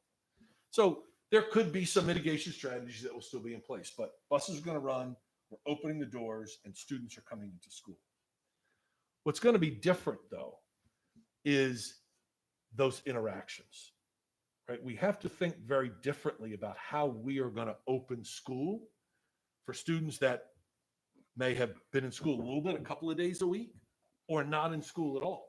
Or how about those staff members that have not been teaching students and they've only been virtual? So we really have to think about how we open school. That's really what the conversations are about, is how we're going to engage students, how we're going to think about them reacclimating to the school environment. And lots of our conversations around what does the schedule look like, right? What did we learn through COVID that we can implement and move forward? Whether that's virtual IEP meetings for parents to not have to come into the building, or virtual parent-teacher conferences so parents don't have to come into the building. Those are changes that we would like to think about and implement. Additionally, how can we incorporate some of the things that have worked in the virtual scheduling? For instance, middle school and the possibility of creating some time in the day. The middle schoolers have really enjoyed, and the middle school principals and staffs have really enjoyed that midday break. Be really clear. We're not having 2-hour midday breaks next year. That's not happening. But is there a way we can incorporate where maybe there is a half an hour in the middle school day for students to do some go back to see a teacher and to build that into the schedule? So that's really where the conversations are. So I'm going to go back to answering your question. First, what's it going to look like? It's going to look like students getting on buses and going back to school and getting on their bikes and walking with their parents, and the doors opening and we're back in school, students and teachers together. But how we go about that and engage students, and then some work around the edges on schedules and how we can tweak some things that we learned over the past year, is what will be different. Well, that is, fantastic news. I saw everyone's face light up when you said that. Very exciting. Thank you. Yes, sir. Great question. Ms. Antwine? Thank you. Thank you, Dr. Arlotto, for this report. When you talked about the middle and high school summer programs, does that include students who struggled in our magnet programs such as STEM? Will they have the opportunity for enrichment, especially if they were able to come back for the 4 days? So is there something specific for those STEM students? No. Okay. It is, so they can engage in any of the camps and things that we have, but there's not going to be, we're not planning anything specifically for the STEM students for them to be doing work as a cohort, but they have access to all the other camps that are available. Okay, so, and then the students who were, had special needs or accommodations, 504s, IEPs, that may not have been able to come back in person, and although the parent may have thought coming back in person may have helped them, um, engage better by the end of the year, would would there be some type of prioritization for the middle and high school students with those circumstances when you offer the summer, the high school, summer programs in the 8th grade summer program? I don't believe that we have created a hierarchy of acceptance into those programs. We'll allow parents to apply. Hopefully we'll be able to take on all that want to do it and that we'll have enough staff. But if not, then we'll have to limit the number of students that will participate. Okay, excellent. And then the boost camps, I love it. I love it a lot. With the English and math boost camps, that's at all grade levels? That's at middle and high school. Middle and high school, okay. And then the registration for that is now? Is that, I don't know that it's open yet. It has it open? Yes. Dr. McMahon gives me a head shake. Yes. Okay. Head nod. It has opened. And then my final question is about the summer meals beyond the summer camps. I know that, I understood before when you introduced this, the summer planning, that the meals at the schools would be offered. Would the summer meals that were offered last year into the community still be a go for this summer? Yes, we will offer our summer meals programs. We won't have summer meals at all sites because we just don't have the staff to offer it at all sites, plus our 20 or so mobile sites. Right. But we'll be back up and running. I think the number's around 65 sites. Is that right, Ms. Sheknosh? Yeah, Wow. 65 sites, including in-school sites and our mobile sites that will be operational for the summer. Outstanding, and that's all that I have. I just want to commend the Food and Nutrition Group and Ms. Ritchie on excellent consistency throughout some really trying times. 9 million is a huge accomplishment, but most importantly, I have witnessed what their work and the fruit of their labor, so to speak, from students who went from wondering what in the world to eat to eating. So thank you for that. Mr. Silkworth. Thank you, President Ellis, and I would like to thank Dr. Alada for his report. And it's evident, 4,900 camps and more. 46% of our kids now, 37,900 hybrid, 54% virtual. The new math and English boots camp. I mean, it goes on and on and on and on. So that's amazing. You are amazing. Your staff are amazing. But there are some other things that are amazing. Over the past couple of weeks, a few of us have had the opportunity to visit some of our schools with Dr. Alada. And I must tell you that these visits were all marvelous. They were amazing. I've been out of the classroom since December, and it was great to get back into the classroom a little bit. We had the opportunity to visit Glen Burnie High School, Old Mill High School, Chesapeake High, Oakwood Elementary, Ruth East, and Solly Elementary. And I'm still wearing the Solly Strong bracelet, Freetown, and a few others. I really would like to thank Dr. Alada, as well as all of the principals and staff that welcomed us with open arms. And I can assure everyone out there, the public, great things are still happening in our schools at all levels, without a doubt. We have witnessed that, and I look forward to more visits in the near future. I've talked to Dr. Alada about that. I also had the opportunity to travel to Meade High School. Now, why would I go to Meade High School? I mean, I was a Knight, or still am a Knight from North Carolina High School.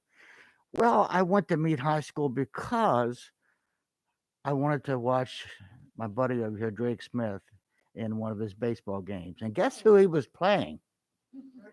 The Mustangs were playing the Knights of North Carolina High School. I will say this. There was a tremendous amount of offense. There was an awful lot of hitting taking place. There were a few errors here and there.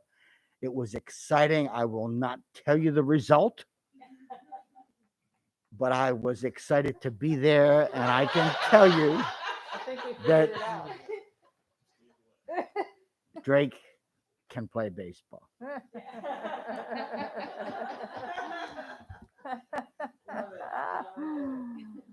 Dr. Tobin. I don't know how to follow that. Yes, I would like to second the comments. First of all, again, thank you, Dr. Arlotto, for your report. Thank you to the staff for this extraordinary lineup for the summer, and also again to Ms. Reese and the entire food and nutrition staff. You have my deepest admiration. I'm still amazed by what they've pulled off. And I would say, along with Mr. Silkworth, yes, you and I have been touring a lot of schools along with Dr. Arlotto. And it's been exciting to see the work that's happening and the students that are coming back and the teachers and the principals and all the staff, the work they're doing. And some really fabulous innovations that I do hope will continue. I mean, I've always believed that students of all ages need time outside and need a break during the day. And to see at Chesapeake High that they basically have a recess now for the students who are there in person, and what a difference it makes. And, you know, these are the things that I hope we will carry with us from this, all the difficulties of this experience, that maybe there's some things we can do that we didn't previously think were possible that can make a huge difference in our students' lives. A couple of quick questions. With regard to the summer program or programs, how has it been going to get teachers to work over the summer after what has been, I'm sure, a long and demanding year for all of them? So great question. And overall, the response has been positive from teachers. So I think the majority of our programs and camps are covered. We, of course, have not opened up yet for high school summer school, right, the 4 credit courses. We are anticipating a positive response from teachers. We want to, the demand in some of our programs is greater than, so we'll be able to open and engage students in some of the camps, but we may not be able to engage all that want it. Right. And so if we can bring on more teachers, then we'll continue to do that. We have been, our partners are opening camps and programming, and that is of great assistance to us in taking off some of that pressure and Right. giving other options for families to choose from. Mhm. So right now we're in pretty good shape.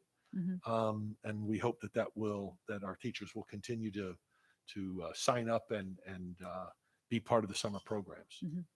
Okay, thank you. And I think we had, maybe it came to all of us, an email, and this is just a quick question about the ECI programs not being in person or not going back for hybrid, I think it was. I just maybe want, if possible, a little clarification on that. Yeah, not really sure where that confusion came from. Okay. ECI is being Yeah. transported and they're in the buildings. Okay. They're Yeah. Okay. It was the 4-day? That's what I heard. Okay. Yep, and their transportation is being provided, and ECI is Okay. going back 4 days. Great. Correct? Right. Yes. Um, Correct. and finally, not to trigger anyone, but just in case, come the fall, I mean, all indications are, on this is just what I know from the popular press, not any expertise, the chances are fairly good that the vaccine will become available for younger children sometime over the next number of months, right? But nobody is clear on what that is exactly. So if I'm following, and I know there'll be a discussion of the virtual academy later, the structure is currently as proposed that for children, well, we're opening school as normal. That's the plan. There is no virtual option. There's the virtual academy, which is a different thing. So should we have a situation where for whatever the reason, the vaccine is nowhere on the horizon when we start school, having learned over the past year that maybe a few backup plans are never a terrible thing. Is there any thought being given to what the answer to families are if we get into August, we don't see when the vaccine's coming, we're all set to go 5 days a week, maybe with masking, right? But that's it, at full capacity. And a family with a first grader says, look, what am I supposed, I cannot subject my child. I'm too frightened to have my child go into that. There are no other options. I mean, is there any thought to that or any thought, or just a thought of what an answer to that might be? So, I appreciate the question. And let me respond in a couple of ways. One, so that everybody's clear about our virtual academy, you're going to hear more about it, is not built for, and we're not building it for COVID concerns. Right. Think of our virtual academy pre-COVID, right, where a school system has a virtual option for students that need it for very specific reasons. Right. And that's the reason we're building it. We want to build it before. Now we have the technology and some of the knowledge and know-how to move it further faster. Right. For that family that continues to be concerned about that, exposure to COVID, if vaccines are not available for those young students, that's a difficult decision for a family to make. Mm-hmm. I do not believe the Maryland State Department, I'm almost certain the Maryland State Department of Education is not going to allow us a virtual option because of COVID concerns. Right. The state board made that abundantly clear in a motion that they passed with the state superintendent several weeks ago, that we are to open school. And those, so I don't know that I have a really thoughtful answer to the family that's struggling with, I want to send my child back. However, because of COVID, we have some concerns. Mm-hmm. Now, if it is medically related, that can be a different story. Right. And we have a process that a parent can apply, and that we can have a medical accommodation for that student and work with that student and that family. But our plan is, if given the green light, we are opening in the fall, and the expectation is that students will return in person. Okay, terrific. Thank you very much. Ms. Corfadel? Thank you, President Ellis. First off, the listening tour, I did have a chance to attend all three. And I want to thank you and encourage anyone who didn't have an opportunity. There's still opportunities to participate in getting us feedback, correct?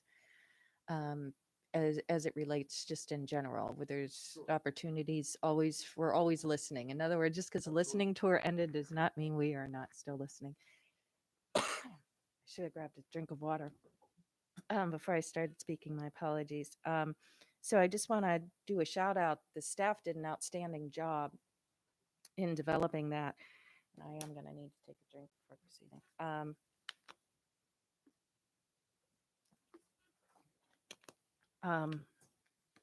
I want to thank you also, Dr. Arlotto, just like my fellow colleagues have on the school visits. I had a chance to visit about 6. For whatever reason, I did not get a chance to jive with the two of you. But I found it not just informative, but yes, refreshing to see our kids and our teachers engaging was most certainly very beneficial. And and has and will continue. Even pre-COVID, I found every school visit, even schools that I spent a lot of time in because of my children or otherwise, you get a different perspective when you take those visits. And so I continue to learn and grow as a member, as well as always find a greater appreciation, I think, for everyone involved, from the student to the teacher, and want to extend the hosts, those who hosted us, gratitude, because there's a lot involved when someone says a board member's coming to visit. I can assure you, it's not just a shuffle there. I did also, 9 million meals. Oh my goodness. But one of the things that is coming up, Dr. Arlotto, is that, the feds are starting to roll back some of the temporary funding on many programs. They've found chunks of money for us to be providing to us, but some of the temporary provisions we're starting to see rollbacks as they have further declare us more vaccinated as a population, as a nation. And I am just wondering if we have any guidance for the continuation and how meal service, if there will be any other opportunities similar beyond the summer months as you have just announced. And in response to Ms. Antine's questions, that will look anything like we saw this year, or should maybe families start to prepare for, for a restoration in more traditional level food service? So the U.S. Department of Agriculture has already given schools across the country the green light. We will continue with free meals through all of next school year. Oh, that's great. So we've already been given the green light, and so so we're delighted to be able to do that.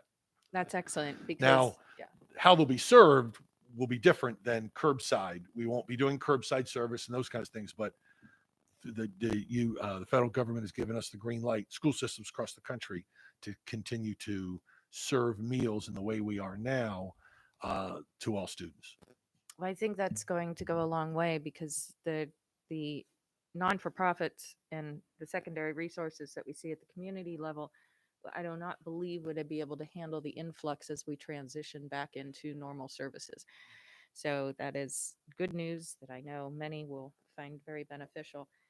And then just lastly, I was just wondering, I know your Right Start program is probably not going to look like it looked the last time I went to visit and participate in, for our onboarding members, and even those who did not have a chance to onboard in person last year, that joined us in the middle of pandemic. I just can imagine their passion for education to be willing to do that.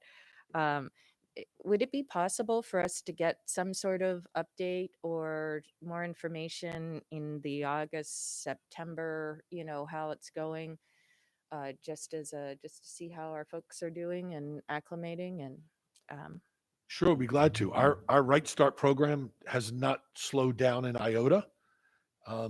Teachers, whether they're teaching in person or they are fully virtual, as they were at the beginning of the year, our Right Start advisors have been with them side by side, maybe not physically, but in their classrooms, and continuing to coach and provide supports to all those new teachers. So our Right Start advisors have done a fabulous job, and we're glad to give you an update on their work.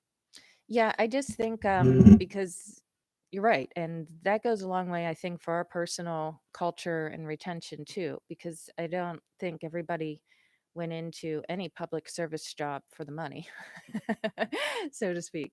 Although we offer good competitive benefits, it's really about their passion for education. And I think we have a very outstanding program, and always appreciate updates on that and the progress of our up and coming staff. And thank you very much. Ms. Frank. Thank you. I just had a couple questions. I know Dr. Arlotto, I spoke to you just yesterday, but I got a couple more questions that popped up. So a couple of folks who were homeschooling and now want to move back into AACPS. And I do want to thank you for you and Mr. Mosier for getting that communication out. As soon as it went out, I had a couple people pretty excited and asking about it. So now they're ready to come back. So can you go through the process for that? And then specifically, they wanted to know, will there have to be testing, or do they have to bring something with them curriculum wise? And then they're concerned about being held back if they don't test well. And then possibly, we know that some of our students may not be quite up to speed too. So they don't want to be held back if they're going to be held back with students who are also not at the level. So is there a process to streamline who goes where and how it all happens? Sorry. That's okay. It's like three questions. Yeah, I'm We not can sure start about the over. last part, streamline and who goes where. However, so there's an online application. There's an online form that a family needs to complete if they want to now return to AACPS. Regarding those that were going through the homeschool process, I'm going to speak in generalities because it's not my area of expertise and I don't want to give bad information. But they are, we have an ongoing, long-established review process of students that are in the homeschooled environment. And so once they're contacted by the school, then they contact the school through the form, the school reaches out to them about the re-enrollment process. They will give them that information about, have you been at a private school? Have you been attending a public school outside of the state and you're returning, or are you returning from homeschool? Whatever the circumstances of that child, the counselor will then walk that child or that student and family through that process. But there is a review specifically as you asked about the homeschooled curriculum. There's a review of that curriculum and there are assessments that students will need to take. Yes. And then if parents believe that their child who's been in virtual or hybrid is not doing well, or they failed one or more classes, are they able to hold that student back this year? No, that's not so it's the school would work with the parent and Mm-hmm. determine that if the student should not be moving forward or the student should be held back. Okay. But it's not the parent choice to say, no, my child's not going to go to 5th grade. I want them to repeat 4th grade. If the school team has determined that the child has met the standards and can move on to the 5th grade, as an example. Okay. Yeah. Okay. And then when you said the homeschool review, is there an assessment test to be placed back into AACPS? The assessments are really at the Or is it secondary just the review? secondary level, Okay. content assessments. Okay. They had asked me that. They said that their child was not good at testing, and I honestly didn't know. Okay. Thank you. I'm just going to piggyback off that for parents who are asking based on a parent's experience of that. So I have 4 students who transition into public high school from homeschooling as freshmen. The only assessment my kids had to take was math to get credit for those courses. So if a student is coming into high school and claiming they have algebra, that's a graduation requirement, and there's an assessment that needs to be passed in order to get that credit. None of the other classes my kids were enrolled in they did not test to get into the language courses. And I have a freshman this year, so unless it's changing for next year, that's been my experience. I want to. We're celebrating a lot of numbers. What a good news report we had today.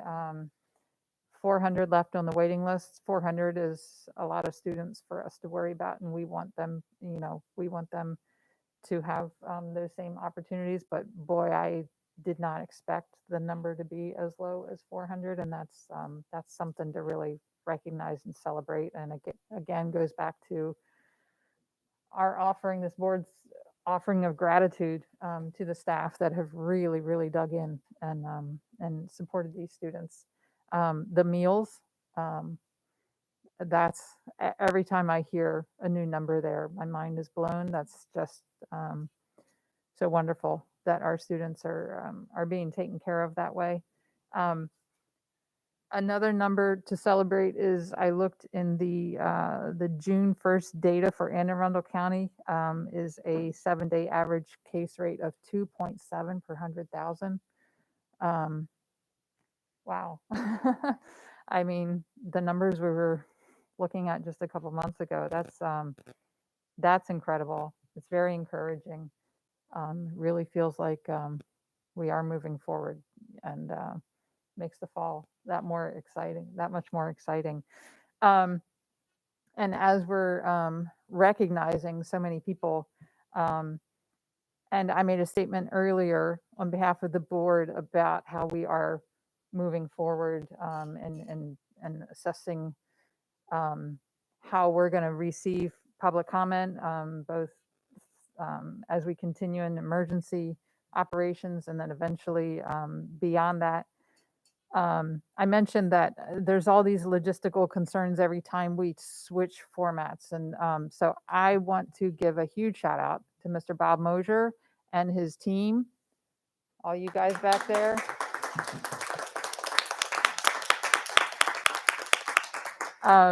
I can't tell you every time we introduce another thing that we want to do to try and offer more, and the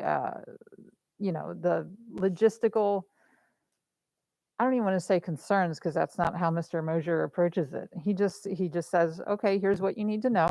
And then and if we say, well, we would like to do this, it's never with a frown or a grimace. It's always okay, we'll make that happen. So thank you so much for making us look good and carrying us through this, Mr. Mosier and your team. Thank you guys so much. And is that another light? Okay. Okay. I thought I put them all out. I just want to make sure. My apologies. I know we still have a lot of business to conduct. Dr. Alato, could you, now that summer's hitting and people are already starting to plan for their fall as way of our larger community, our doors have always been open as far as school facilities as it relates to whatever extent possible when they are not in our use. COVID put us in a very unfortunate position that limited our ability to support some of our partners in use of our spacing and facilities. Do you have an update yet as to when, provided that all the numbers and all the measures and everything continues on its progression as anticipated, when we would be asking Recs and Parks to reinstate coordination of scheduling for some of those folks who used to use our facilities and cannot at this time due to COVID? So no, I don't have an update, but our plan is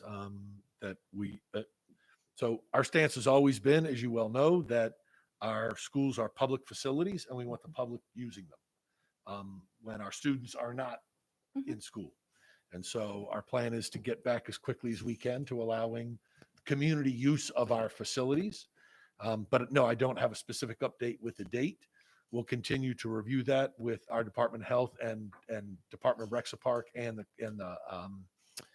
the county. I know that the county is now going to be reopening their offices, and their personnel is going to be coming back to their offices starting fairly soon here. I think the county executive just announced. Is it July 9th and then some Right, of the 20 just after something the and then 20 holiday. something for full Right, so they're going to be implant. returning to work, and then we can begin to work with them and follow suit to begin to reopen the buildings for community use. Sounds like we're getting close. Yep, we wanna do- and closer than we were perhaps, because now we know that we're going to be able to resume it. It's now just a matter of when. Thank you so very much. Very helpful. No further questions, President Alex. Thank Okay. you for the obliging. That concludes our reopening report. Section 5, award of contracts. Can I move to bundle? You may. Second. Do we have consensus to bundle items 5.01 to 5.24? Consensus? All right. Ms. Antwine? Thank you. Recommendation. Oh, Dr. Arlotto, do you have a recommendation for us? I do indeed. Thank you, Madam President. I recommend the Board of Education authorize the award of contracts as listed on today's agenda, 5.01 through 5.24. So moved. Second. Okay, thank you. Ms. Antwine? Thank you. At 5.16, materials of instruction, high school health education, the organization that we are planning to purchase from has two types of textbooks, the same textbook, but one is, I believe, the essential, and then the other is, I think, called comprehensive. Which one would we be purchasing for our students, please? I don't have an answer to that. Okay. And the only reason I bring it up is because there is but one distinction between the two. If you could, and that is the focus on sexual health for the student. Mhm. So that was the reason for that this question, to see if we're getting which one we're getting, to better understand what would be taught back to the students. That's all I have on Yes, this. ma'am. I'll find out. Okay, I'll find out thank for you.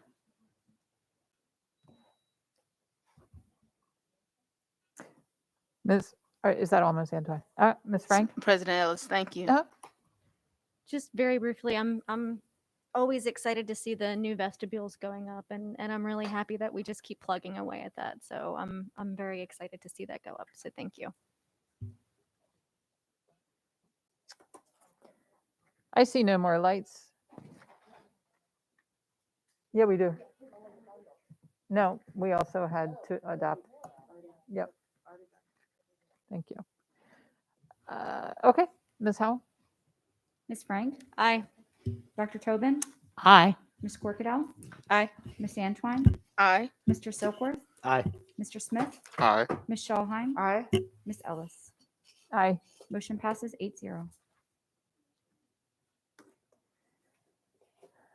Item 6.01, administrative personnel appointments. Dr. Arlotto? Thank you, Madam President. I recommend that the personnel listed on the attached sheet be promoted and or appointed. So moved. Second. Okay. Don't believe there's board discussion on that. Ms. Howe? Ms. Frank? Aye. Dr. Tobin? Aye. Ms. Corkadell? Aye. Ms. Antwine? Aye. Mr. Silkworth? Aye. Mr. Smith? Aye. Ms. Schallheim? Aye. Ms. Ellis? Aye. Motion passes 8-0. Item 6.02, personnel. Thank you, Madam President. I recommend that the board approve the actions as stipulated on the attached sheets. So moved. Second. Okay. Ms. Schallheim? Yeah, I just want to say that I'm real sad to see so many of our veteran teachers leave to teach elsewhere and take with them hundreds of years of experience. It's really disheartening, but we just need to stop the bleeding somehow. Thanks. Ms. Antwine? I had a question about some of the resignations, not specified to any particular resignation, but there were some resignations that were well over 15 years in some case. Would they have the opportunity to consider some conversion to retirement from the system rather than resignation if they're not moving to maybe another system to teach or something like that? Retirement is not something that we have control over. Retirement Okay. is from the state, and the Okay. state sets the rules based on that person's age and the number of years they've been teaching in the state of Maryland. So those are all rules set at the state level, not at the local level. Understood. Okay. So, well, got that, right? But could we at least advise them on an option to consider retirement rather than resignation, especially in some cases it may be even over 20 years of teaching that is being lost at this time. So, and any employee, as they are leaving the system, has the ability to meet with our retirement counselors Good, in good. the HR department. So they can certainly Wonderful. take advantage of that. Thank you. Yes, ma'am. That's all for the notes. Thank you. Okay, Ms. Howell? Ms. Frank? Aye. Dr. Tobin?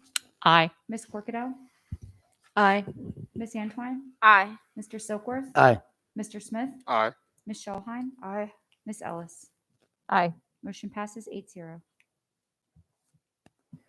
Next, item 6.03, always one of my favorites, new course approvals. Dr. Arlotto. Yes, Madam President, as this amazing team assembles before you, I recommend board approval of these courses beginning in the 2021-2022 school year, as noted, and in the 2022-2023 school year, as noted. So And moved. with that, I'm sorry. Go ahead. So moved. So moved. It's been moved. Second. And seconded. Dr. Arlotto. And with that, I'll turn it over to Mr. Lee. Dr. Arlotto, thank you very much, everybody, for the opportunity. Am I on? Yeah, we okay, hear you. good. Just want to make sure everybody at home hears us too. So thank you very much again for the opportunity to present new course opportunities for the Anne Arundel County Public School System. A little different flavor this time than in the past times I've spoken, and I want to just kind of draw those out right now. We have two groupings of items before you. Two are programs that include multiple course sequences, and we have two separate courses that are being promoted. Ms. Schallheim, to your point, I've included number of credits and the locations and where the courses are being offered, and so that's at the bottom of your summary sheet. I'd like to take a moment and allow the panelists to at least introduce themselves. We've been waiting a long time to see you tonight, so I want to make sure they get a chance to see you. Seamus? Yeah, I'm Daniel Seamus-Laraway. I'm a math teacher at Annapolis High School. I'm Ruth Goldstraw, Coordinator of Secondary Mathematics. Tammy Dietrich, Manager of Internship and Business Programs. Carla Matthews, Internship Coordinator, Broadneck High School. So a great team that's in front of you today. We're willing and welcome to answer any questions you have, any clarifying questions. There are a couple of other pieces to these proposals that will come up, and I'd like to address those as they come from you. So President Ellis, if you have any. I have no doubt there will be questions. I know a couple of courses I'm very excited to ask about. Ms. Schallheim. Oh, this is the best part of my job. I love when you all come before us and you offer more amazing opportunities for our students. It always, it's just the best part of my packet, best part of the meeting always. And thank you for the additions to the bottom of the sheet. It helps me understand the rollout for sure. So do you anticipate, I love this Apprenticeship Maryland program that you're proposing, and it looks like it's at Cat North for next year. And will it be at all other schools the year following? Is that the plan, or is that sort of TBD? How does that work? So thank you for leading with that particular program. It's very exciting. As Very you exciting. all are aware of the governor's initiative for more jobs for Marylanders, this is an exact response to that. And I'm not going to take any more of her thunder. Ms. Deidre, don't mind addressing that? Thank you. Sure. So the Apprenticeship Maryland program will be offered to every student in high school as it aligns with opportunities, focusing on signature programs and making sure that it doesn't contradict with anything that we're already doing, but just opening new doors for students and opportunities. Great. To piggyback on that, does that mean, okay, so I'm just going to take an example. So if you're in like the Project Lead the Way at one of our schools that offers that, there's multiple, I believe, you're saying that that as long as it doesn't, as an apprentice program doesn't conflict with the offering that the students get as they go through that that signature program, that they would have the opportunity to avail themselves of this internship.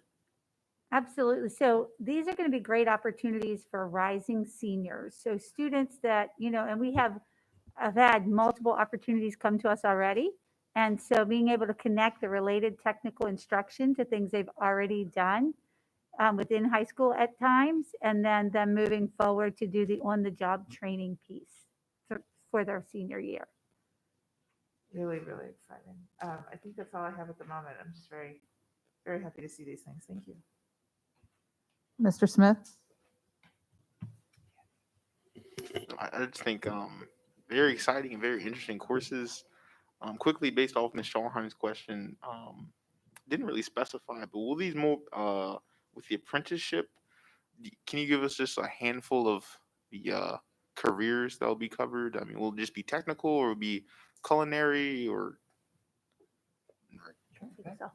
Yes, all of the above. And so, the nice thing about an apprenticeship is as opportunities come to us, and I've been contacted with cybersecurity opportunities, marine trades, electrical, culinary. And so we will look at each opportunity. We partner with the Department of Labor to ensure that they are approved apprenticeship sites, and as well as doing our vetting.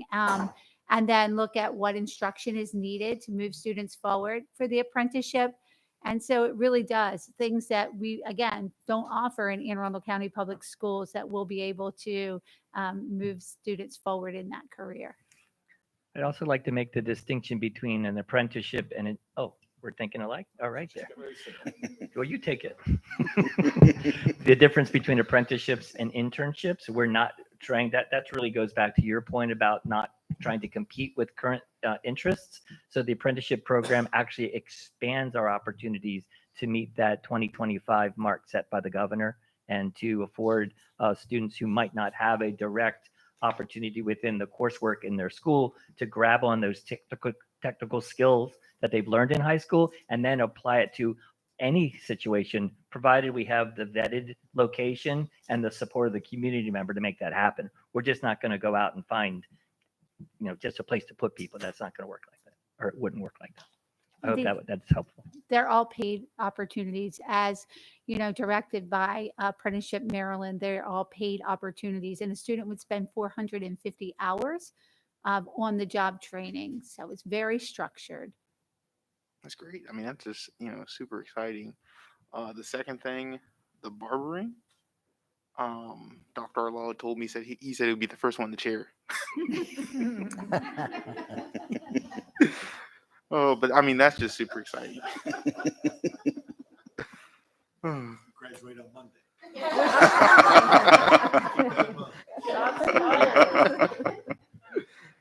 That's super exciting. And then to the financial algebra daily living and the financial algebra life and business, I think those are two phenomenal classes.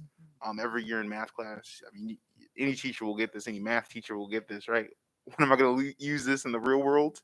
And this is the answer to that question. But I guess my question is there any thought of maybe, once we get these classes up and going for, a couple years, of maybe putting what we learn in these classes into regular math classes? Because I'm thinking of this from the perspective of an IB student in high school. right? You know, the IB schedule doesn't allow for a lot of flexibility. And even if you do have the flexibility, you might have to choose between this and maybe a band class.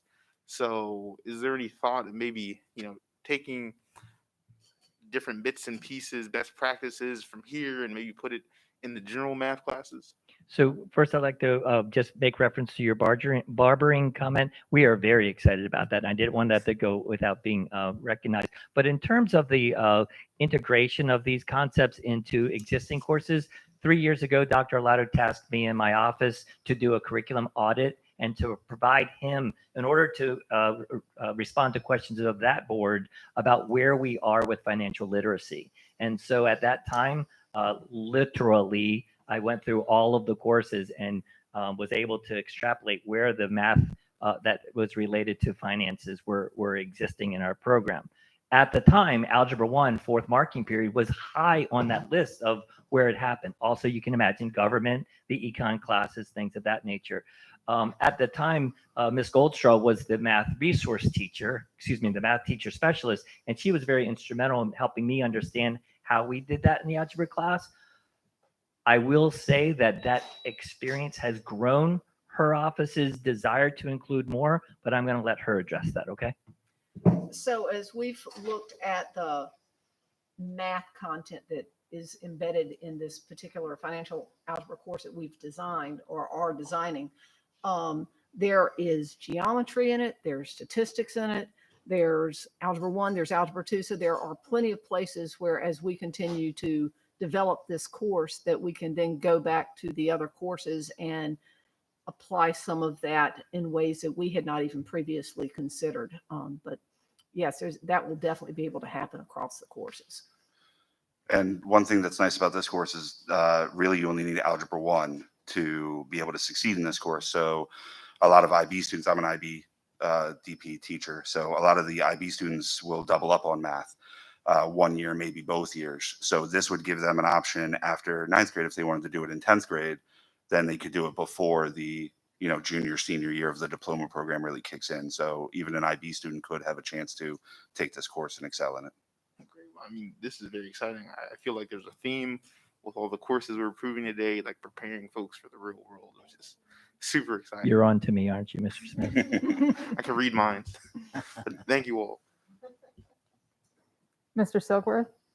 Thank you, President Ellis. I've been on the board for maybe 6 months or so, and I've come to learn that this is one of the more enjoyable parts of the meeting when you all present new courses. And I have to tell you, and I want to thank each and every one of you.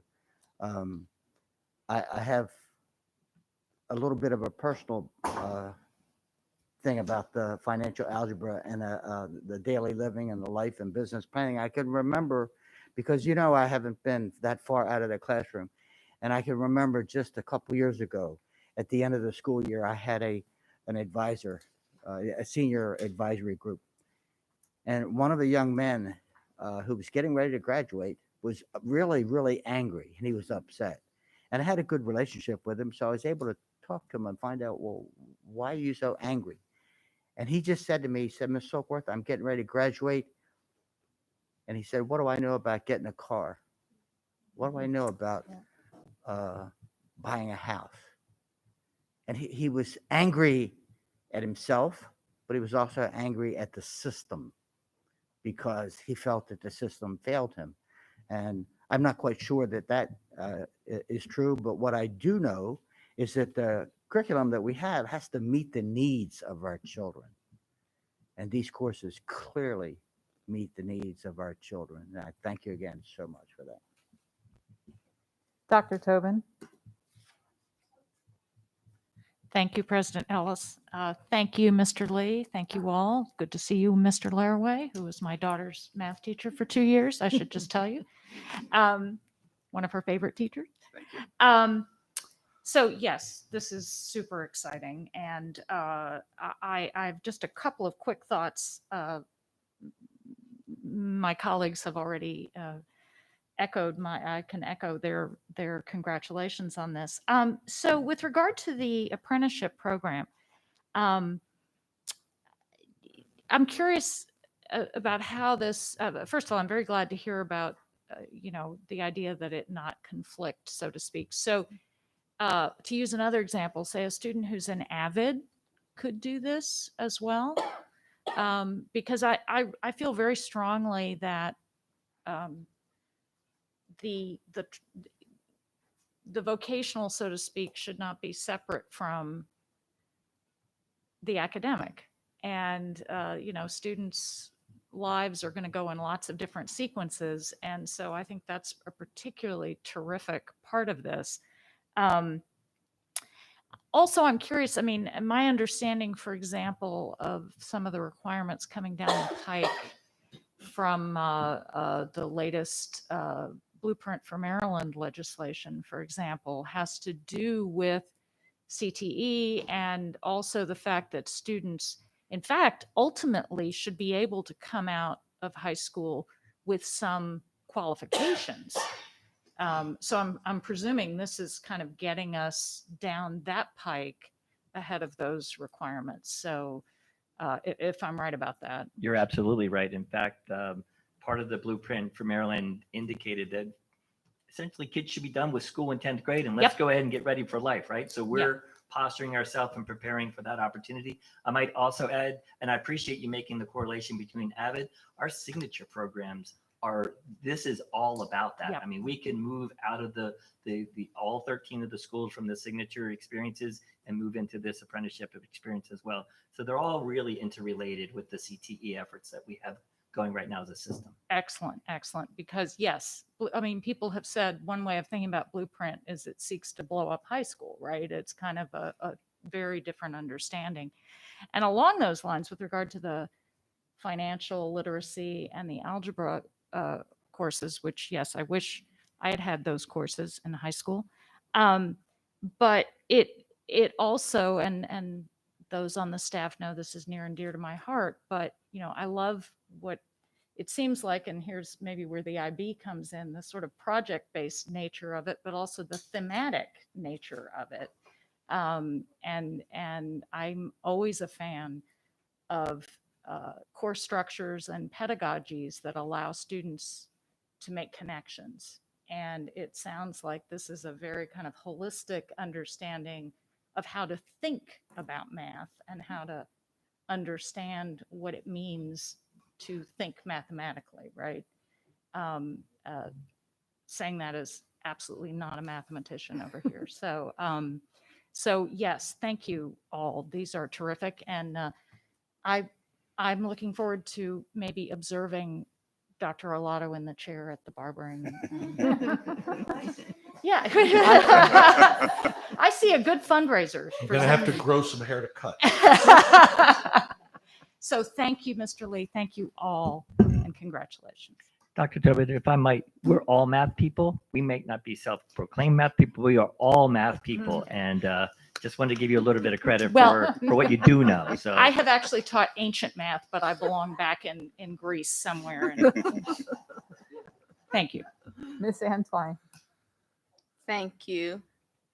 Mr. Lee, did you advise this group on how lucky they were to come in at 6 rather than, what was it, 3 a.m. with the last? we might have had that conversation upstairs. I wasn't sure after. They should wipe the brow. of our last thing. But we're good. We're Yeah, happy to no. be here. This, I have to tell you, I was so taken with the fact that you heard the board and you responded to the needs of the students after your financial literacy program presentation back in 2018. And I know then President Gilliland shared with me that he had been leading change in this aspect for a very long time, even as a student member of the board when he served. So to see this, such a well thought out program of, as Mr. Smith just shared, when will I ever need this? And I found out the hard way myself personally that I needed it a lot, right? But these programs are incredible, especially financial literacy for our high school students in preparation. I really sincerely thank you all for hearing us and responding. Then for the apprenticeship program, impressive. And I'm glad you made a distinction between that apprenticeship and the internship, because a lot of our vocational students, they do the internships, but they have to fight tooth and nail to get an apprenticeship afterwards, which makes them likely take another course of action when it comes to their career choices. So that partnership will be just simply incredible.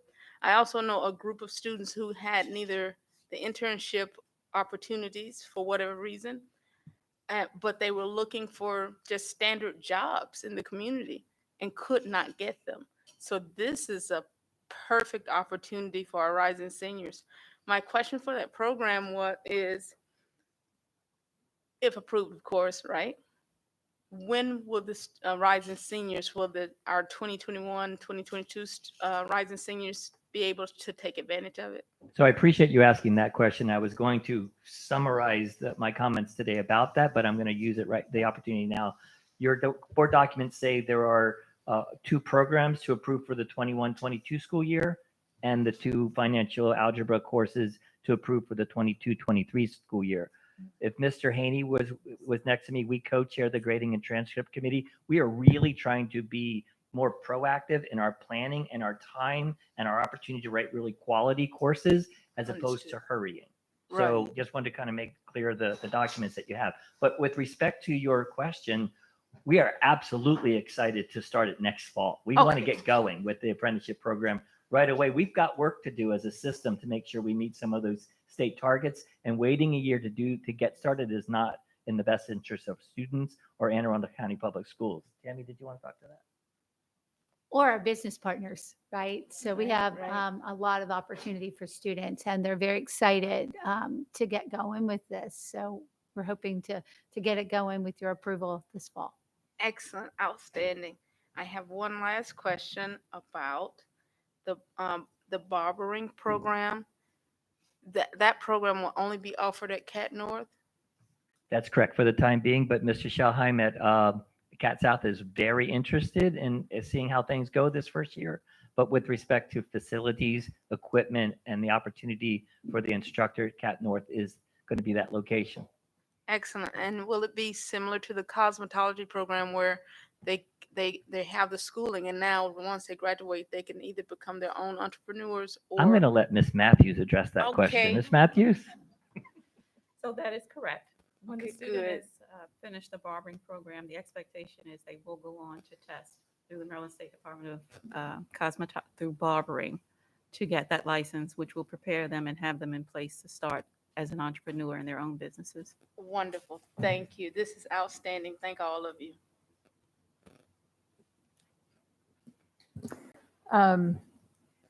As I said, this is always one of my favorite parts of our meetings, and but this particular offering today is just one of the most exciting things I've seen.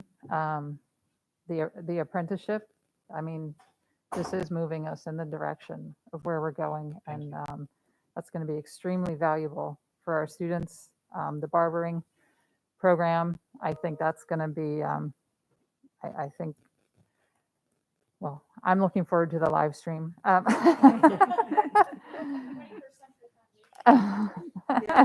right. But I too have to talk about these math course offerings. I well recall the presentation a few years ago about financial literacy embedded throughout our math curriculum.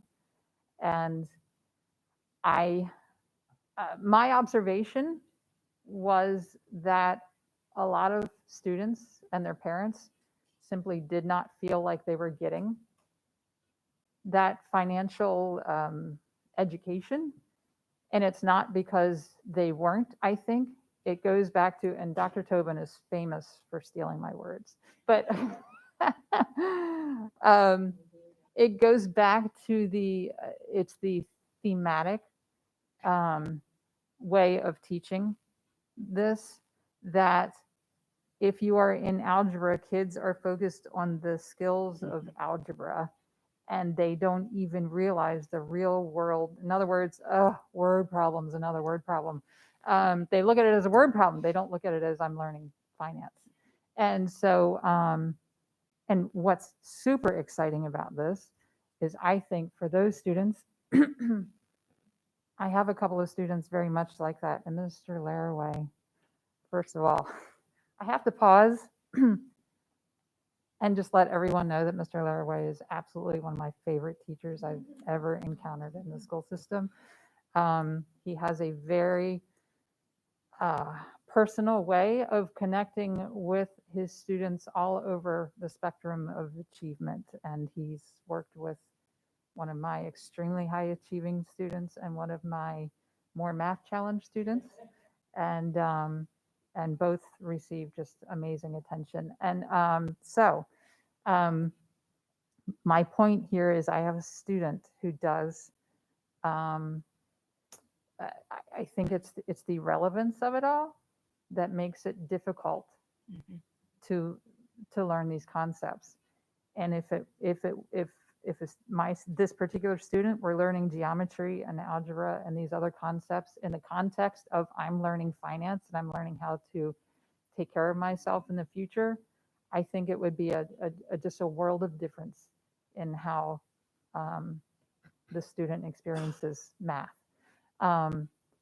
And I have to say, it was just moments ago, Mr. Lee, that you crushed me because I think I heard that these courses are not going to be offered next year. Because that's another one of my questions is, so Mr. Laraway, I believe you indicated a student would only need algebra to take this course. Do you envision this as something that a lot of senior, because Maryland now has this requirement 4 years of math, and some kids get up to pre-calculus and they could be very, very good at math, but they just don't see themselves going further. So I see this as an opportunity for freshmen, but do you see many seniors taking advantage of this? I do. I think one of the beauties of this course when we were talking about it and, kind of coming up with some of the ideas was to make it open to a lot of different types. So one type of student that we thought of was the one that you just said, the student that might take pre-calculus, but not want to go into AP Stat. Maybe they don't feel that way about it. Maybe they're not, they don't want to do AP Calc. So what do we do? Right. So it's a course for those students. It's a course for some other students that maybe don't want to go into pre-calc, as they're going into their senior year. It's also a course for students that do want to do those, but then they like money, so this course will appeal to them as well. And I think it's going to be a nice mixture of all different grades. I think, honestly, I feel like if I had to say right now, I would think it'd be actually majority seniors taking the course. So I don't think, it's going to be like the one senior and then a whole bunch of freshmen, because I know, some of the IB kids take Fitness for Life senior year and they're like, this is so weird. I'm around a bunch of 14-year-olds.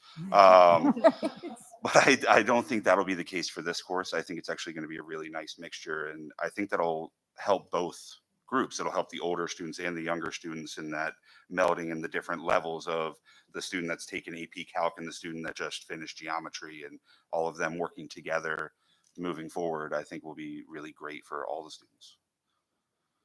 Okay, great. That's kind of what I envisioned. So I'm glad to hear you say that. Again, I wish it was offered next year. But thank you for doing this work. It is, I think it's just what everyone's been asking for. So I'm very excited about it. I certainly will be voting to approve all of these courses. Thank you. And I see no more lights. So I think we are ready. Do you have anything else you would like? Any final words, Mr. Lee? I just won't have another opportunity to thank Mr. Smith publicly. I just want to just say how much of a pleasure it's been working with you. We had our one-on-one conversation back in the fall about, some of the health issues, if you'll recall, and just you're an inspiration, sir. And I really do wish you well. Whatever life brings you, I'm sure you'll do well. Thank you. Well, thank you for that. That means a lot. Mr. Laraway. Sorry, can I just add on to that, there's been a bunch of teachers obviously watching Board of Education meetings and stuff. And we talk about how much we love you too. So Aw. yeah, you're going to be great, man. Like there's a lot of Annapolis teachers that are like, why couldn't he be in the IB program in Annapolis? Why do you have to go to be?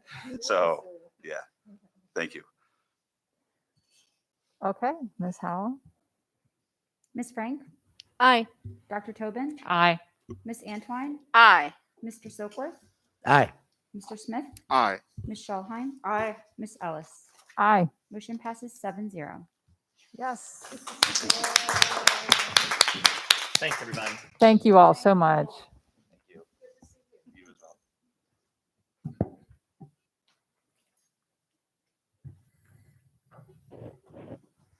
Okay.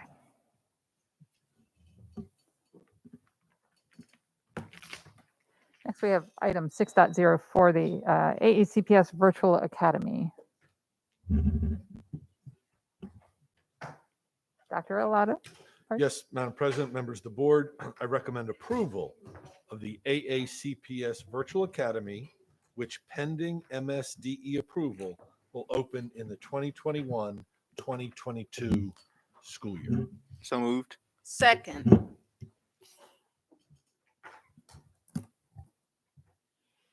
Good afternoon, board members. Ms. Ellis, Ms. Schallheim, Dr. Arlotto, members of the board. It's a pleasure to be back. It was just a short little time ago that we were here, and I know you have the big picture because we talked about it 2 weeks ago. So today we'll revisit some fairly fast and then go deeper into more of the details in some areas. So without further ado, Ms. Tillar, Ms. McEwen, and Dr. Perella are all here to take it away. Good evening, President Ellis, Vice President Schallheim, Dr. Arlotto, and board members. We're excited to be back to provide you with additional information on our AACPS Virtual Academy. You may recall that on May 19th, we spoke to you about opening our new Virtual Academy to a limited number of students in grades 3 through 12 this September 2021. As a standalone school model, the Virtual Academy requires Board of Education approval before the final steps in the formal school application can be completed to submit to MSDE. Excuse me. As promised, we will now describe in greater detail the features of our proposed Virtual Academy. The presentation will include discussion of the organization and operation of the new school, the student experience, including academic schedules for elementary, middle, and high school students, and plans to establish a vibrant virtual learning community.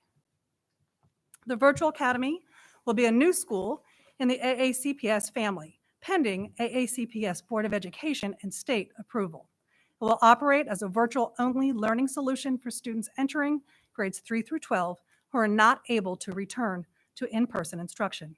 As shared previously, the Virtual Academy is a full-time, full-day program that is requiring a one-year commitment for the full 21-22 school year.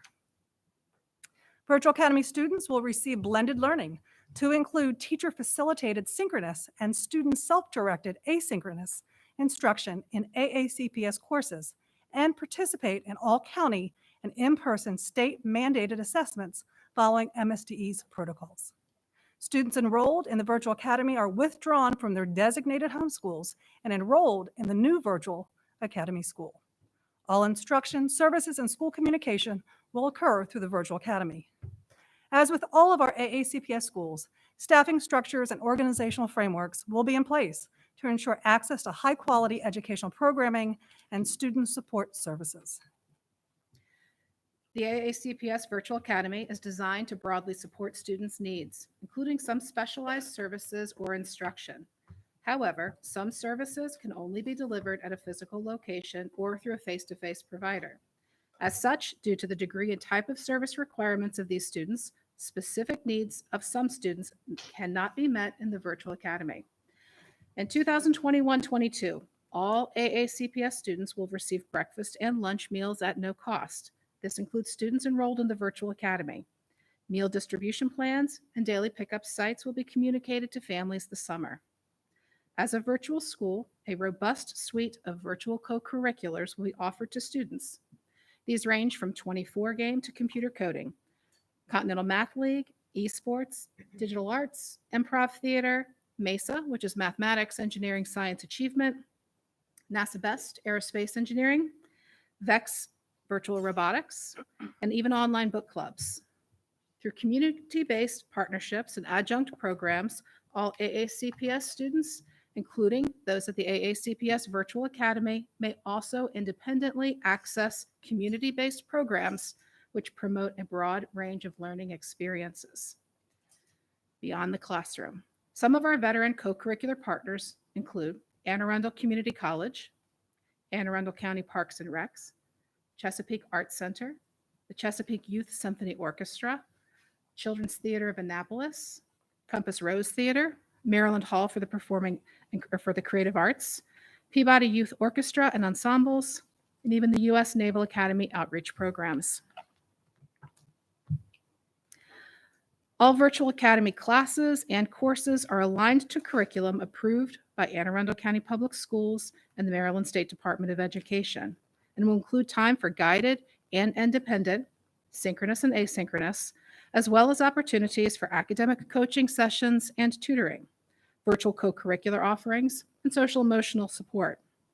In addition, high school students may opt for up to 2 approved online asynchronous courses through our relationships with the Maryland State Department of Education, Maryland Virtual Learning Opportunities, MVLO. Students enrolled in the Virtual Academy will engage in virtual-only instruction 5 days per week. There will be no hybrid in-person component to this virtual school. This is an important feature for families to consider. Virtual Academy students will not attend any part of the academic year in a school environment, not for instruction, clubs, activities, nor sports.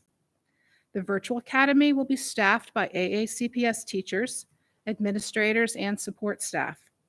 Parents and guardians will partner with the staff of the Virtual Academy to support their students' success.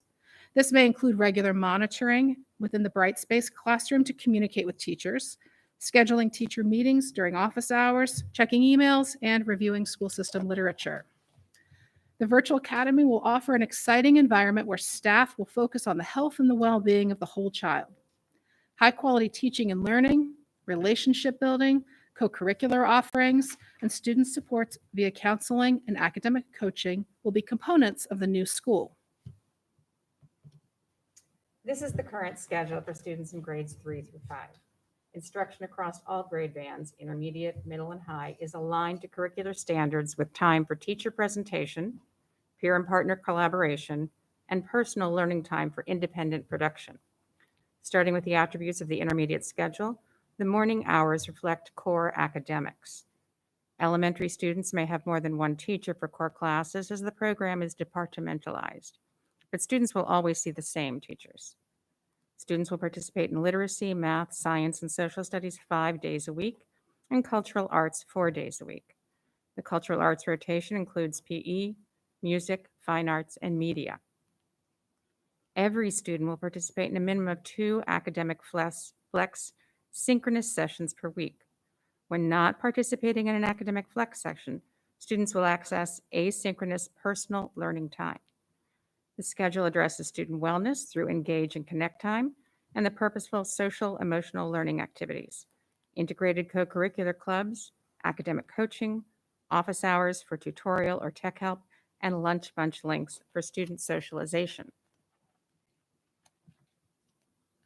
This is the current schedule for students in grades 6 through 8.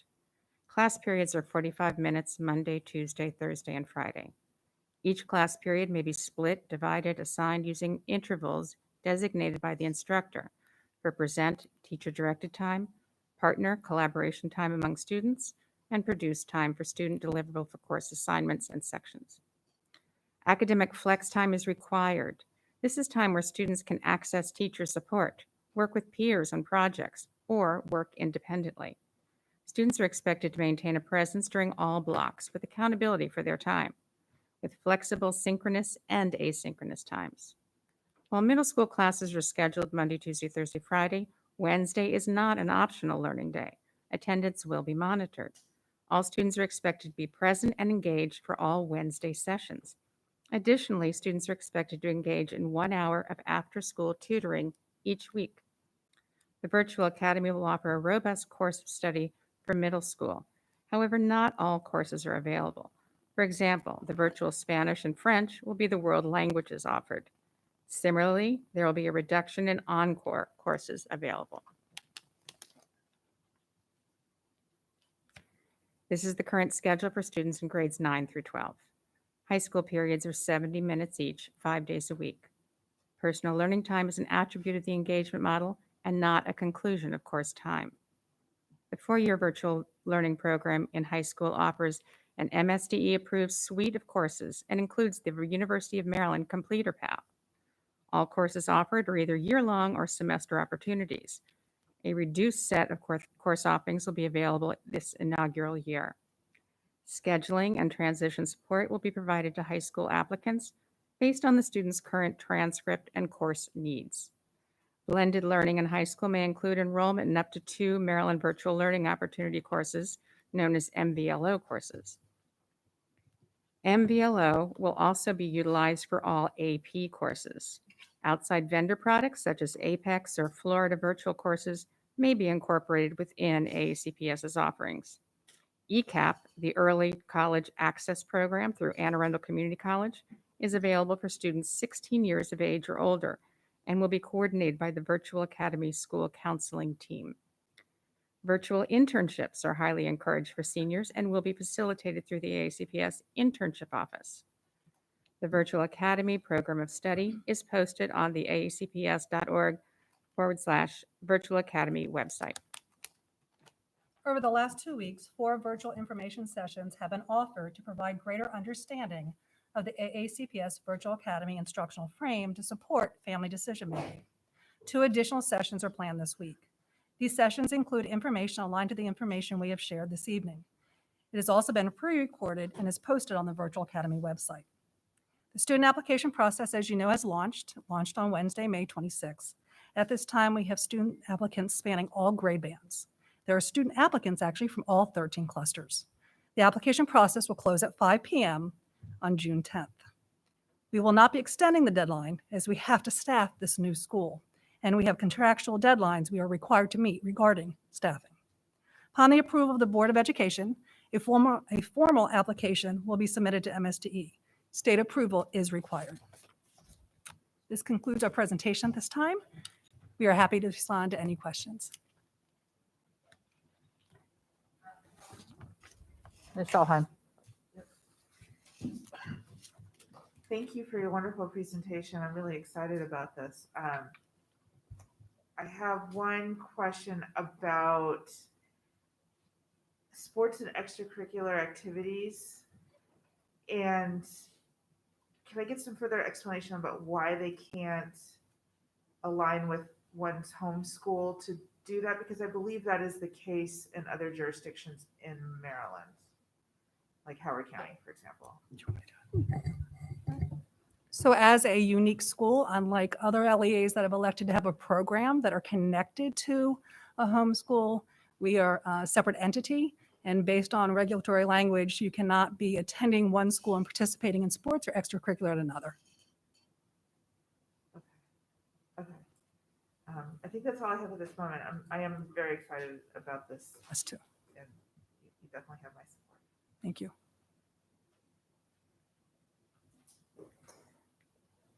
Ms. Antwine? Thank you, President Ellis.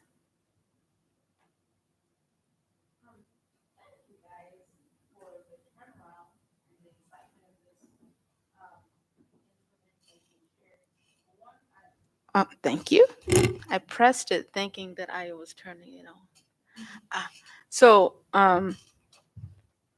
I kind of want to go to the virtual school myself. The offerings that you guys have, it's just amazing and incredible. My question is, and I understand there will be no kind of hybrid or integration of extracurricular activities. Got that, and even the sports. When they make these decisions, but what about for the high schoolers specifically, the programs that are offered like PVA, and middle school too, like PVA, CAT North, CAT South opportunities. If a student enrolls here, will they not be considered for those additional programs? No. So the challenge is, Ms. Antoine, that this is a school for students who can't come back to the brick and mortar, right? Okay. And so the idea here is that these other offerings won't be available inside this school. However, we will have co-curricular virtual activities and clubs for them. Understood. And Mhm. and I guess I misunderstood that No, from the that's a great beginning. question You you guys asked. definitely said that. No, but it's a good question. So thank you for that. Then the staff for this academy, will they be virtual as well? And are they coming from within AACPS, or could they be, say, in New York and teaching virtually here? So at this point, we are looking to staff the school just like we would be staffing a brick and mortar, ensuring that Fidelity with certified teachers are engaging our children in the variety of courses. Teleworking agreement is being considered and has been approved. We actually utilized it this past year, and that would be considered in the hiring process. The job description and the posting is up. We're really wanting those that are dynamic, that can really bring teaching alive through that virtual platform. So that qualification and their ability to really touch and engage our students will be critical. So a teleworking agreement will be a critical piece of the hiring process. Wonderful. Thank you. You're welcome. That's all. Sure, Mr. Smith? Like I said 2 weeks ago, this is very exciting. What a time to be alive. So I think it was Antoine. I don't think I caught the answer. So magnet programs will not be offered Correct. through this. Okay, great. And I guess how will gym class work? That will still be virtual, right? Since there will be a gym class, correct? Mhm. It'll just be virtual, right? Jumping PEO jacks. requirements of COMAR, so it will be fully embedded in a virtual platform. Awesome. Exciting.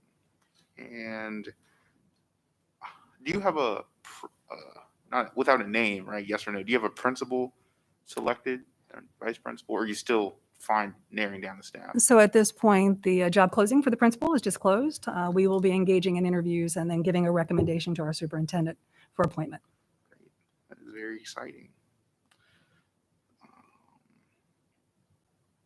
Oh, and then back to the sport question. Just being an athlete myself, I just know how important sports can be, and maybe even if there's just one student at the academy, right, who says, I'm not going to school, but I want to participate in a sport, I wouldn't want them to not be able to participate, because I've seen at all levels what this can do to students, physical health and social and emotional health.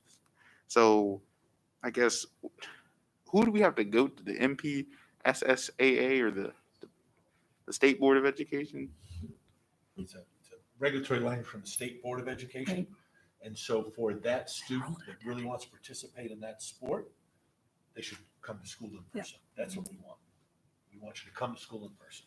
No, I hear that, but people have different life situations. No, I don't disagree with you. Of course. But if that's really, really important to that student, we really want them to come to school in person. Of course. Take advantage of everything that we have under that roof. But this is, for those students that are not able to do that, right. This is going to be a wonderful option that we're beginning to create. And Mr. Smith, we did build in esports for that reason, so that athletic excitement is still operational, but uniquely being applied. That's exciting too. And then lastly, do you have a mascot yet? Not yet, but we've been thinking about the lynx or a mouse. Somebody, I think 2 weeks ago, gave some recommendation. Since it's an inaugural school, we want the student body and the new community to design that just like they would be doing in any other Anne Arundel County public school. But we have thought of you. Oh, well, like I said, this is just very exciting. I think I said that like a dozen times now. I'm just so giddy about it. I can just imagine, this is just great. It's great. Thank you all.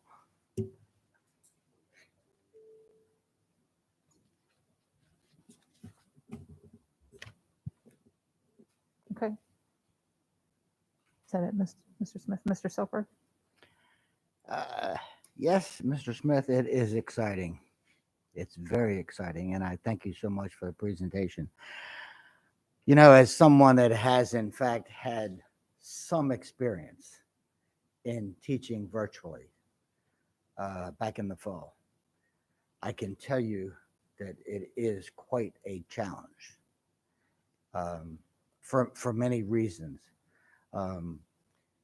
However, I would say that even though it's virtual, it doesn't change the fact that the building of relationships is in fact the number one thing. And so I have all of the confidence in the world in Dr. Alada and staff to be able to choose those individuals who will be experts at building those relationships. Just one question, will the staff be chosen and will they know before the end of this school year that they will be That's on the staff? goal. We definitely have negotiated timelines of July 15th, so we have to do it prior to that, but our goal would really be to finalize the staffing plan before the end So of the the school new year. principal and staff would have the opportunity to get together Onboarding and- is important and valued. and planned. Okay, thank you. Thank you so much. Dr. Tobin? Yes, thank you. I will echo the excitement of others about this. This is really extraordinary, especially in the time that you've had to put this together. A couple of quick questions. To follow on to Mr. Silkworth's questions regarding staffing and so on, I'm assuming that you will have whatever normal coaching you would have in any school, but this obviously is highly focused on teaching in the virtual environment. So I'm assuming you're looking to staff that as part of the school staff. And like so many things we do at AACPS, I foresee us becoming leaders in that sort of capacity building. So I would imagine that's part of the picture. Absolutely. Professional development is always part of the picture. Yeah. Particularly in this area that's new to us. That is very much the reason why it will be important that we select staff on the front end, the administrators, and the teaching staff on the front end that have some experience, that have some knowledge, and have a passion for working in this environment. And then, of course, we'll continue to, that administrator will continue to bring that staff together, and they'll continue their own professional development in this virtual environment. Excellent. And then also, what is the capacity you're looking to build with regard to special education, handling IEPs, 504s in this format?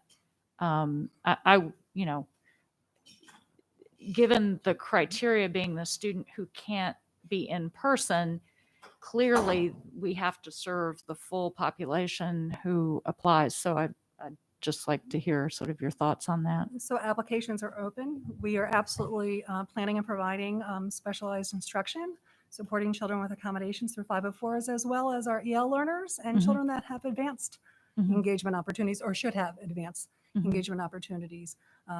We are asking our families to really look at the criteria, and if they believe their children meet the criteria, put an application in.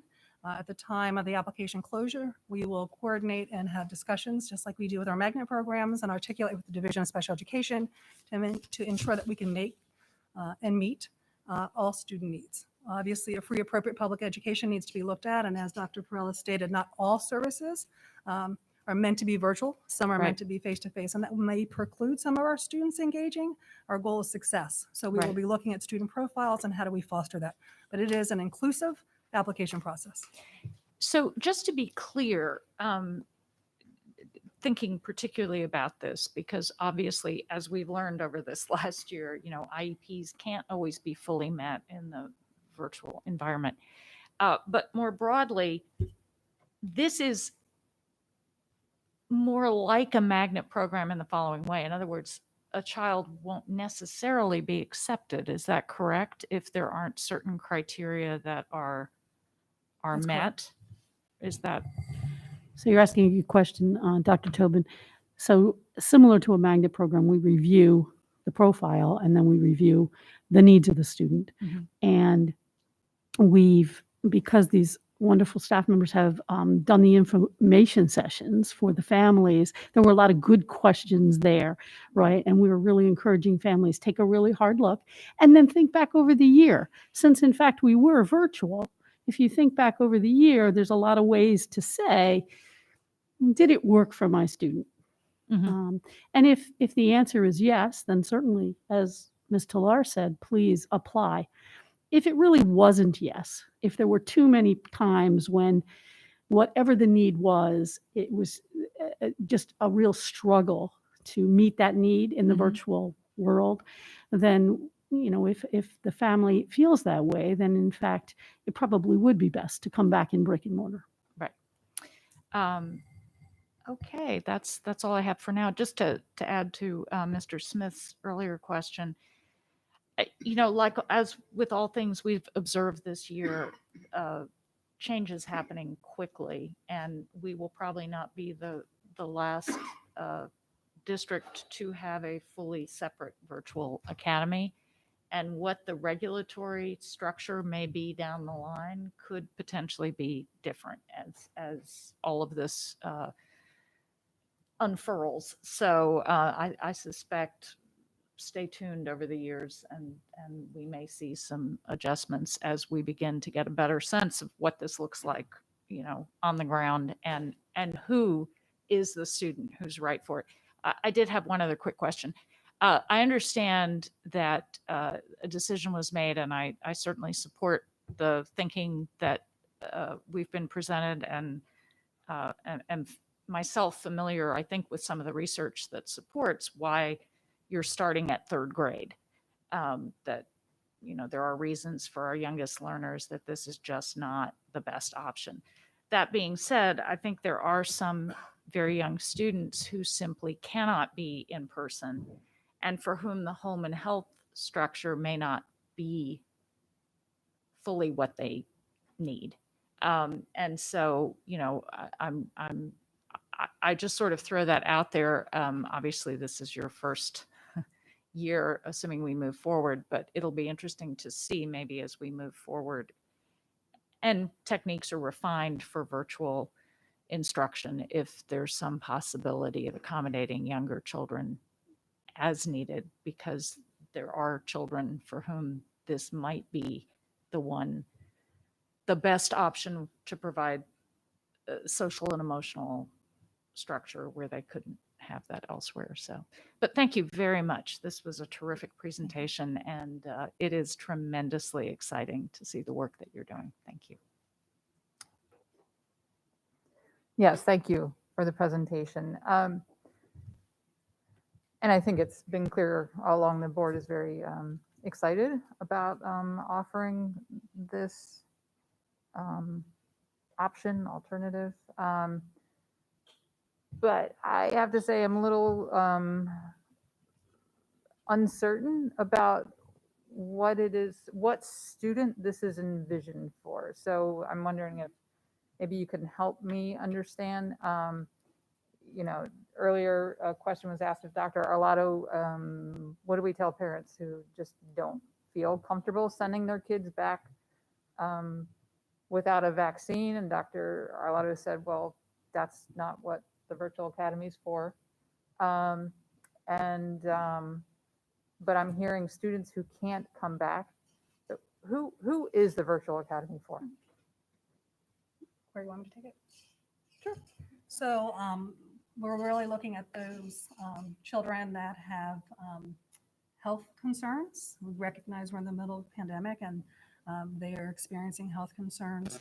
Someone in their family during this time period also may have some attributing or some impacting health concerns to the child, social emotional concerns of the child, and inability to return. And then we know there's some unusual circumstances, things that happened during the pandemic that cause some strife in the family that are affecting the child that need to be considered at this time. We have stated that the families really need to consider the success this past year in the virtual learning environment and the child's comfort in engaging in a teaching and learning platform that is through a computer or through an online frame. But unlike this year, the learning stamina, the expectation of a full day, the self-direction and that independence are all critical parts because they are engaging in our AACPS COMAR-driven standards and skills and our courses. And so that's a critical part to ensure that self-direction, that ability to go between a facilitated synchronous or teacher-led to a asynchronous self-directed, where they're showing production of their work and their mastery of their of their skills and their standards is a critical part of the academy. Not unlike global explorations of a virtual world, because we looked at research, we looked at what was happening within the state, what was happening nationally, what was happening globally. Actually, ours is more of a balance. It's pretty much a consideration of the foundation and the comfort our families were experiencing this year with the synchronous piece, with integration of the asynchronous. A lot of the schools and programs that are designed around the world are more asynchronous in nature. And so we really did our first launch year. We have a little bit more of a greater balance at the high school because of the MBLO component of it, where it's more of a 50-50, but it is about 75-25 at the elementary and middle level because we recognize this is our inaugural year. This is our launch. And we're bringing back those high expectations of grade and course engagement while looking at a blended learning platform, really for the first time.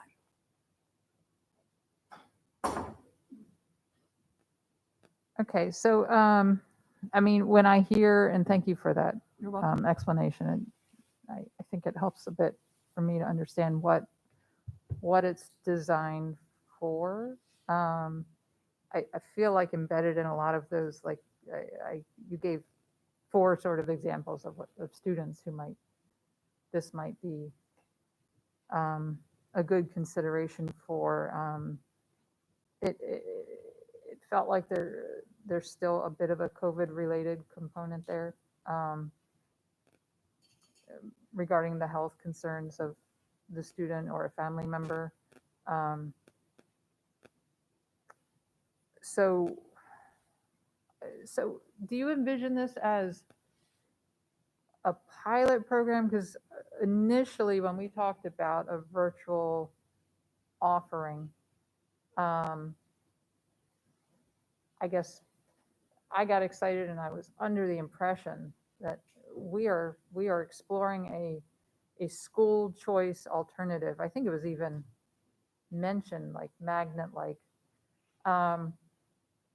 And so there's a whole host of reasons that families choose to homeschool.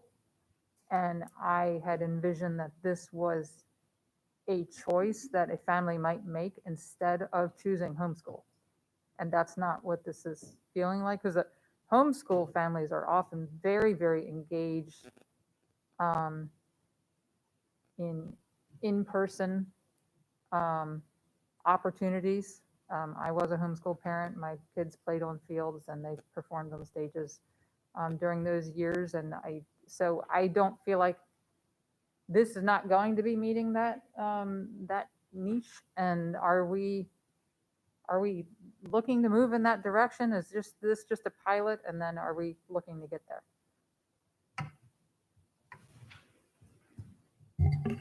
So I won't say it's a pilot, but this is our first year. And so I also wouldn't say at the same time that it's etched in stone, right? That we'll learn and we'll grow over time.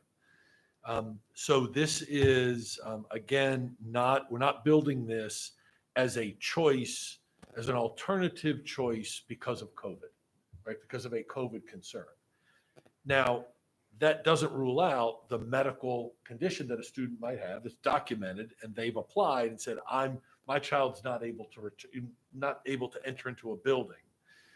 And they've got the documentation and we review it and they're approved for the program.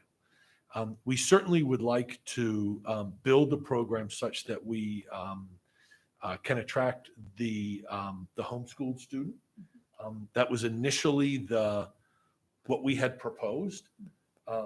That was not funded by our county executive 2 years in a row. We were not able to fund it. That was initially our goal, but then COVID hit and we had to build this whole virtual environment that we're currently in. And so we thought we could take advantage of, and the monies that we will be using to support this will be federal funds, and those funds, of course, have to be earmarked for technology issues and building and utilizing as a result of COVID. And so this falls into that category, which is one of the reasons we built it the way we have. We really like the idea, I've been talking about it for several years, of bringing the homeschool students back to us and creating an environment for them. And we hope to do that over time. So when you say you hope to do that over time, it sounds like we would still have an impediment to students participating in sports and extracurriculars under this design. So correct. Is that That's something right. we would potentially, as we look to expand, be looking at some sort of other design, the way homeschool students go take tests in their home appointed school. So I know I get a sense from this board, I'm not the only one who's spoken to this, that if we get to that point where we have basically an option, an alternative for a student who would otherwise be homeschooling, that we need to provide them the same opportunities as our other students, including sports and extracurriculars. We're looking at partners, actually, the community-based partners actually being that environment, so that, COMAR right now says, I can't allow a student in the virtual school back to their home school to play sports for that home school. So I cannot allow that right now. So, and the co-curricular aligned very much with the home instruction world, right? That Maryland as a state has decided not to do that, not to allow the co-location of a student. However, the partnerships we have in the community can be a place where the students who decide to seek that in person in the future could absolutely do so. So if Howard County and Baltimore County and other districts have developed a program so that their students are able to participate with their local home school, what's the reason for not going in that direction? So the program idea is an interesting one. And in order for students to be actually able to play for their home school, sports in this case, we would have to align the virtual program with every one of our 13 high schools. And even then, there's a gray area, and we believe that MPSSAA would say no to it because they would spend no time actually learning in that school. And the language actually talks about a student learning inside the school. So it's an interesting place right now. And I think the LEAs that are looking at it across the state, I don't think there's been a decision yet whether or not they're going to formally do it or not. I think they're looking at it. And that's one of the, so Dr. Mann hit on one of the, there are a number of variables why we can, that we considered regarding program versus school. One of which is the student in the virtual academy will never walk into that school, yet their test scores, attendance will all be recorded to that home school. Yet the home school doesn't have any jurisdiction really over that child because they would be in the virtual environment. And that was one of the concerns we had about reporting back test scores, attendance, and those kinds of things back to the home school as it relates to that student that's in the virtual world. But that does happen now with homeschool students. Some do choose to take tests in their home. I'm sorry, Mrs. Solitz, I just didn't hear. Sorry, currently we do have homeschool students testing in their, I guess, home appointed school. Yeah, would they go into test? Absolutely. Right. Right. But they're at this moment in time not allowed to be part of the co-curricular offerings or the athletics offerings. Right. Yeah. But we don't receive funding for those students. We will be for our virtual students. Okay. This is certainly something I wish to continue to try to work on. But I do thank you for all the information. Ms. Antwine? I just had another quick question. I heard you share that June 10th was absolutely the last day.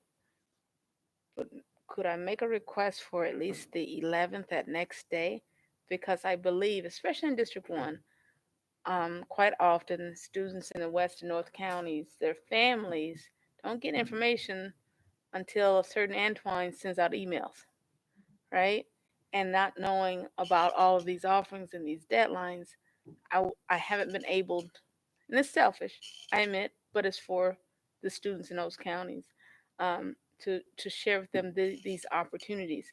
I do know that virtual learning would be very beneficial for a host of them, if we could allow at least a Friday or a Monday deadline rather than that Thursday.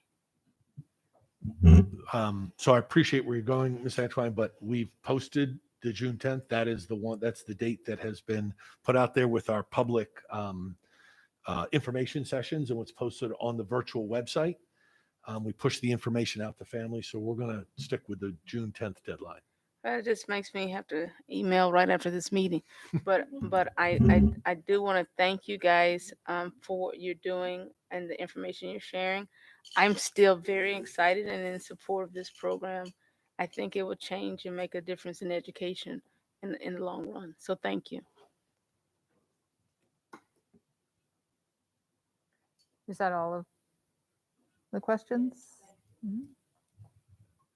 All right, thank you so much. Pardon? Oh, yeah, we do have to vote. Miss Howe? Miss Frank? Aye. Dr. Tobin? Aye. Miss Antoine? Aye. Mr. Silkworth? Aye. Mr. Smith? Aye. Miss Schallheim? Aye. Miss Ellis? Aye. Motion passes 7-0. Thank you. Mr. Smith?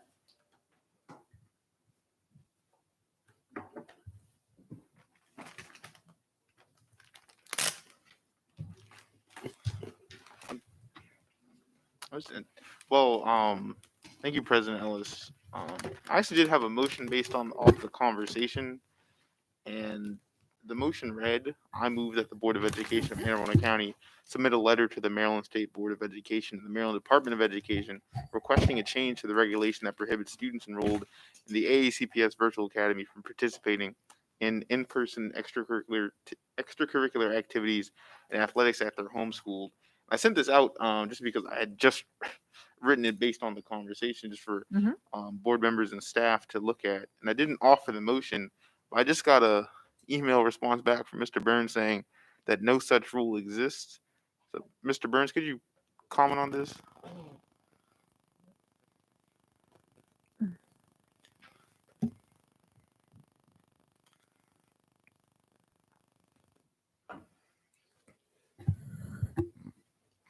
Members of the board, Dr. Arlotta, Darren Burns, board attorney for the record.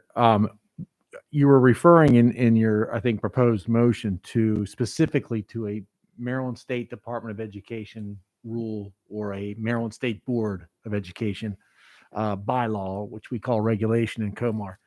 I'm not sure I'm articulating well this on. That's not what I heard Dr. Arlotta or the staff report to the board was the reason for the co-curricular, the limitation on co-curricular activities. What I think I heard meeting before was something in regard to MPSSAA guidelines and the state generally. I think you heard an explanation tonight about the focus of the program and how this program is set up.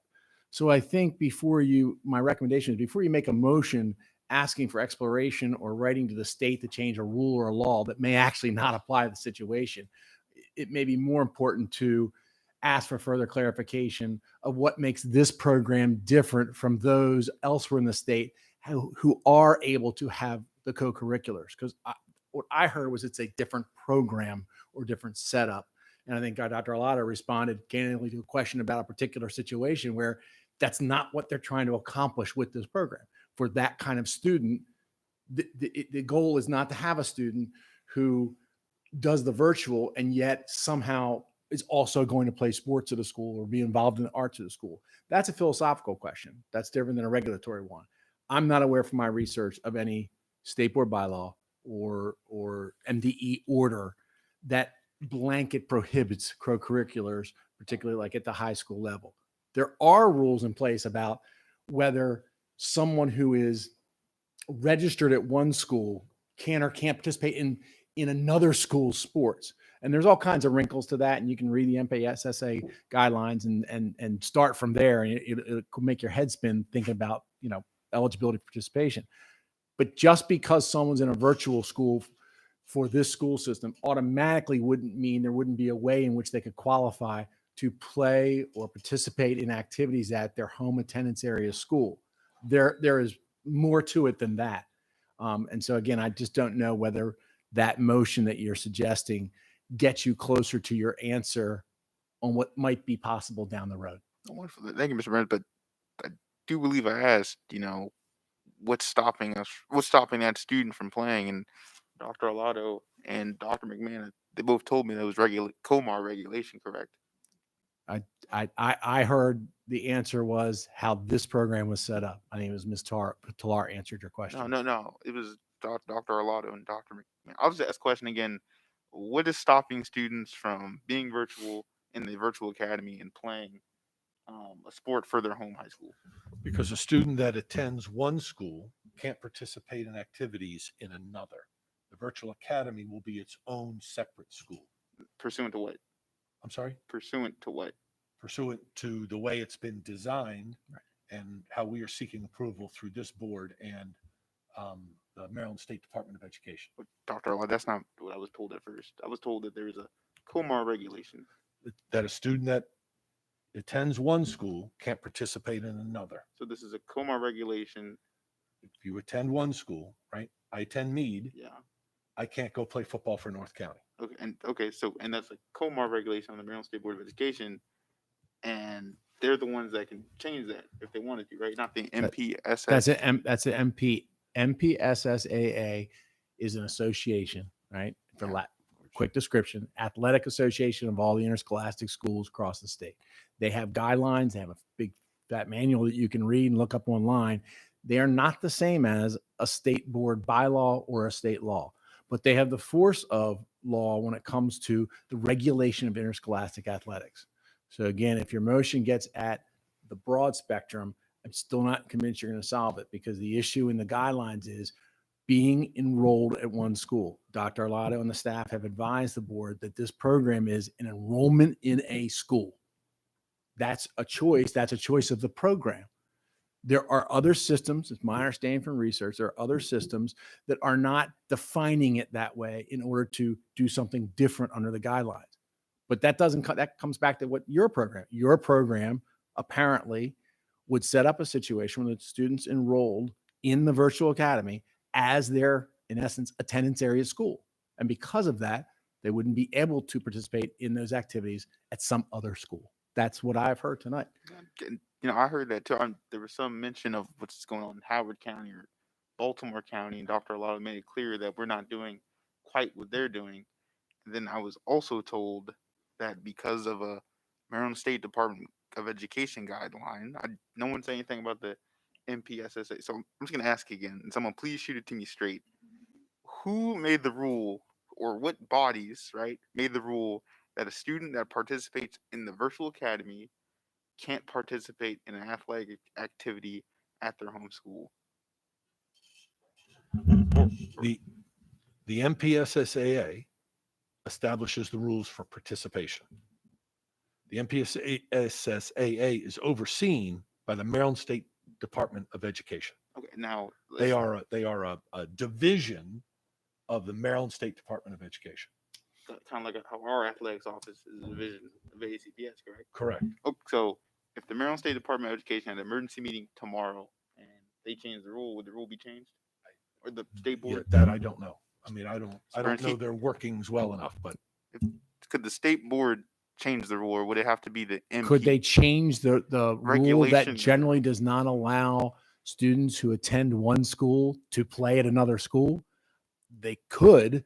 I can't imagine the results of that statewide if that occurred, which gets back to, I don't think the question you're asking is the concern in this county. The question is, what does it mean to attend the virtual academy?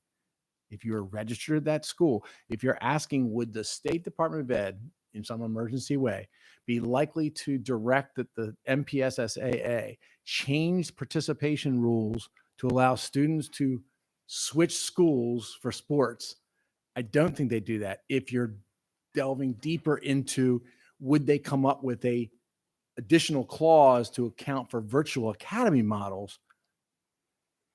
Your guess is as good as mine. Perhaps there'll be interest in that, but that's different than changing a rule. Great. Thank you, Mr. Burns, for everything. And there's a saying, you have not because you ask not. So I move that the Board of Education of Anne Arundel County submit a letter to the Maryland State Board of Education and the Maryland Department of Education requesting a change to the regulation that prohibits students enrolled in the AACPS Virtual Academy from participating in in-person extracurricular activities and athletics at their home school.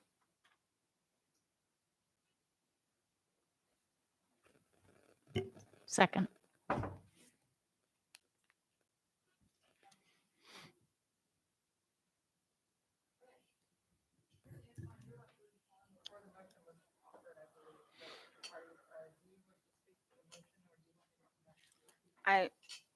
I'll just wait on the motion discussions. Thank you for that. Because what I was going to ask is that some clarification come in from Mr. Burns about this virtual academy. So, and he answered that. Thank you. Dr. Tobin? Yeah, I would just offer that I'm not absolutely sure that the most productive way to proceed here is with a motion right now. I think that clearly there's some examination that needs to be done about what, as Mr. Burns has laid out, what the issue actually really is. And I think that, as I indicated earlier, I think the more there's discussion around a virtual school, the more we may refine what it is we're asking. Because clearly, I would say it's pretty clear this rule, such as it's a rule, is likely based on an assumption of bricks and mortar schools. But that being said, now we're getting into new territory, and the implications that Mr. Burns alluded to are very clear. For the state to suddenly overturn that rule for every school in the state would throw a whole heap of stuff up into the air. On the other hand, to examine carefully what a separate virtual academy actually looks like, and maybe as more come about, what the implications of that are, that's more complex, but could ultimately result in just a definitional change of what we're talking about when we talk about one school versus another school, right? And all of that's unknown. That's conjecture on my part. But so my suggestion would be to say that we're interested in pursuing further examination of this with an eye to, a better understanding of what it really means to have a virtual academy and the implications of that for having students participate in sports potentially in a physical way. But right now, the school structure doesn't accommodate that, basically. But ultimately, it might, and we should look into that. So, Ms. Frank? Exceedingly well stated, and I agree with everything that you just said. To that, I also would want to say, as part of the motion, at their home school, I mean, although this is new and the verbiage, I mean, I feel like we're moving further than the definitions that we have to work with. So the term homeschool, would that actually even apply in a virtual situation? Because then that school is their homeschool, right? So I think, to Dr. Tobin's point, I think a little bit of, just kind of, slow down a little bit and try to figure out what we're doing here is a good idea. Essentially, the other point that I heard a couple times was this is for medically necessary students. And I don't know that sports is going to be a burning issue this first year out, but perhaps as we expand, this is certainly something that we should be considering, but maybe just not tonight.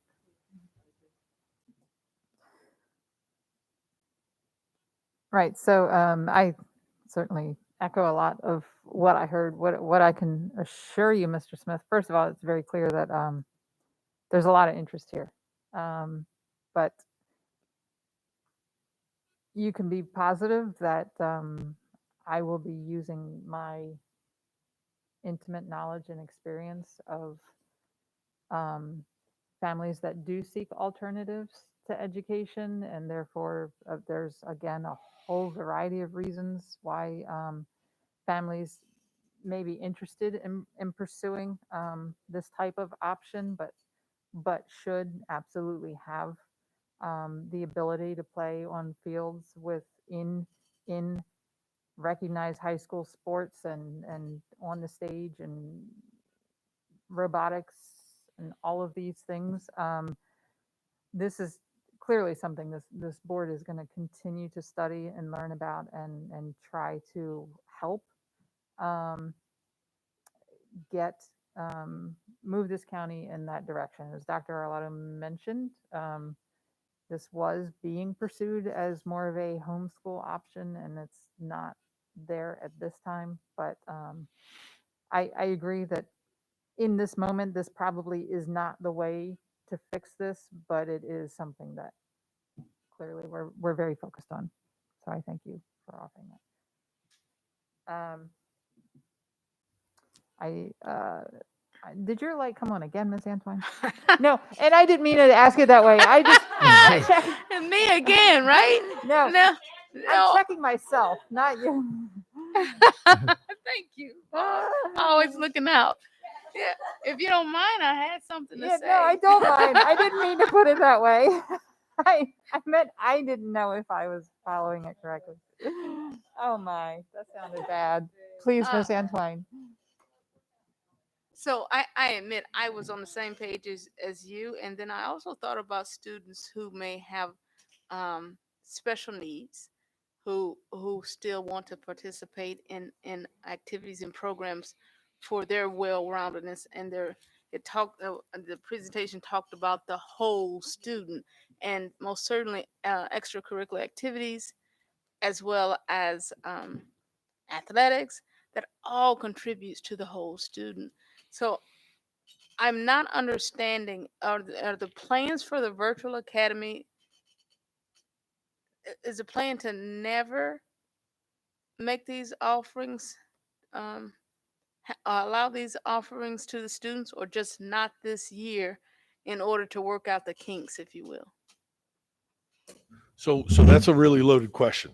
So the short answer is this is a virtual academy. So no in-person interaction. So it's not for that student that wants to be part of the play or wants to play baseball or wants to be in person with robotics. It's not for them. We want them in our school buildings, under our roofs, interacting in person with their colleagues, with their classmates, and with the teachers. This is we're planning right now for a fully virtual option. What it's going to look like 5-10 years down the road, I don't know. I think Dr. Tobin is absolutely right in her comment that this is new for the state and across the country to be offering virtual instruction at this level. All 24 LEAs in the state of Maryland will have a form of a virtual academy, much like ours. Not nearly as good as ours, but much like ours. But the Maryland State Department of Education eventually will catch up with that demand and that need. And I would expect changes to occur, not only regulatory wise, but legislatively, to make things merge over time. So I'm speculating, but I think you're absolutely right. And your comment is right on. Right now, the Maryland State Department of Education is receiving lots of phone calls and requests from the LEAs and some applications. They're soon to receive ours, and they're scrambling. I don't mean that in a bad way. Understood. They're building something. They're building ship that they're, right. They're building this plane while they're flying it. That's exactly right. And so it very well can change. I expect that it will over time, But this initial piece right now for us is it is a virtual academy.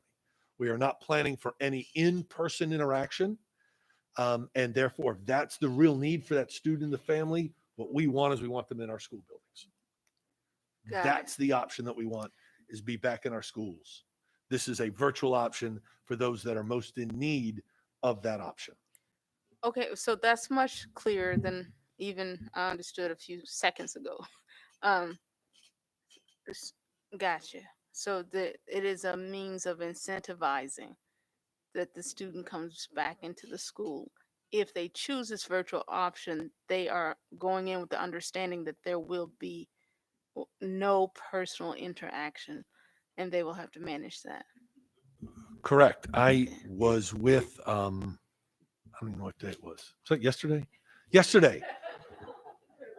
Dr. Salmon, our state superintendent, the deputy chief of staff to the governor, Dr. Jinlin Chen, who directs the Maryland Department of Health, and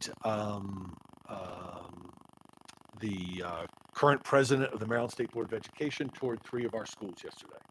They were with me at Annapolis High School. They were with me at Bates Middle School, and they were with me at Mills Parole. All fabulous visits. And Dr. Salmon asked me with this distinguished group about our plans for Virtual Academy. And I won't attempt to quote her, but she was very, very clear that we are not to be providing options for everybody in a virtual environment. That is not the purpose. And it will not be approved, and those are her words, it would not be approved, and all virtual academies and virtual options have to be approved by the State Board of Education. Got it. So it is, we are all creating these across the state on a very limited basis for very specific reasons. And what we really want is we want the students in our schools under our roofs and interacting with our teachers and their classmates. Understood. Well, I have to say, Mr. Smith, I believe the motion is definitely on, I think it's a proper motion. But we have new information that we, before the motion was made, we just didn't have. And most importantly, we're thinking about the wellness of the student, right? So I don't plan to not support or support. I plan to abstain if you continue with the motion. But I think too, as this board, we need to keep an eye out, because I have a hard time understanding how a student, the whole student, can be accomplished as this is intended to be without any sort of personal engagement over time. That's it. Okay, before I give it back to you, Mr. Smith, so it's been said here a few times, Dr. Alato has said, we want them in our buildings, and I can see where he's coming from, but there is, I think, a philosophical discussion to be had, and again, that is not tonight. I see a real, I think it's proper to hit the pause button and not to suddenly offer an alternative so people consider, because I think people are considering whether or not they're comfortable, and they're afraid to move forward back to more normal. So I see an advantage to, all right, let's get us back to normal and then look at what we want to offer. I philosophically, outside of COVID and outside of getting us back on track, I don't agree with the statement, we want them in our buildings. We have a large homeschool community in the county, and if we are able to offer something and work with these families, and they can take advantage of the expertise in our school system, and we can receive funding to provide that service, it's a win-win.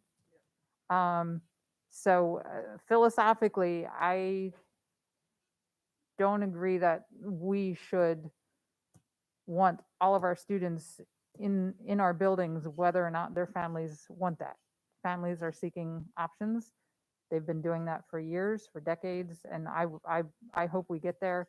But I guess I can appreciate hitting the pause button for at least a year to kind of get us all back on track. Mr. Smith? Thank you, President Ellis. I just want to thank everyone for their comments. I guess what I really just want to say is, I mean, to me, all this is pretty straightforward.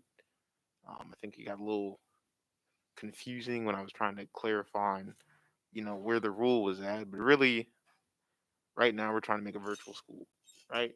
Instead of going to Meade High School every day, you go to Google Classroom every day. And you do that for the entire year. I just want it to where if a student wants to, for any reason, right? It's just that's their prerogative. They want to log on to and do class virtually, but play a sport at their home school, which is the school that your house is geographically designated to. That's why students have to apply to this academy. They can. And I see where some hesitation comes from. I mean, but really, it's really just a straightforward ask. And even if they don't, go for it. Just like even if this motion doesn't pass today, it's on everyone's radar, right? It'll be on their radar. So I think it's really just an ask, just to get the conversation started, because I'm sure, right, we're gonna have the Dr. Lau said we're gonna have the best virtual academy, right? That doesn't mean it's gonna be the only virtual academy. So these other school systems might have the same idea, right? They might have a student member who says, "Hey, we need kids to be able to, play sports while they're virtual." And then also, I see Dr. Law's point about what the state superintendent had to say, but quickly to that, I mean, next time the state superintendent wants to visit ACPS, Meade High School, MacArthur Middle School, Seven Oaks Elementary School.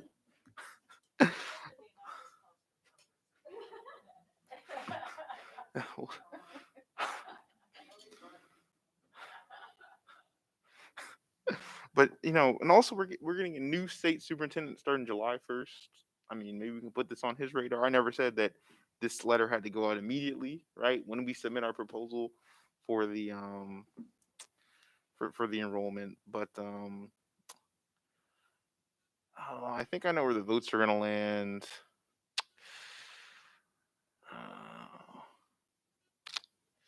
I only have a meeting left before my voice is just relegated to 2 or 3 minutes in an email. A strongly worded one at that. So I might as well. I mean, we got this far. We had the conversation. So, if it passes, it doesn't, like I said, we're getting the conversation started on this. Hopefully in the future, we can partner up with, I mean, we can make this happen, right? We're a student, because I want this. I don't know. This is my vision for this, right? I hope this virtual academy turns into an alternative, just like evening high school is an alternative, right? Where students, just like President Ellis was saying, with the homeschool parents, where they can team up with the ACPS and get the best of both worlds, right? You're at home, but also you're getting that public school education, because nothing can beat it. So, I just hope that, I just want this to expand into something great. So that's enough talking for me, and I'll keep the motion on the table. Mr. Smith moved that the Board of Education of Anne Arundel County submit a letter to the Maryland State Board of Education and the Maryland Department of Education requesting a change to the regulation that prohibits students enrolled in the AACPS Virtual Academy from participating in in-person extracurricular activities and athletics at their home school. Ms. Frank? Nay. Dr. Tobin? Nay. Ms. Antwine? Aye. Mr. Silkworth? Nay. Mr. Smith? Aye. Ms. Schallheim? Nay. Ms. Ellis? Nay. That's 2-5. Motion fails. All right, this concludes item 6.04, and now for policy adoption second reading. Item 6.05, safe and inclusive environments for LGBTQ plus students, code JQ.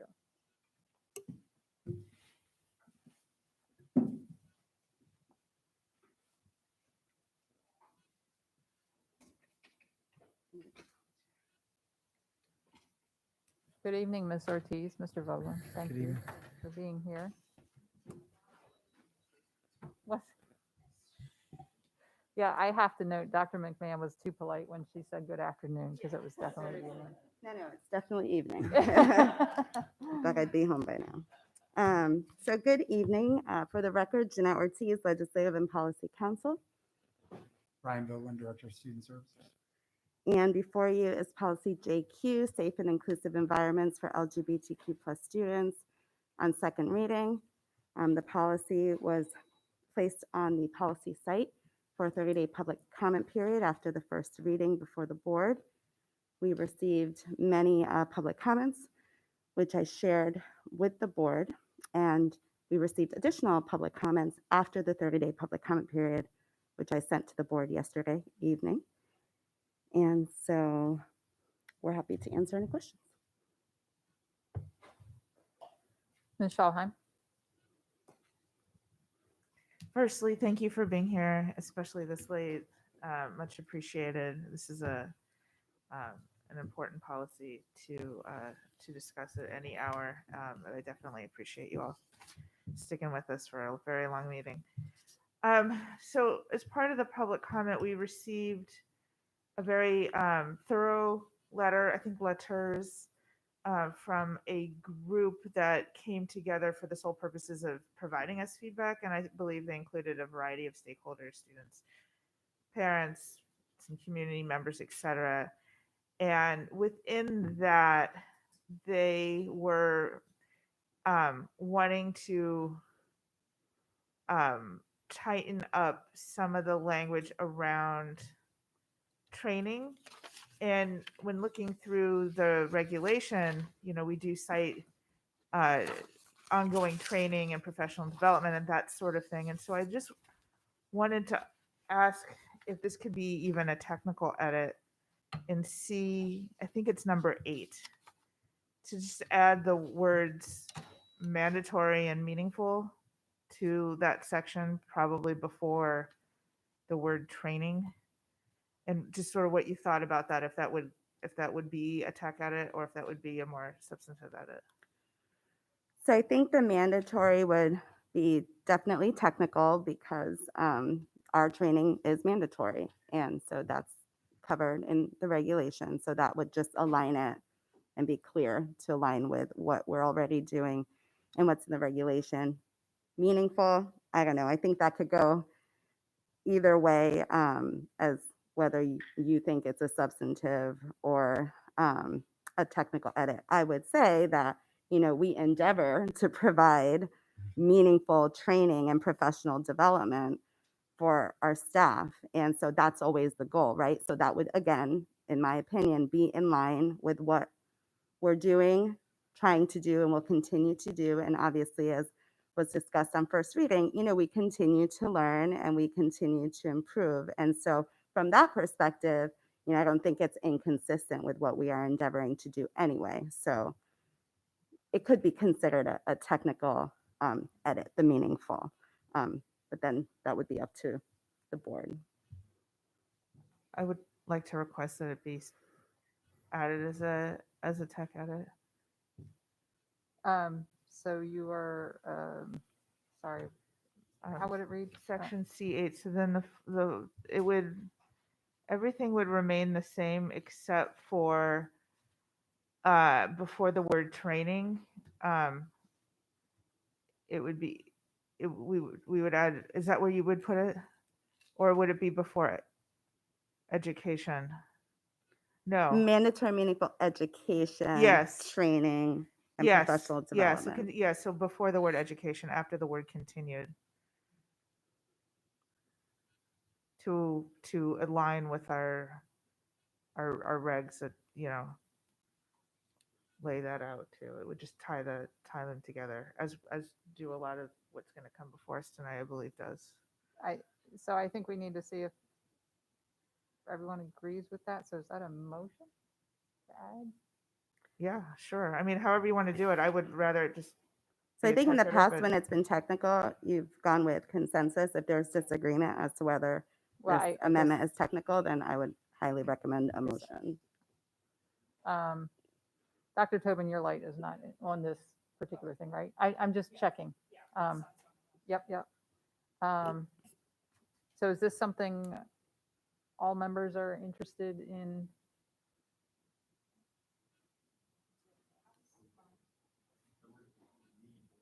Manage and meaningful. Yeah. Yeah. Yep. Okay. So Yeah, I yes, think we have think we have consensus to add on page 2, subsection 8, after on the second line after continued before education, mandatory, meaningful. I did though, thank you, this I forgot to mention. I did do a technical edit. I did highlight it for everyone. I highlighted it so that I wouldn't forget, but I still forgot. On page 1, under position, you'll see that I added gender expression.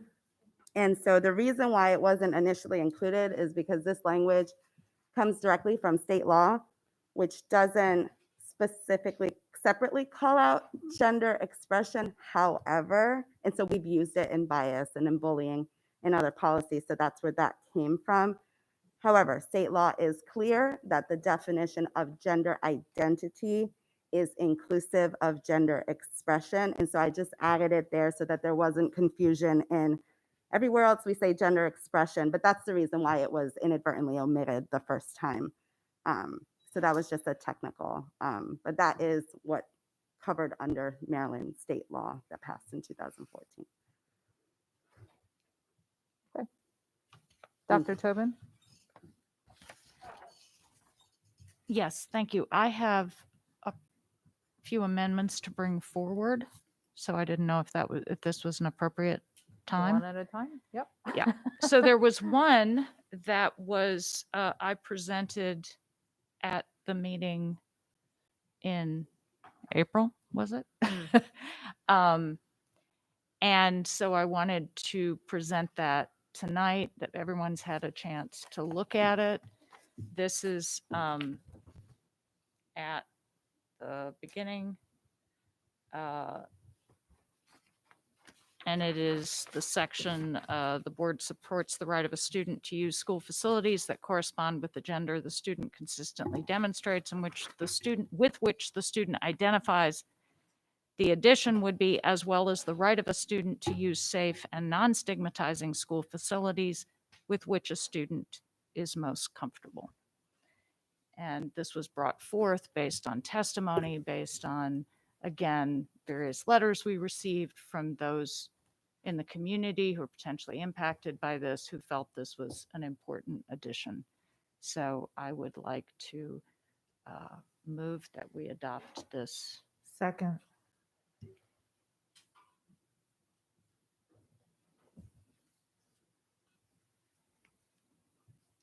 And I'm sorry, say again where this, I remember you offered the language before, Yeah. but I'm just, It's on page 2, subsection 4, towards the top. And so it would be added at the end of that sentence. So rather than ending at identifies, the additional language as well as the right of a student to use safe and non-stigmatizing school facilities with which a student is most comfortable. And just to remind folks, which Dr. Tobin alluded to, this was presented on first reading, and the board agreed that I would publish it along with the policy, as well as the supporting documentation. And so in your packet, you should have the language that has a little bit of the background in there. So that was shared with the public essentially during the 30-day public comment period.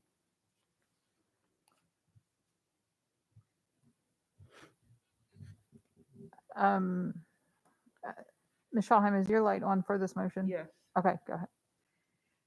So, we did receive a lot of feedback, and I thank everyone who took the time to contact us, both via traditional means as well as social media and the phone and the like. So thank you to everyone out there who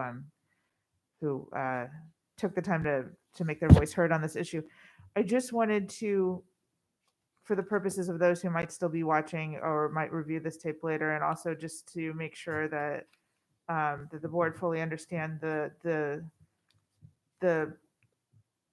why the term or why the phrase consistently demonstrates is so important here. You know, we did receive some case law trying to refute that, and I understand where the community is coming from, but I thought it would be good for Ms. Ortiz to maybe address this one more time, just so we're all on the same page as to why that's important. Sure, I'm happy to, and Mr. Boglin, chime in whenever you see fit, or if I misstate something, as Mr. Boglin definitely has more experience with this than I do. But essentially, this was a topic of conversation during policy committee, and the policy was reviewed by the policy committee 3 times, I believe. So, you know, there was a lot of review and thought put into it even beforehand by myself and my colleagues in putting this together. And so the consistently demonstrates, and I think that's why Dr. Tobin's amendment kind of helps with addressing the concerns around consistently demonstrates. And so we understand that there are concerns for some individuals in saying, you know, if you have a gender neutral or gender fluid, a gender non-binary student, then that does not meet their needs. And so, you know, in our experience as a school system, right, when the school counselor is working with the student to identify facilities for the student's use, the student still needs to determine what facilities that student is most comfortable with, right? And so the consistently demonstrate is also important because we're dealing with pre-K through 12, right? We have from like 3-year-olds to like possibly even 19, 20-year-olds, right, in a high school. And so student safety is foremost. And so this isn't meant to be limiting on that student, right? I know we've had the questions of, what if a teacher, this doesn't say what the teacher believes the student consistently demonstrates. It's what the student consistently demonstrates. And that could change, right, with a gender fluid, gender non-binary, or gender neutral student. That could change over time. And again, that's where our professionals, our amazing support services staff work with the student. But we're talking about safety. And as Ryan mentioned, and I'll end here so that he can chime in, you know, a lot of times our LGBTQ plus students may feel unsafe in public situations. And so their safety is foremost. And so what we do as a school system, what our staff does, you know, our staff in the schools, our student support services, our counselors, social workers, they work with the students to identify that. And so we discussed that, and I think there was agreement from Mr. Burns, myself, Mr. Boglin, Ms. Jackson Avery, who also has been so instrumental in working on this policy, the regulation, and the guidelines that came before it, and understanding why it's really important, and student safety is a really big part of that. And I would just end with, you know, staff did consult with GLSEN, and we do consult with other organizations upon these issues. And this was, you know, the information that based on those consultations, why we have used that language. And I will say that the language has been, you know, in the guidelines since they were developed in 2016. So we do understand that there may be concerns and why folks may not understand. So it is in no way to limit that student. It's just to ensure safety for that student, all students. And so I think the non-stigmatizing and the safe language kind of helps to clarify that. No, I think you captured it well. The only thing I'd add is just reiterate is I think, you know, in conversations I've had, the consistently demonstrate may, as you said, may allow students who are non-binary to feel that they can choose which bathroom to use. So I think one way to overcome that we don't have in K to 12 that they may have in college are gender neutral bathrooms, and some schools do, but that would allow students to, those non-binary students, to access a bathroom that they wouldn't have to choose a male or female. And we do offer a private bathroom if they would like that option. So it is, you know, it is definitely a conversation we've had with many groups about this. I do agree that that language allows us to support a student in the safest way as they transition to using the bathroom that matches their gender identity. So, I think the conversation needs to continue, but I do think that from a safety standpoint, this allows us to support those students in the best way. And one other thing I was going to add that came up, unfortunately, you also may have students that might want to take advantage of that language being omitted, right? If it wasn't there and attempting to, kids can be immature sometimes, and not necessarily to be hurtful or hateful, but, whether it's a teenager or tween or a young student that could be like, oh, now I can just go in, we want to prevent that as well. And again, it just all ties into the safety piece.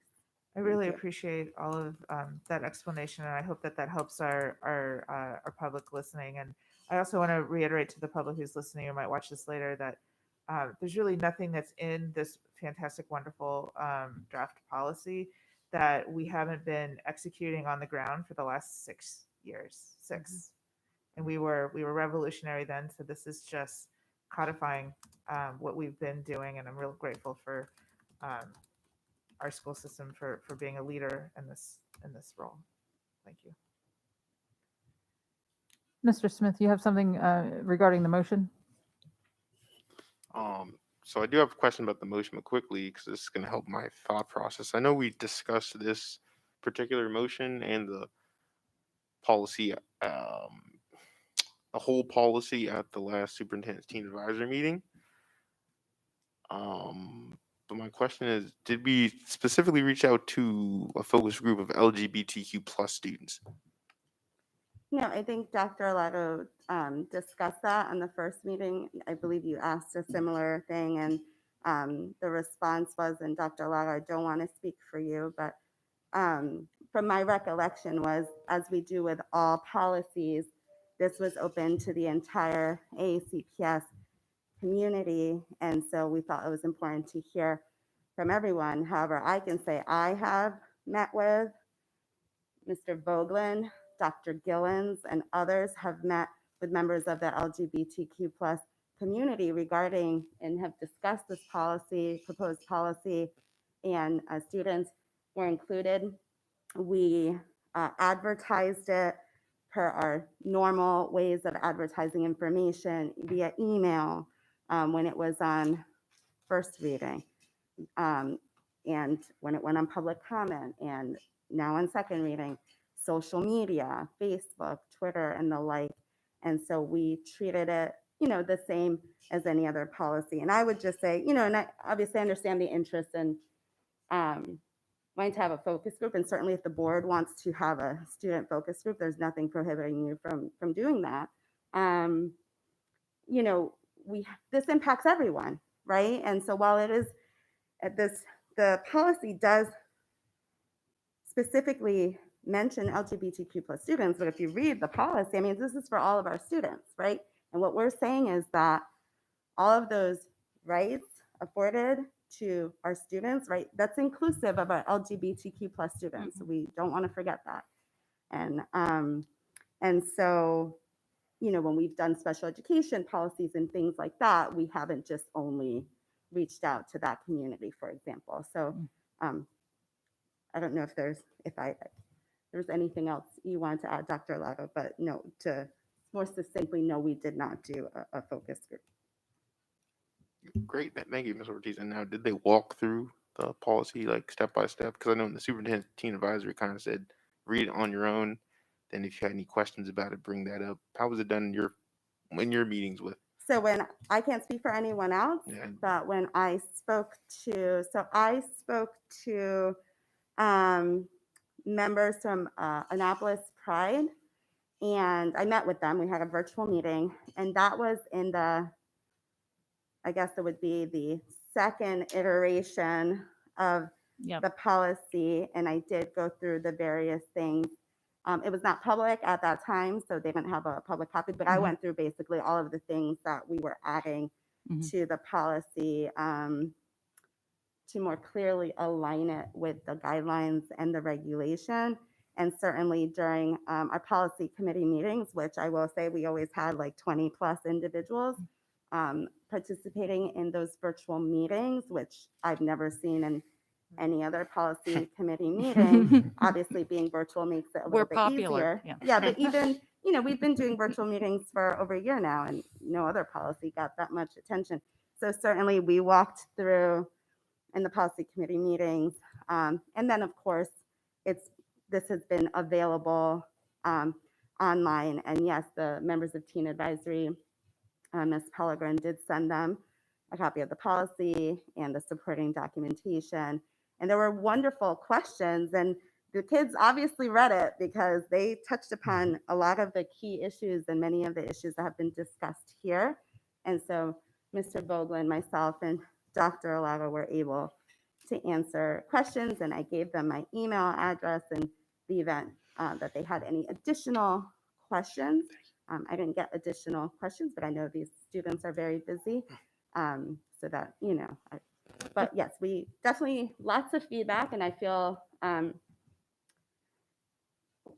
really confident that we've done what we're supposed to do to ensure that the public has been well aware of this proposed policy, and this is something that the CAC emphasized in its report to ensure that, transparency. And I think that, again, as a school system, that's what we always endeavor to do anyway. But we understand that there's a lot of attention on this policy in particular, especially for individuals who may not have been aware of the guidelines. And okay, now do you remember what anyone that you spoke with of your one-on-one conversation or any other conversations, what they said about the consistently demonstrates part? So I have received the public comments that you received. I will say that it came up in my meeting. I explained it, and folks seemed to be understanding of that. I didn't get any pushback, but then I got emails later from the coalition that is representative of some of these individuals regarding that language. I did get one email, but then I think the second email from the coalition, I feel like did not address it consistently. I can't remember. No, I don't think it. So, and I think that was after the conversations that I've had, that my colleagues have had. I know some board members have met. So the initial email, which I think, in fact, that email I received, if I'm not mistaken, before this was even on first reading, right? Yeah. It was like between the time we post the stuff online, I think Friday before a meeting, and then the meeting. So that was the initial email. So that was even before first reading. The follow-up email that we got, second reading, did not address consistently demonstrates, but they did focus on some issues that were brought up in the first email, if that makes sense. Great, thank you, Ms. Ortiz, for You're answering welcome. all my questions. But we did have a gentleman come up here today. He did discuss. He specifically said something like the consistently demonstrates information. The wording is not helpful to the whole thing. It's been such a long meeting. I wish I had written down what he said. But basically, he was opposed, and I guess he was speaking for his group. They're opposed to the words consistently demonstrates. A number of folks I've talked to are opposed to that wording, and I guess I just have to comment on a few things that were stated. I mean, with students that are, I call it the knucklehead factor, right? They're just going to go into the girls or boys' bathroom because of this. I mean, you have to have a lot of gall, and you have to be pretty bold to do something like that. And you could just do something like that at any time, right? I don't think a student's going to do that, then kind of cite this this policy, right? It's possible, but is it probable? I really don't You'd think. be surprised what gets cited when we have Yeah. disciplinary hearings. Oh, But if you did not have that language, they absolutely could cite it, and we would not be able to discipline them. geez. Well, how many times has that happened? I don't deal with disciplinary matters directly. My colleagues do, and so, I can't answer that specifically. But again, I think from the teen advisory, my take was they were looking at it from a teen perspective. We have 3-year-olds through like 20-year-olds, and so that's again important to remember. I'm sure the vast majority, I won't quantify it, I'm sure this is not going to be a major issue per se, but we have to remember we have elementary school kids and middle school kids that have different maturity levels. And so you're looking at it from a senior and high school perspective. You're a lot more mature than like a 7-year-old, right? And so I think that's was the whole point of, we have to remember we're a school system dealing with various ages, and safety is foremost. And that's why I didn't start with the, as you call, the knucklehead factor. Safety is first and foremost, but certainly that is another consideration. And so the concern I think that we had is that by not having it, what's your recourse then? If somebody wants to just walk in to a bathroom to be a knucklehead, to be funny, to it could be with bad intentions, right? Like then they'll say like, oh, well, the policy says that I can, right? There's nothing helping us here. And so the consistently demonstrates is kind of a guardrail for that. Can I give an example? We had a call last week from a school 5th grade student who wanted to ask their teacher to be called different pronouns, different names, and was ready to use the bathroom. But this is the first time they'd ever expressed this to anyone in the school. So the idea that we just let that kid use the bathroom without putting a plan in place and meeting with them, talking to them, connecting with their parents, or working, figuring out how that connection with the parents is, and making sure that they are ready to consistently demonstrate and use a bathroom of their gender identity. That's really what we're trying to protect.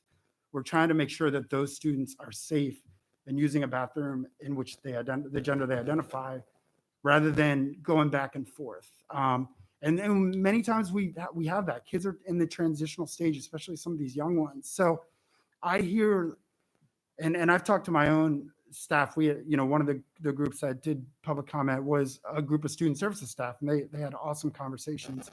And I hear what they're saying too, about how it impact non-binary kids. And sometimes a kid may want to use the bathroom, the male bathroom one day, the female bathroom one day. It's a safety issue for them. One day they're feeling more feminine. One day they're feeling more masculine. So they use a bathroom to make them, that they feel makes them feel safe. And I get that too.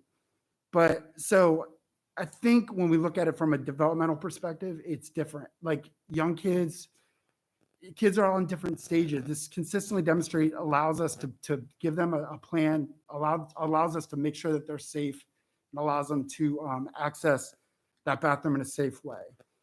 So that's why we've put the language in there. But I hear the other side of it. And I did, mention having those gender neutral bathrooms, or some kind of a bathroom that all students can access, could be a solution to that. And many high schools have done that on their own. They've created a gender neutral bathroom that all kids can access. That eliminates that issue.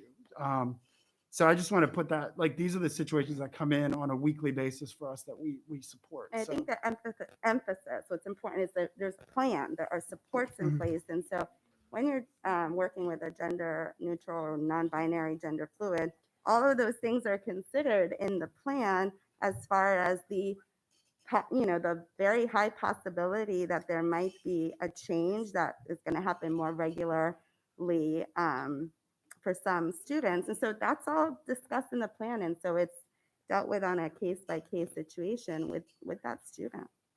Fantastic. And okay, well, I don't think you finished the story. Was the student able to use the bathroom?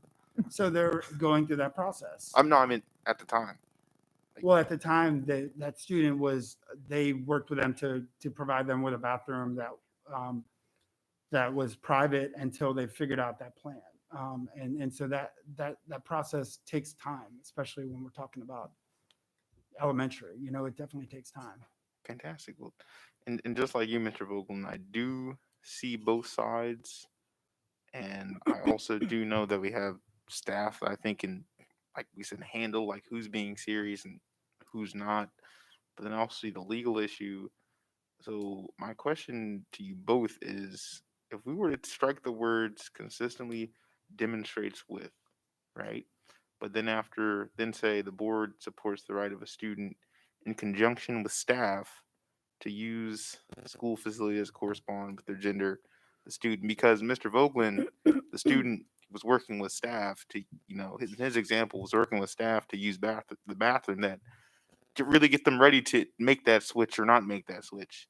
So wouldn't that meet all the corresponding? Because then my other problem with it consistently demonstrates is not everyone's going to have a Miss Ortiz and a Mr. Vogelin in front of them, right? I'm sure you don't want to be on call 24/7 having to respond to questions like these, because I'm sure they'll get brought up in the future if we keep that language in there. So, I mean, is that, in conjunction with staff, is that So I would okay? just say that consistently demonstrate is not new. So our AACPS staff should be very well aware of it because it's been in the guidelines. This is not new language. So yeah, I'm sure questions arise all the time about different things. And that's why we have a whole team of student support services staff. And then we just continue to emphasize these things in our training and adjust our training as necessary to deal with scenarios. And I know that, while there may be some criticism of our training, we actually have specific scenarios similar to this about like how would you handle that situation, right? So it makes you have to think about it and then you have to answer questions. So I would just say, I haven't had time to think about it, so I don't like to make give you a definitive answer, but I would say that my initial reaction is that I think it might be even more concerning to some individuals because you're like directly invoking staff in there. And then that goes to, the concerns that we've heard about what if the teacher that's not supportive or something like that. So that's just my initial reaction that there might be an unintended consequence to that language. But I would just have to, I would want to really just think about it. No, but the reason I said that language is, I mean, still it says the right of the student in conjunction with staff to use school facilities that correspond with the gender the student identifies, right? So bottom line, if they want to use it, they're going to be allowed to use it, right? Then if we keep this new amendment passes from Dr. Tobin, as well as the right of the student to use safe and non-stigmatizing school facilities with which the student is most comfortable when they use it, right? Regardless of one individual staff member's feelings. And then if a staff member really is not going to let a non-binary or LGBTQ plus student use the facilities, right? Then we have to look back at who we're hiring and how our training practices are going, right? So I guess my concern is that adding staff to this specifically could possibly be interpreted, right? I'd have to see how it's drafted exactly. Could be interpreted to actually give the staff person that power, right? Which is, I think, what you're trying to get away from. We're trying to put the power in the student. doesn't the consistently demonstrates give staff members that power? No, because it's what the student consistently demonstrates. It's what they say they consistently. But we're not identify with. defining how that's how consistently we're not defining consistently demonstrates. We're not going in this. We're not defining consistently demonstrates, right? What is consistent? Does it have to be a week, a month, a whole school year, or just 2 days? Right? I mean, like I said, if we're getting down these, I guess, if we're talking about hypothetical, that's a hypothetical, right? Someone's definition of consistently demonstrates is different from another person. But again, it's that student's definition. So my definition is irrelevant if that student is telling me this is what they consistently But Mr. demonstrate. Vogelin just gave me an example of how he said this was the first time the student said they wanted to use a bathroom, and the staff had to work with that student. So they weren't consistently demonstrating because it's the first time. But they were right? just talked out of it. No, they weren't talked out of Well, it. I They mean, worked with the student to develop a plan to ensure that the student felt comfortable. And, I'm not going to debate. So I'll say that. So I'm just going to say this. I'm not going to debate. It's a very complex issue. And I think what the board needs to understand is that we literally have professionals in schools, our school counselors, our social workers who have specialized training in these things, in these matters, on these issues to assess students. And it's not as clear cut as like, oh, if this, then this, right? It's very complicated. It's very nuanced, lots of layers. And so, I think sometimes things are oversimplified. And I think it's just really important to understand, no, a staff wasn't trying to talk the student out of it. That's not at all what Mr. Vogelin said. What he said is that the staff member talked to the student to identify how the student would like to proceed to ensure that the student was comfortable. I mean, I've heard many examples from my colleagues about students who think they're ready, and then they feel like they're not ready. That wasn't a staff person talking them out of it. It's just they felt they were ready and then they decide not to. And so staff is in place to help facilitate this, not to hold someone back. And so I would just say that. I think, Mr. Burns, would you like to come weigh in on the, I'm looking at this from the legal perspective on the board, since this is board policy. If perhaps there's an opinion here that could help. Board members, Dr. Arlotto, Darren Burns, board attorney, and I appreciate you calling on me only because if the board members who aren't on the policy committee aren't able to, watch the meetings or get a debrief on it, there are at times exchanges and discussions that not everybody gets to hear. So I think for the public record and for the board members not on the committee, it's important to repeat actually what has been said several times. I think Ms. Ortiz has mentioned it. Mr. Smith and I've had discussions about this. I'm not sure any other way to say this than consistently demonstrating in this location, in this policy, protects not only the students who this policy is aiming to protect, it protects the rest of the students in the student body, and in the very rare situations where that's necessary, it protects the school system and including the board and its best interests. I hate to say this with respect to everything from liability to simply doing things the right way. Not every phrase needs to be defined. Imagine if every single word in every single statute and regulation had a definition. We see the word in the law, the word reasonably, all the time. Reasonably has a definition. It's in the dictionary. It has a use. It has it's a phrasing. It is a very powerful word that does not have any precise meaning that applies to every situation. It's about the real world. It's about applying it. Consistently demonstrating, I will submit to you, for the reasons that's already been discussed, provides ample room for the definitions that are needed for all the parties that need to be protected without having to turn into a legalistic exercise. And there's one other factor which we discussed at the committee meetings, and it should be known that it's been discussed. I think it's important for anybody listening tonight that didn't know this. There is the factor of parental involvement in all of this, right? Almost every student in your school system is a minor. Certainly at the elementary and middle school level, they are developing minors. The parents have a role in all of this as much as the students' gender expression identity have a prime role in all of this. And to have consistently demonstrating in here as it is also factors in that unusual but potential situation where a child says this is his or her expression. They're working on a program. I think Mr. Rogland said there's a process, right? You're going through the process. What if a parent says that's never been demonstrated anywhere but this moment? Now you've got student and parent. It's going to be difficult, right? There's nothing easy about any of this, but you still have to have the ability for staff to include the parents in the equation. And this is just one more way to do that. And again, my recommendation, consistent with the staff, has been as board attorney to the committee, I have said this language should stay. And it's important to repeat that. And Mr. Smith, I respect every word you've said about why you would see it differently. I'm just letting you know that my advice hasn't changed on that point. Thank you, Mr. Burns. I do appreciate that. And I do appreciate your answer, Ms. Ortiz, and you, Mr. Vogel, and all your hard work you've been putting into this. Because it's not easy. It's not a quick conversation. So I guess my question now is, what if we just say the board supports the right of a student to use a safe and non-stigmatizing school facility with which the student is most comfortable? Just take out the whole gender part, because wouldn't that cover it? I mean, that opens the door.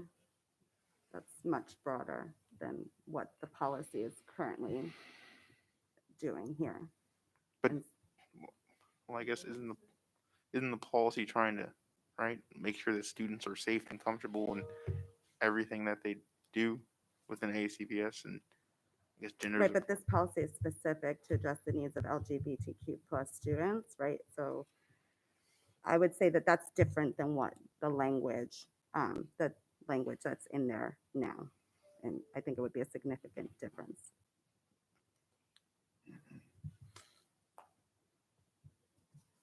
But to your point, that applies to all students, that language, even as drafted now, because we did get a public comment from a parent who had concerns and said, I don't think my teenagers would feel comfortable if they knew.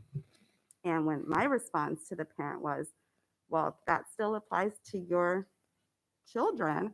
And if they felt uncomfortable, then they would have the right to speak to staff. Now, I will say with the caveat, right, like we cannot replicate every single facility, and we obviously have facility limitations in all of our schools. So, I can't recreate another locker room, a girls, if you will, locker room or boys locker room or et cetera. But certainly that language is not just limited to LGBTQ plus students. And we know that there might be a variety of reasons why a student might not feel comfortable whether using locker room facilities or certain bathrooms. And so our school counselors are there for those students as well.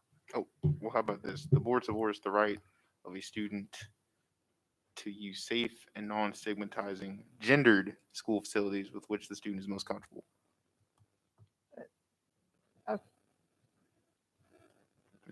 Mr. Anyone? So my position hasn't changed. I firmly believe that for all of the reasons I've stated, Mr. Vogel, Mr. Burns, thank you for that additional perspective regarding the parental involvement, particularly for younger children. I still believe that the consistently demonstrate is along, if you decide to amend the policy to include Dr. Tobin's proposed amendment, I think that does a nice job of capturing what the concerns that were addressed. I'm going to pause here for a second and just for parliamentary purposes, get us on track to remind us all that, so Dr. Tobin offered a motion to amend this section of the policy. And Mr. Drake, you've had the floor for a good amount of time. I understand where you're trying to go, but I think at this point, if you're going to offer to amend the amendment, now would be the time. Otherwise, I think we need to dispose of this amendment. Okay, thank you, President Ellis. I guess I'm still trying to get down to because I see like I said, I see both sides of it. I see the staff side, but then I see the community side, right? And I think now's the time I'm trying to bridge it, right? Bridge the gap. And I think, when I say, the right of student to use safe, non-stigmatizing, gendered school facilities with which the student is most comfortable. Right? Then we can put the whole staff portion in there, but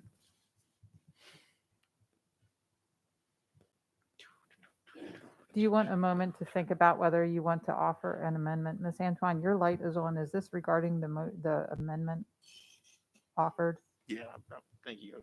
Okay. Ms. Antoine. Not at this time. Oh, yeah. Gotcha. So I'm on the policy committee. I understood it from the beginning, the legalities behind it, but let's take it back to the human factor. A fifth grader, that might have been that fifth grader's first time wanting to demonstrate the gender identity that he or she or whatever the neutrality pronoun is, wanted to demonstrate at that time. I also understand in terms of the staff and the interventions that must go into place in order that the student is supported well. I believe, though, if we get back to the actual, the verbiage in here, it excludes, it does not include. If there, for example, is a binary student, the way it's reading now, that doesn't count for that student.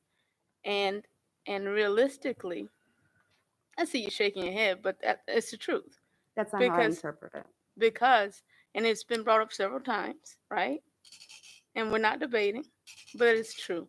A non-binary student doesn't have to necessarily every single day or every other day be male this day, female the next day, right? So there may appear like some level of inconsistency there. Then we're depending on our teachers to make that distinction as well. That term does give them a lot of power to determine that consistency. And I understand the parent too. As a parent, I would want to know, and those programs that you all explained to us are definitely definitely needed for everyone involved in this support to this student. So I wanted to offer a technical edit though, so that it can be more inclusive without dismissing the consistently demonstrates. Okay. I would like to offer a technical edit, which I don't believe would be a full-fledged amendment to yours, Dr. Tobin, but could we not say the gender identity? So where it would read, the board supports the right of a student to use school facilities that correspond with the gender identity the student consistently demonstrates, as well as the right of a student to use safe and non-stigmatizing school facilities with which a student is most comfortable. I would consider that a technical edit from my perspective. I'm sorry, I missed where I'm editing. Ms. Where the Howell, edit- I sent it to you. And this is just so I can follow too. This is an edit of the as offered amended form Right. as you read it. Okay, thank you. President Ellis, if I may. So if I'm understanding correctly, that would account for if the gender was in fact, gender identity was in fact non-binary. Right. Right? Yes.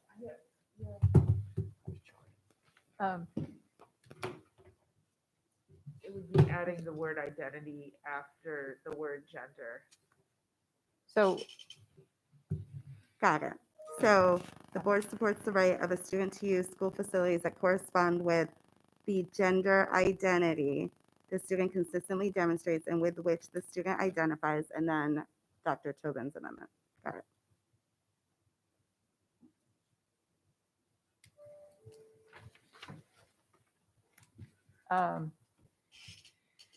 So Ms.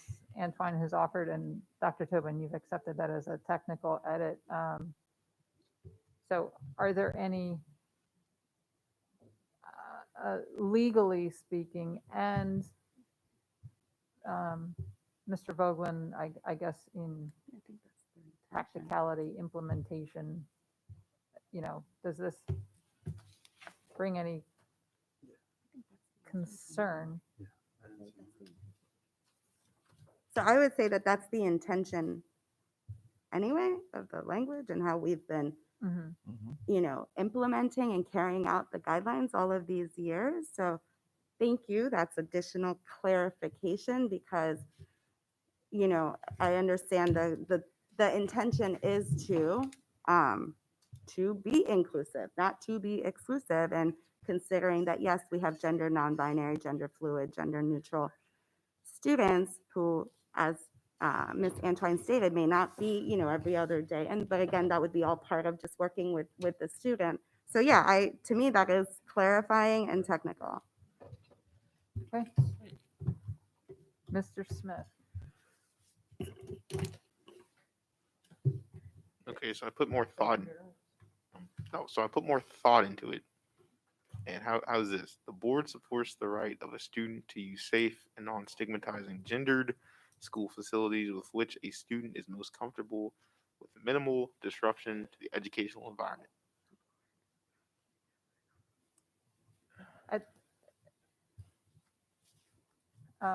You have a motion on Right. the table. So this is a different, I think, so we already have a motion to amend.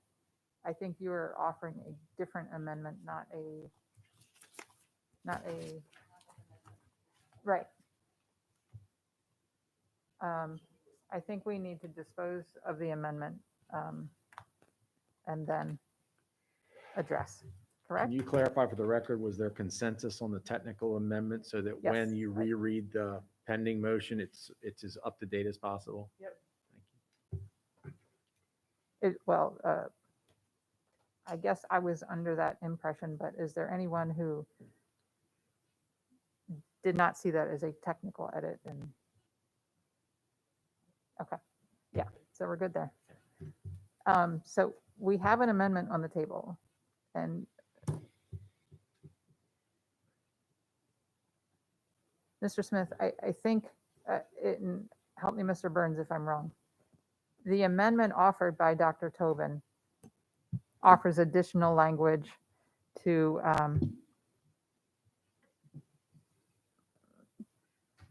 further clarify and perhaps be more all-encompassing from what we already started with. And Mr. Smith, you're the part that brings you concern is not the amendment, it's the language in the existing clause. It consistently demonstrates. Correct. So perhaps we will dispose of this amendment, and then whether you offer another amendment to address consistently demonstrates, you will do that after we vote on this amendment. Because it's not what you're now trying to do is offer something completely different than what's already on the table. Cool. Well, I guess. And we've been through that before, where it's not offering to shape the language in the current amendment. It's offering to address a different part of the clause, and we need to dispose of the current amendment on the table. And may I offer to the board too, remember that you are governed by your policy development policy, right? In other words, this entire process you're going through right now for JQ is actually governed by your policy process. You're here on second reading. And because there are actually some rules about what happens if you substantively amend, it's particularly important for this kind of process to be very clear that you're making either a technical or a substantive amendment, and to kind of stick with your parliamentary rules, because that's what's going to drive what goes either back to the public for further comment and review period, or drives you to third reading. Correct. So it's important that I think you make sure that you dispose of your motions properly. Yep. So, Ms. Shellham, I'm sorry. Ms. Schellheim? But we can make substantive changes on second read, have the public comment period be this next 2 weeks, and still pass on time on June 16th. No question No. about it. Yes. No question about it. No. What I was talking about okay. was I'm sorry. to make sure that because your policy requires that substantive amendment piece, it's actually referred to, that you want to be real clear what you're amending as it heads back out. Right. Yes. Okay. Right. And I would submit too on the parliamentary piece, Mr. Smith has every right to make that motion. I would agree, though, it's not a secondary motion to this amendment, Right. because it also pulls in language from other places. Cleaner to dispose of this. You can always then make another change. I mean, you can Right. keep changing this thing until Right. you are finished with second reading. Okay, does anyone else want to discuss Dr. Tobin's amendment? And let's vote on that. Yeah, I got nothing else, so we're going to vote on the amendment on the table. So the amendment on the table is after identifies. So Dr. Tobin has added, as well as the right of a student to use safe and non-stigmatizing school facilities with which a student is most comfortable. Would you like me to read the full? or Yes, are we good because with we that? also had a tech edit in the Okay, not a original problem. language. All right, so the full existing language plus the technical language and the amendment on the floor. The board supports the right of a student to use school facilities that correspond with the gender identity the student consistently demonstrates and with which the student identifies, as well as the right of a student to use safe and non-stigmatizing school facilities with which a student is most comfortable. Ms. Frank, No. Dr. Tobin, Point of clarification. So the tech edit that I sent would have deleted that last portion.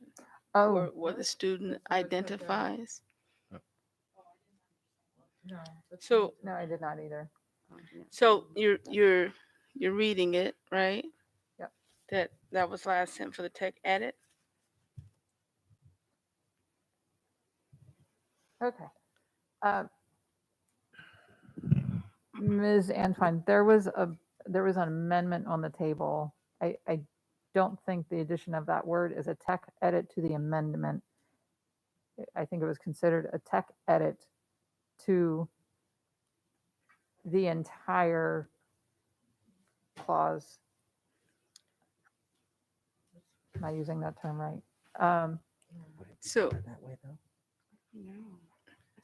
So I sit here in confusion. I'm just making the point that gender identity, the student consistently demonstrates. The rest of that, I think, will be saying the same thing twice. And so, and it takes away the misinterpretation and the intent, right? No, Okay. okay. That has been shared, for example, with the non-binary students. So what I was simply saying was, rather than saying with which the student identifies, Okay, I simply think, put the gender identity, because non-binary is a gender identity, the student consistently demonstrates. President, point of information. yes, With this new information, that wasn't a tech edit. That was a substantial correct, change to the correct. amendment. That was with not that, so, and then I don't think every board member heard the last part about. No, we didn't. Is Well, the consensus moot now? Okay. I believe so. Okay. Well, You can go back. we're going to go back to the original amendment that was offered. Ms. Antoine, you offered the word identity added Yes. into this clause as a tech edit. Dr. Tobin, do you consider it a tech edit to exchange the word identity for what you have offered as an amendment? No. That's not what That's- she's saying, and I'll clarify. And I did hear you one time, but it didn't get repeated. Miss Antoine was suggesting that because the word identify or identity appears twice in the sentence, regardless of the additional things that Dr. Tobin, her tech edit she intended for you all to agree with, however you want to get there, was that it would be place the word identity after the word gender, and then take out the redundant with which the student identifies. That's, I'm using Right. your term.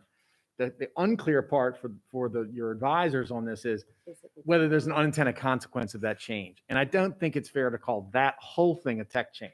And I just don't think, as Mr. Smith said, everybody heard that whole thing. So if you're going to suggest that's the amendment you want, Ms. Ellis, to be because of the confusion on the consensus, I think you withdraw. I think you, as presiding officer, can say, with consensus, let's reverse that. Go back to the person who offered it. I'd suggest it's not. I would recommend that's not legal. It's not technical anymore. That's a fairly significant change, and that should be offered as that should be offered as sure. I would request an understanding as to what makes it substantive rather than technical. I think we're unclear because I see what you're saying. I see how it can come across as being redundant, but then in looking at it too, I can see like, oh, but this is kind of saying something a little bit different. And so it's unclear to us whether there are other unintended consequences of just removing that whole other phrase out. And so because we can't clearly say like, oh yeah, that's just a clean sort of swap, one word swap this one word for that phrase, I wouldn't be comfortable saying it's a technical edit because I think I haven't had time to think about it and look at it and sleep on it like I have Sure. many of the other amendments that were sent to me.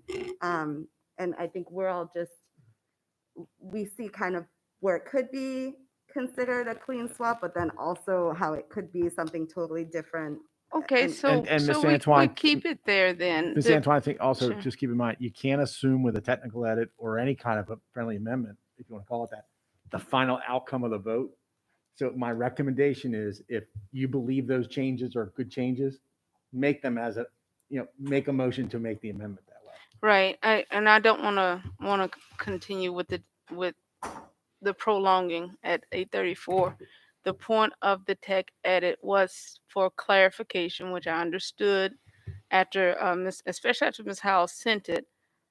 I understood that it was clarified in a tech edit. However, if the deal is not deleting that other portion and just adding the identity, I'm okay with that. I want to avoid more of our students being put in a situation that they shouldn't realistically be placed in because they are having to conform to a certain set of understanding. So I'm fine with not deleting the other portions and leaving gender identity to allow it to be a technical edit. So you're back to the one word being inserted and the rest is as proposed by Dr. Tobin. Is everybody Right. understood there? And yes, but I I will make the case that they're saying the same thing and deleting that would have been technical. Okay, thanks. Okay, so we are back to the amendment now with the tech addition. I have to say, I neglected, I had something to say, and before we voted, I didn't, but, so I see this language as, and I want to point out, Ms. Ortiz, that I appreciate that I think we need the reminder that this is a policy for all students. And it's really important that we remember that that is the goal. We have students, obviously, that we are trying to protect who have not felt protected, have not felt recognized. I understand that. But we have students who do not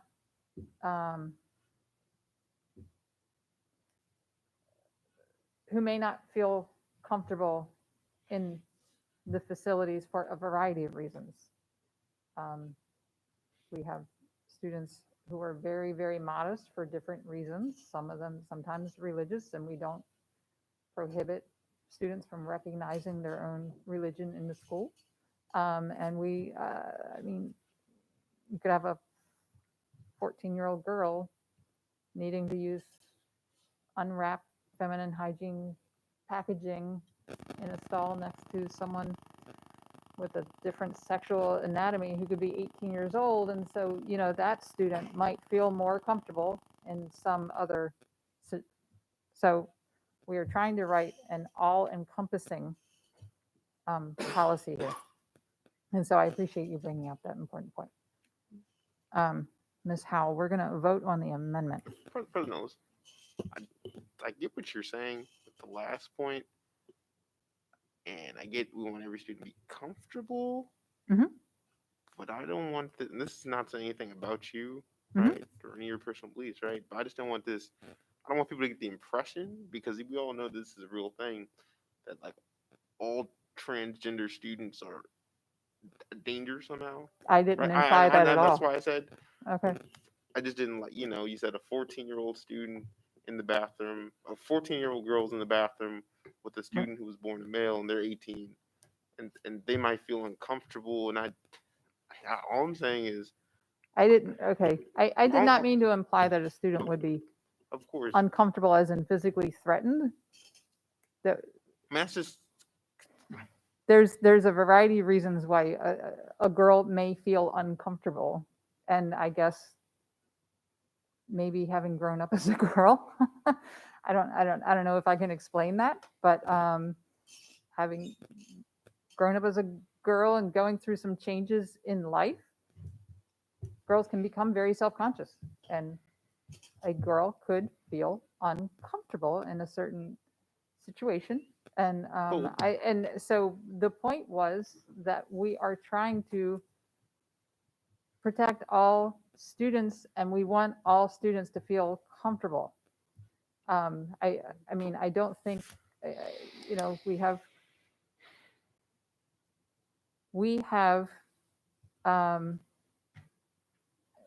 students who are born anatomically female who use male facilities. We don't do that to protect them from the safety of the other bathroom. We do it because that's where they feel comfortable, right? And so I'm trying to demonstrate that the safety and comfort of all of our students is important. I was not implying an aggression. No, and I was not saying. That's why I said this has no reflection on you. Mhm. I just think we should all be mindful in this room that when we have these tough conversations on these very nuanced topics, that we should be aware of the different, I guess, negative stereotypes that are out there and that do float around, right? Because I mean, then you said that the student might just be self-conscious. Well, she would have been self-conscious if there was a 18-year-old girl in the stall next to her, right? So I think that going forward, we should just say, we just want to make sure people are comfortable and just leave it at that, right? Because when you get into this, just to me, it felt like, never mind. Let's just move forward and just be more mindful, I think. I think I was being mindful. I appreciate that. Again, being a woman and having grown up as a girl, I was simply speaking to the fact that I think we need to honor every student where they are and that every student is comfortable. We are talking about, you know, some very, very sensitive, important topics, and I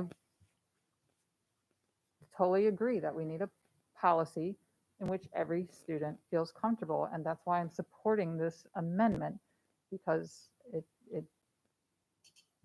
refers to the right of a student to use safe and non-stigmatizing school facilities. I was speaking to the amendment the way everyone else had a chance to do. Wonderful. I think we're ready to vote. No, wait. No. Yeah.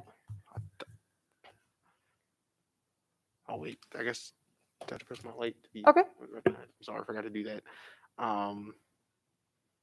Okay, so just based on the conversation, me and President Ellis help me figure out something, right? How she said if a student were to, a female student or a male student, they're in the bathroom with a transgender student and they say, hey, I feel uncomfortable being in the bathroom with that transgender student for any reason, right? They would have to work with the staff to figure out an amicable solution, correct?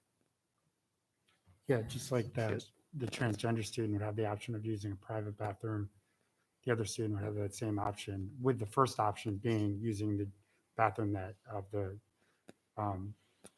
the gender in which you identify. Great, and we're doing that because we don't want to disrupt the educational environment too much, right? Because our main goal with this policy, with these amendments, is to make sure that students are comfortable enough that they can continue learning, correct? Safety, access, and yeah, providing and not discriminating. Yeah, I was going to say non-discrimination Okay, that's is great. a big goal. Okay, so because I'm asking this question because this is going to affect how I vote on this amendment, right? So if we were to reword it based on the questions I just asked you, to the board supports the right of a student to use safe and non-stigmatizing gendered school facilities with which a student is most comfortable with minimal disruption to the surrounding educational environment. Doesn't that kind of hit where we want to go, like hit our target? Okay. Can you repeat it? The board supports the right of a student to use safe and non-stigmatizing gendered school facilities with which a student is most comfortable with minimal disruption to the surrounding educational environment. So I would just say that that is different. I mean, I think, in accordance with state law, we're supposed to not be disrupting the educational operations of a school, right? That's illegal. So everything we do is with that in mind. But I do think it is a different amendment. Again, I haven't had a chance to look at it, kind of let it marinate a little bit, but it is different than what's being proposed, and I think it's a substantive change. No, no, of course, and I wasn't saying it like Yeah. an amendment. I was because, like I said, this is going to affect how I vote on the amendment at hand. I'm asking these questions for myself, I guess. Yeah, I think I see where you're going with it, but I think it does just leave out some key factors. Could you elaborate on the key factors? So again, you don't have the gender identity the student consistently demonstrates, and that, I have not changed my position that that's an important phrase or important Madam language. that President, needs to point be of order.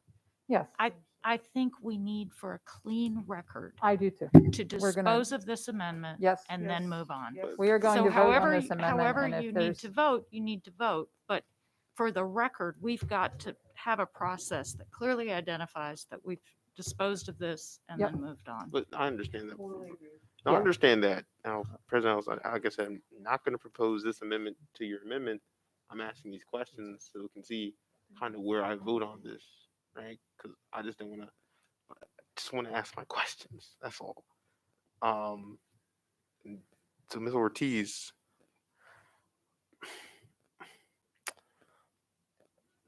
I guess I still don't see the difference, right? Because we're in this this specific section, we are targeting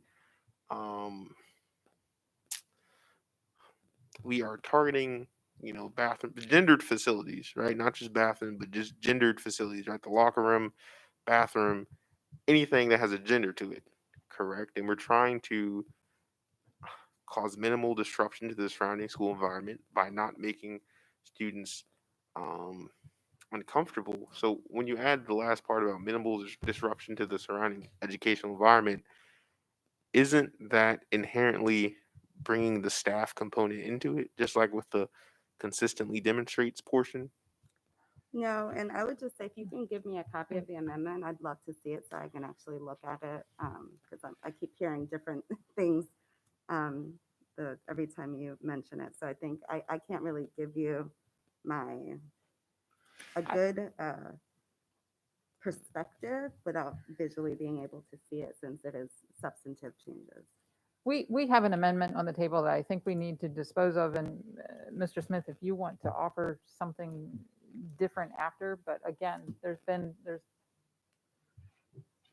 a concern. So I think we need to move on with the vote, and if there's discomfort with that, then I'm going to call the question. President, I'll yield back. Excuse me? I'll yield back. Okay. All right. Ms. Howell, Would you like me to reread? I'm afraid so. The board supports the right of a student to use school facilities that correspond with the gender identity the student consistently demonstrates and with which the student identifies, as well as the right of the student to use safe and non-stigmatizing school facilities with which a student is most comfortable. Ms. Frank? Nay. Dr. Tobin? Aye. Ms. Antwine? Aye. Mr. Soakworth? Aye. Mr. Smith? Abstain. Ms. Schalheim? Aye. Ms. Ellis? Aye. 5 in the affirmative, 1 in the negative, and 1 abstention. Motion passes. Dr. Tobin, we're still on you.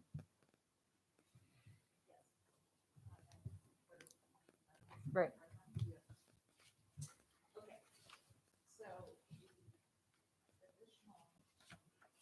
Excuse me, Dr. Tobin, your microphone is on. Apologies. I'm toggling between screens here. Yes, okay. An addition to the policy I would like to propose is the board supports the use of gender inclusive terminology when practicable. Second.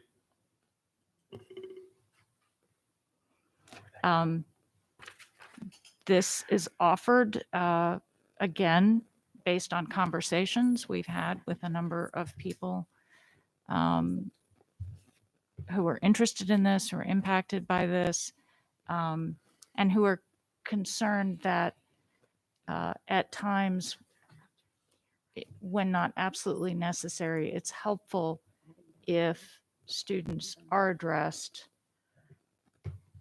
with the most gender inclusive terminology possible. Again, for the same purpose that we have for this entire policy, which is to make sure that every student is comfortable and at home and feels welcome in their school. So, thank you. I think your light came on, Michelle. Miss Antoine, your light was on, and I don't know if it was for this. Oh, okay. I'm sorry. Oh, okay. Oh, okay. And I apologize. Can you repeat the? The board supports the use of gender inclusive terminology when practicable. I sent it to Ms. Howell, so she may be able to send it around. Miss Antoine? Thank you, President Ellis. So one of the testimonies today pointed out something very important as we make these decisions. The appearance of being superficial needs to be avoided in this policy as well. When it comes, and I guess you'll send it to us so we can read it. I become concerned because of the change management aspect. A teacher, for example, that is accustomed to saying boys and girls should not be punished because of, that in consideration for gender neutrality in that moment.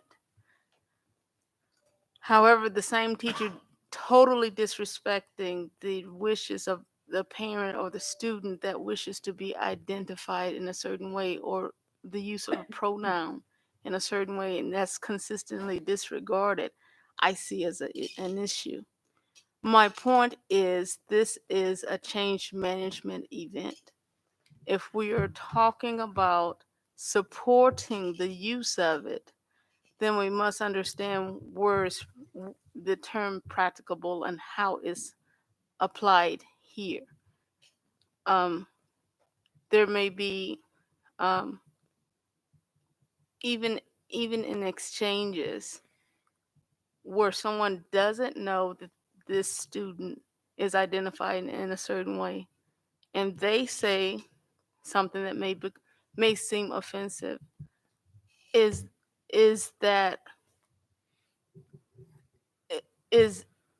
think the training and the effort to not be superficial in these policies is going to be critical when we make decisions like this.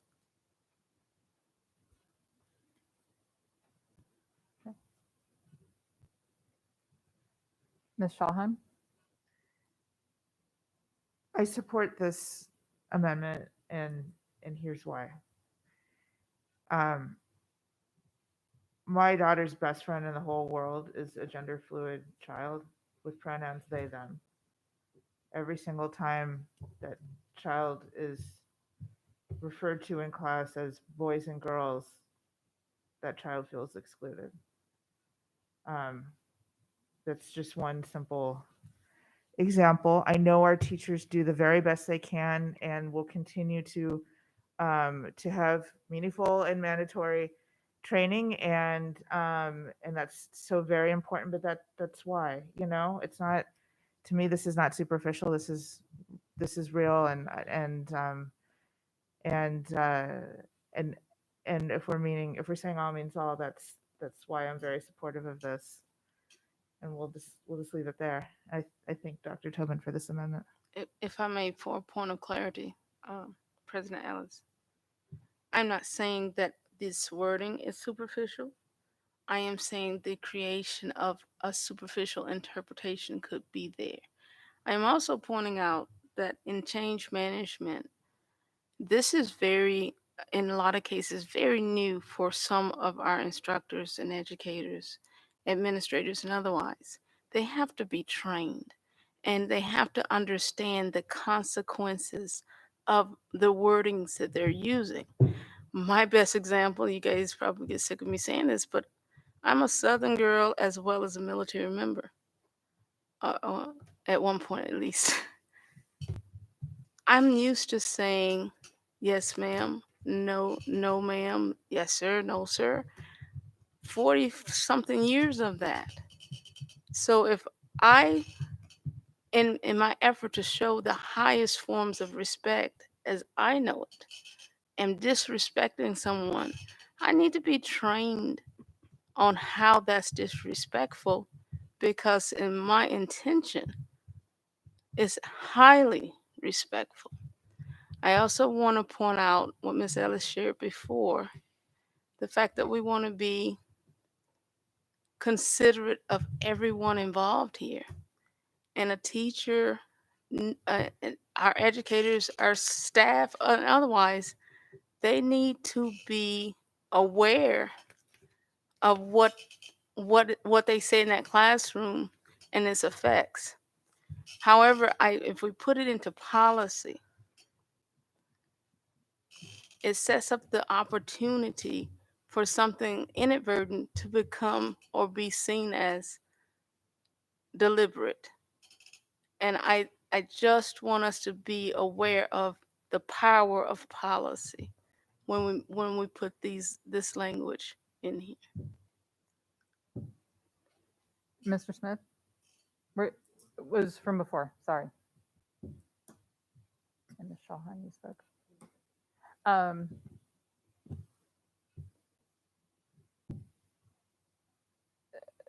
So I have to refer back to our dynamic duo team here, because there's the legal and the practicality. How does this impact students? I guess that's what I want to know. No, I mean, I would agree that this language is kind of the starter to engaging that kind of practice in the classroom. But as Ms. Antoine said, will take a lot of time for teachers, and it's going to take training to use gender inclusive terminology. It's ingrained in how we operate. But I think putting in there shows that's a good instructional practice and supports all kids. That's my take on it. So does this mean we don't recognize our girls as girls or boys as boys, or what does this mean? And I'm asking. No, it means you don't. It's not. It does. I didn't ask that question to imply that that's what I think it means. I'm trying to get an articulation of what this language does. I can give you some small examples. I mean, you avoid trying to group girls and boys together. I mean, separate in any situation that you can. All girls come to the carpet. Now all boys come to the carpet. That excludes that student that may be gender fluid. A lot of teachers say friends instead of boys and girls, things like that. There's a lot of different things that can be done to support teachers. And many of our teachers already do that. I just think that language just shows that, that the school system is supportive of that. So. And thank you. That's a very helpful explanation, because, I think it's important to know, it sounds, just to hear how it plays out, I think is important. Like, what does this mean? What does this do in the classroom? I just wanted to add, if I may, the when practicable is really important here, right? Mm-hmm. And I think that gets to some of Ms. Antoine's concerns. And that is, we do use that, and that's one of those other sort of terms that's not defined for a reason, right? There are some instances in policy and regulation where we say as soon as practicable, because we understand that, in some instances, there may be various reasons why something may be delayed or something to that effect. And so I do think that that language definitely should remain in there because it does, and it's not, it's not a shall, right? Which makes me feel better. I had concerns about shalls and things like that, especially as it relates to this language. It's a supports, and so that gives me less heartburn about, you know, you're supporting and the when practicable, because to Ryan's point, to Miss Antwine's point, for some people it is a learning. It's something that they learn, and it's something, you know, I'm 40 something too, and so, you know, if you've been saying things a certain way, or even how our teachers are educated, right, when they're getting their degrees and things like that. And so this is something that is new for many individuals, and we certainly don't want to penalize someone who is not trying to be disrespectful in any way, but certainly it's just an educational thing. And as we continue with our professional development and our training, those are the types of things that we address, scenarios and things of that nature. I will say that the guidelines address this as far as like separating students, and there's language in the regulation, not exactly this language, but akin to it. And that's what I was about to bring up. So in other words, the board voting in support of this amendment is not going to result in suddenly our teachers and students are going to start being disciplined for not using certain language. That's not what we're doing here. As drafted, no. And so, you know, I had received some questions about language, and so I kind of, you know, had some thoughts about potential ways of addressing different things. And I think that if this is something that the board wants to do, this is a way to do it that I think would be seen as reasonable by many. Okay. All right. And Dr. Tobin, you introduced this. Yes, thank you for that, Ms. Ortiz, and for your questions, everyone. And that is exactly my intent and my understanding, because I think it's important that policy isn't, I mean, this isn't intended as sort of a punitive thing from on high. It's a statement of what we support. And we are the governing body of this school system. And I think it's very critical that we state that we support this with a recognition that all of this is fast moving and changing. And the when practicable is because there are times it's maybe not practicable. And we recognize that. But I think the weight of our determination, in my own view, always has to be towards not doing something that we are aware could make any of our students feel less than, excluded, not part of their school community in the same way that other students are. So that is my hope with this, and I hope you'll support it. Thank you. I think we're ready to vote, Ms. Howell, on the amendment.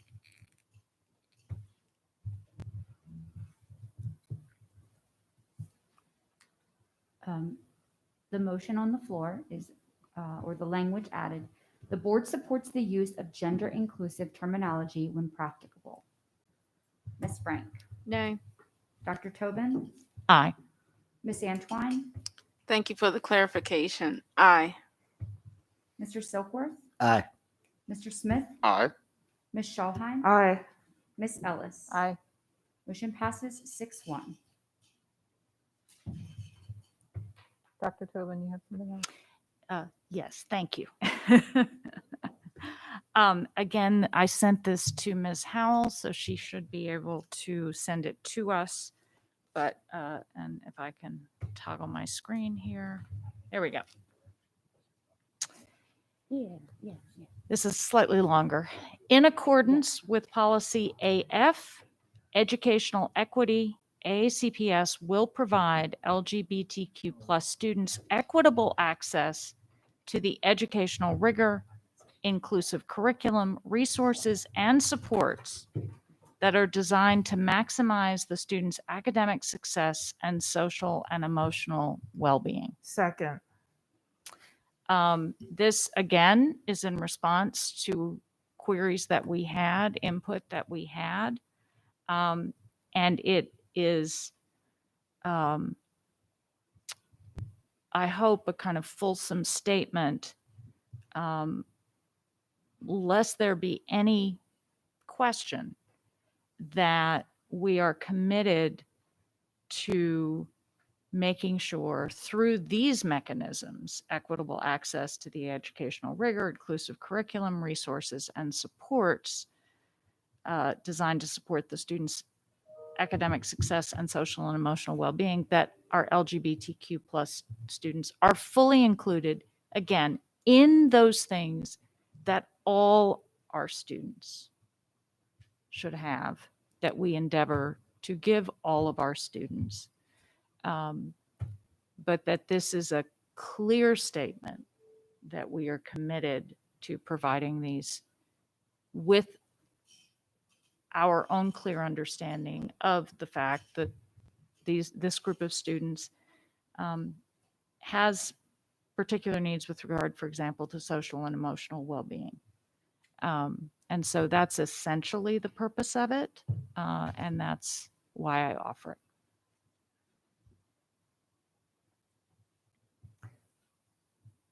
Okay, Ms. Antwine? Thank you. My only question about this one is, I don't understand the emphasis when we already have this in policy that would then cover those students. And I'm not saying that it does not necessarily need to be here, but the fact that this particular policy that's being developed is the big emphasis. I'm not sure we need this particular additional language, if that makes sense. Are you asking a question? I'm just asking because you sort So- of made a statement. I don't know if I should move on or if you're looking for an answer. So, Dr. Tobin, if you want to clarify, I would appreciate it. I am just saying that I believe we're already in the current policy, plus this one that is developing, will be accomplishing this without saying it in this policy. Again, I think the impetus for this came from the need based on the fact, unfortunately, that we've had too many students who haven't experienced this, that there needs to be a clear statement that in no uncertain terms, this is part of this policy, even though, as is stated, it's in accord, essentially in accord with a policy that we already have, but we're making very clear that it applies here and as part of this particular policy. I understand that. Yeah. And which was the case that was made when the policy was introduced, right? So where would it go under the purpose? I got an idea. Shoot. So my my idea is, and again, you guys have me a bit gun shy on when it comes to the tech edits, but I'm gonna offer it anyway. Where it says educational equity, under, if we go say under purpose, AACPS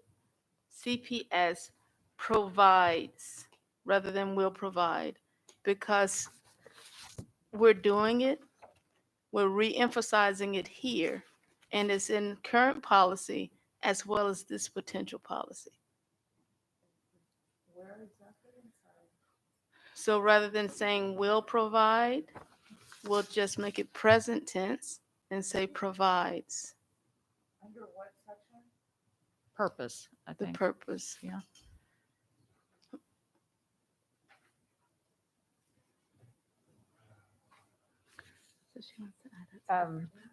As you're considering, it does bring up a question for me. An amendment was offered without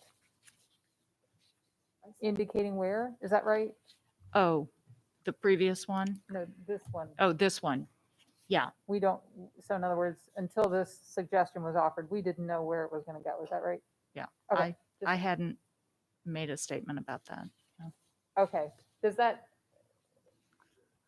it seemed, but I could be wrong. Would that need to be part of the amendment? Like, we would have to say where this language is going, wouldn't we? It depends. Like, I mean, the last one didn't do that, although we had some discussion here. Yeah. We would certainly tell you and stay on the record, we recommend that the last one that you did pass would go after number 3 and Okay. figures. But that is a structural thing that your drafters can figure out. Certainly, things don't belong in purpose that ought to be somewhere else. Right. Other than Right. that, numbering, just numbering. I think with respect to this one, though, it's a different issue. Mhm. And for clarity's sake, if Dr. Tobin knew where she, at least for now, thought this should go, it may also help Ms. Antoine with whatever amendment or technical change she's thinking of. So Mhm. I don't know where you were thinking of, Dr. Tobin. I mean, I was thinking more along the lines of purpose, Okay. but I was not, Sure.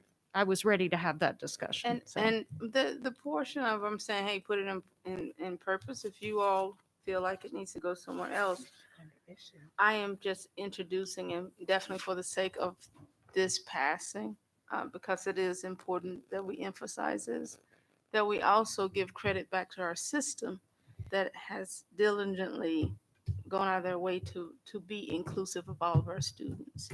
So that's the reason I'm offering the present tense rather than the future tense. Yeah. Okay. So we have a motion on the table. Ms. Antoine is offering the change of the word and where and the location of this. I'm happy to take the change of the word as a tech. Okay. in it, Yeah. Okay. Yeah.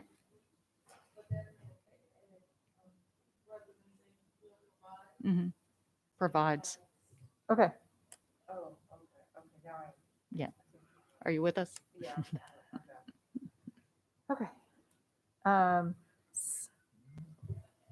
Does that take care of your questions or? Okay.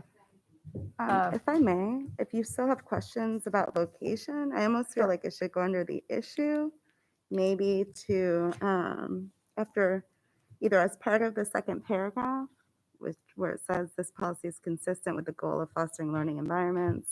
That seems right. It'd be part of that paragraph. Yep. If you think that's appropriate, because I think it kind of aligns, No, I it think you're- ties everything together. Okay. I think that's. Frank? Thank you. I guess philosophically, the concern that I have with this amendment is sort of the concern I have with a lot of this policy, which is we're breaking out very specifically one group when our current policy already states AACPS will provide every student equitable access to the educational rigor, resources and supports that are designed to maximize the student's academic success and social emotional well-being. So I feel like by restating that for one group and not another, it actually weakens our current policy because we've reinforced it in one place. And if our motto is that all means all, we should not have to restate policy to specify groups. And I just think that this, if you're not an LGBTQ student, then do we reinforce those students as well? I mean, where does this end? So while I understand that there are concerns that we're trying to address, and I do actually really appreciate all the time that you put into this. This is, I mean, I'm a huge, a huge lift. And I really do think that you have listened to your community. You have found concerns and you are doing your utmost to address them. I just philosophically disagree that we should break out into these groups and try to address it that way. So that's all. I'm not going to bloviate because it's a late night, but I do want to throw that out there too. Ms. Schulheim. I just want to express my support for this motion, and I'm grateful for you bringing it forward. And I think putting it under issue is a great idea. I look forward to voting aye on this. Thank you. So I also agree with the location suggestion. I think that seems appropriate. But I think I need a very brief education here. Do we have data that indicates that this group of students is not, so in other words, I know we have data indicating that this has been an issue for our Black students, and we have therefore recognized it and addressed it and are working on it. Does this group of students have that same challenge? Is there a reason that we are? I mean, I would say nationally, if you look at data, especially transgender kids are higher risk of mental health concerns, potentially dropping out. I mean, there definitely, GLSEN has a list of data that would say these students are at higher risk than other groups of students. Right. So I got the mental health. I'm asking, I guess I'm focused on the educational rigor. That's the part that I'm not understanding. I can see inclusive curriculum, how that could be a concern. That are designed to maximize a student's academic success. So again, I'm going to go back to a topic that we have talked about lots before, which is Black students not seeing themselves enough in the literature that was offered in English classes, and that has been addressed. We are including more titles and more authors to ensure. So I can see how that's probably the case as far as inclusive curriculum with this group. Like that's probably also a challenge for this group. But the educational rigor is the part I'm just not sure. But I will turn it to you, Dr. Tobin, to answer why that was. These are the full complement, so to speak, of what it is to be fully a part of the community in the school, right? And so the statement of educational rigor is really about, along with all these other things, is really about the fact that every student has a right to that, right? To all of those opportunities, all of those things.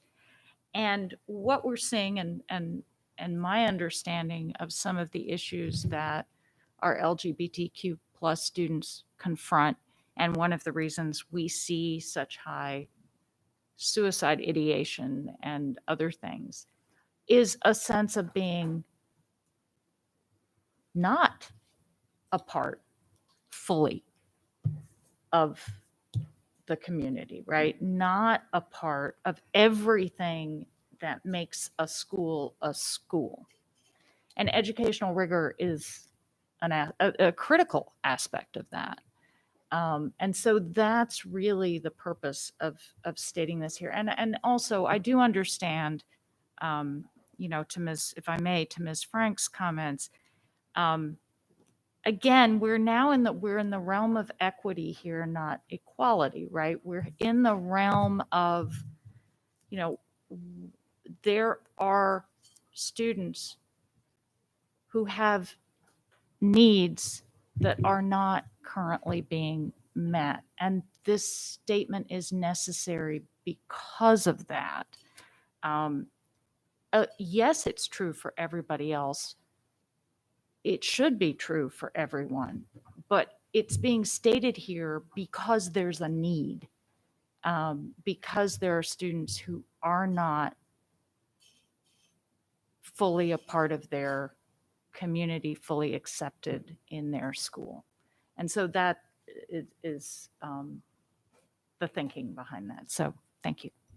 Okay, thank you for clarifying. I heard what, I think I shared Ms. Frank's concern. I also heard what Ms. Antwine said, and while I still feel like I'm looking for evidence, I'm just someone who doesn't believe in adding language unnecessarily to a policy. I think it needs to zero in on what it is we are trying to state and do. So I think I'm not going to be supporting this one for that reason, but thank you for answering my question. And do you want to add anything before we vote? I don't think so. Okay. I've said I just didn't want to have the last word. no more words than necessary tonight. Thank you, Ms. Howell. And just for clarification, the technical edit was agreed upon by the entire board. Yes, I believe so. I heard no. In accordance with policy AF, educational equity, AACPS provides LGBTQ plus students equitable access to the educational rigor, inclusive curriculum, resources, and supports that are designed to maximize the students' academic success and social and emotional well-being. Ms. Frank? Nay. Dr. Tobin? Aye. Ms. Antwine? Aye. Mr. Silkworth? Aye. Mr. Smith? Aye. Ms. Schalheim? Aye. Ms. Ellis? Nay. Motion passes 5-2. Anything else? Ms. Dr. Tobin? I'm so sorry. I'm going to make one very quick comment. I am not bringing a motion. I like it. It is to say, and I had considered bringing a motion on this, discussion has been, I would simply like to state for the record that I hope and believe that as a school system, we aim towards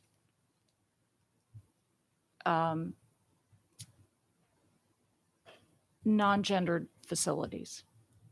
And I think some of our schools already have them. Some of our facilities already have them.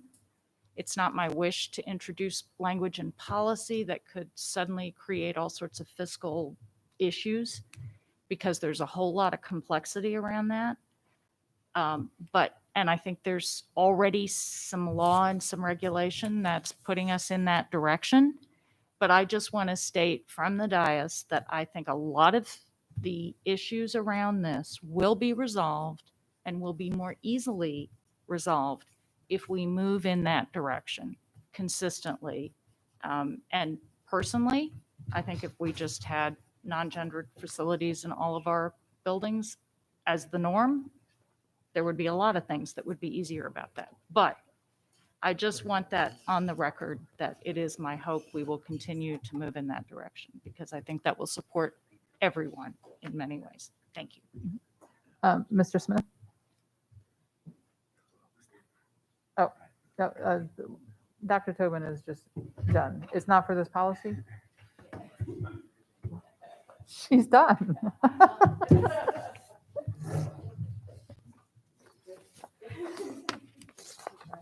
Should've done that one. Do apologize. So, Ms. Ortiz and Mr. Oglin, were you able to? I know you don't have a computer in front of you, but I did send the wording I was working with to your emails. Sent to Mr. Burns too. You I saw it? don't have my computer access. I haven't checked. I haven't seen anything. Mr. Burns, he's pulling it up. From you. Yeah. There's nothing coming in. I have to search.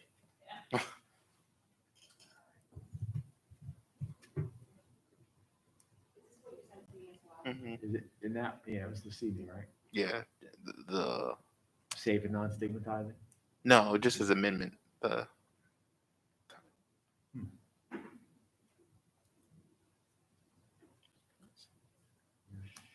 you included me. Yes.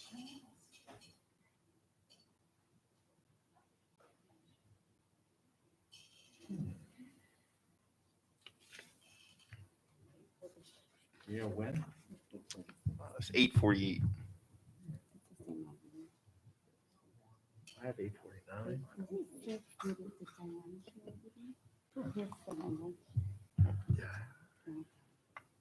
Oh, you know what? You sent it. You had to resend it to me. I have it. This is 8:46. 8:46, 8:48. Yeah. Want me to read it? Confirm. I mean, to yourself.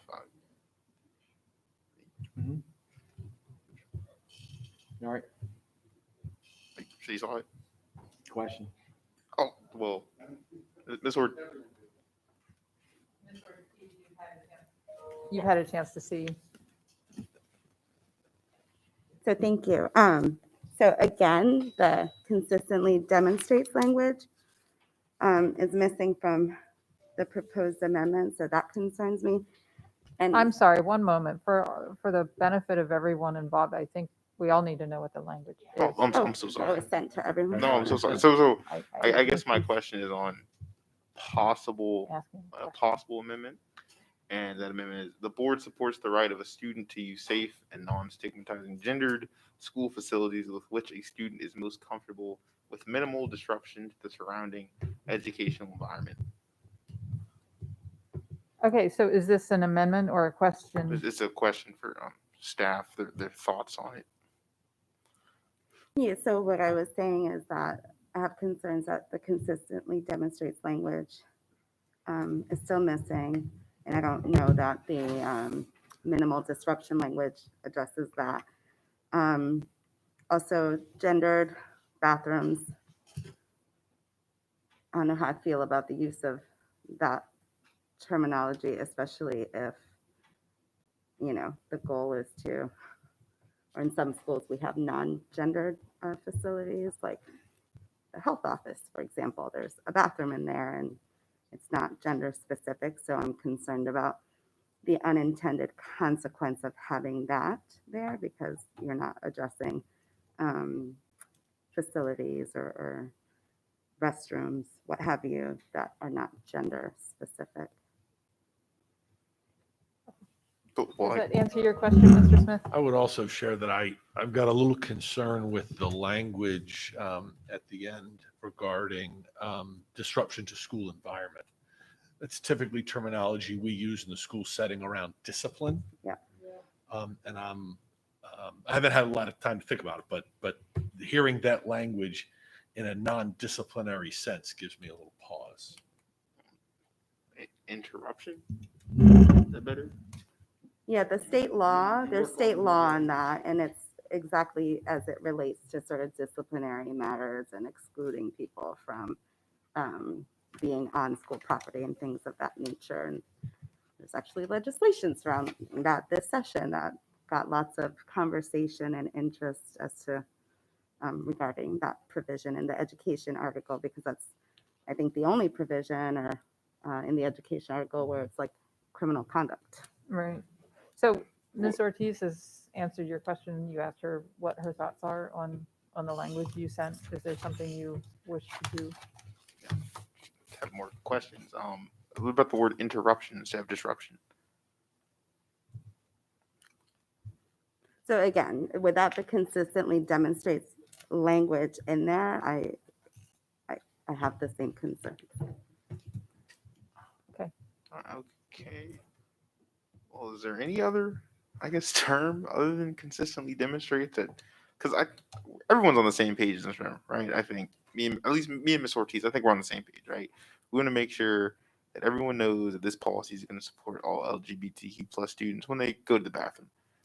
And do we have people in the community who still don't see that with the wording as it is? And is there any other wording that could really, like I said, bridge the gap? So I'll say this, we have a record, right? We talk about the legislative record when we talk about General Assembly and laws, and what did the General Assembly intend when they passed this legislation? And sometimes that legislative record is helpful. There's a record, we have many hours of conversation about this, and the board's intent is clear. But I think even more importantly, we have a history of several years of Dr. Arlotto's intention and AACPS's intention and the school system's intention. And so is it a cure-all? You know, will we still have issues? It's not a cure-all. There will still be issues because nothing's perfect. And I think you said it so well a few meetings ago, whenever, I don't know if I was here, if I was watching from home, about bullying. We're never going to eradicate bullying, right? Just kind of like I may disregard the speeding limit on Route 50 sometimes when I'm driving, right? It's there, but like I'm not always following it. I'm just saying.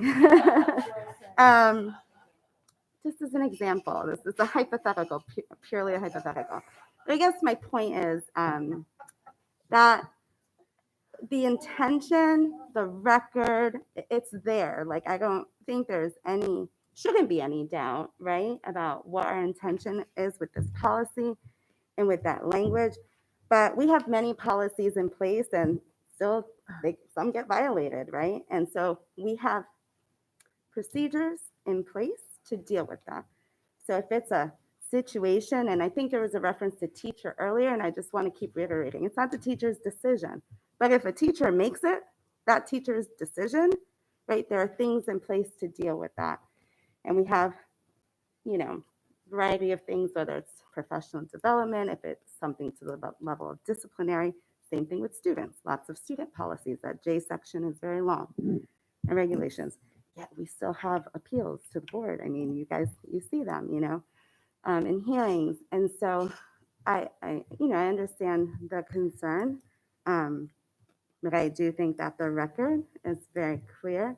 And I still do believe that, to me, the language is clear. And I understand, especially with Ms. Antoine's tech edit, to clarify it even further, that we are not trying to be exclusionary, because that's not the intention at all. So that just helped to clarify it further, that we are being inclusive of our students, but also understanding that like it's not going to be perfect, mistakes will happen, and then, you know, there are things in place to address them.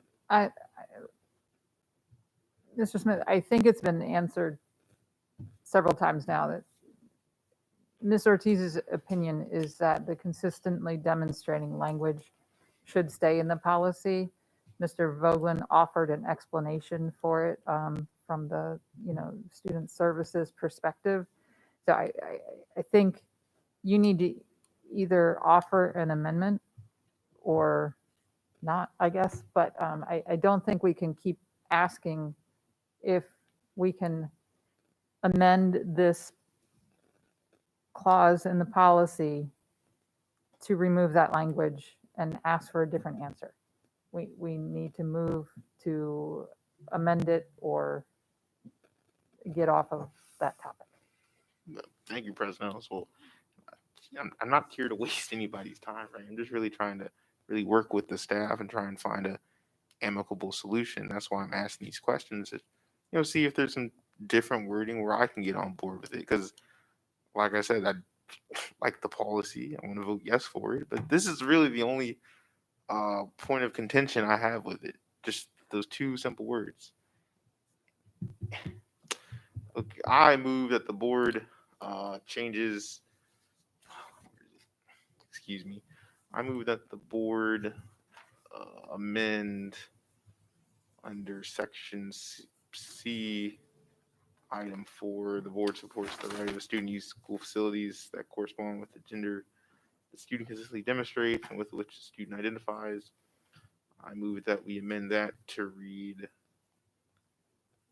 the board supports the right of a student to use safe and non-stigmatizing gendered school facilities with which a student is most comfortable, with minimal interruption to the surrounding educational environment. Point of clarification. We just amended the policy with the language that, I mean, it was a board's motion, but it was introduced by Dr. Tobin, and now this amendment Would remove. would negate what we just passed. Is that allowed? Ms.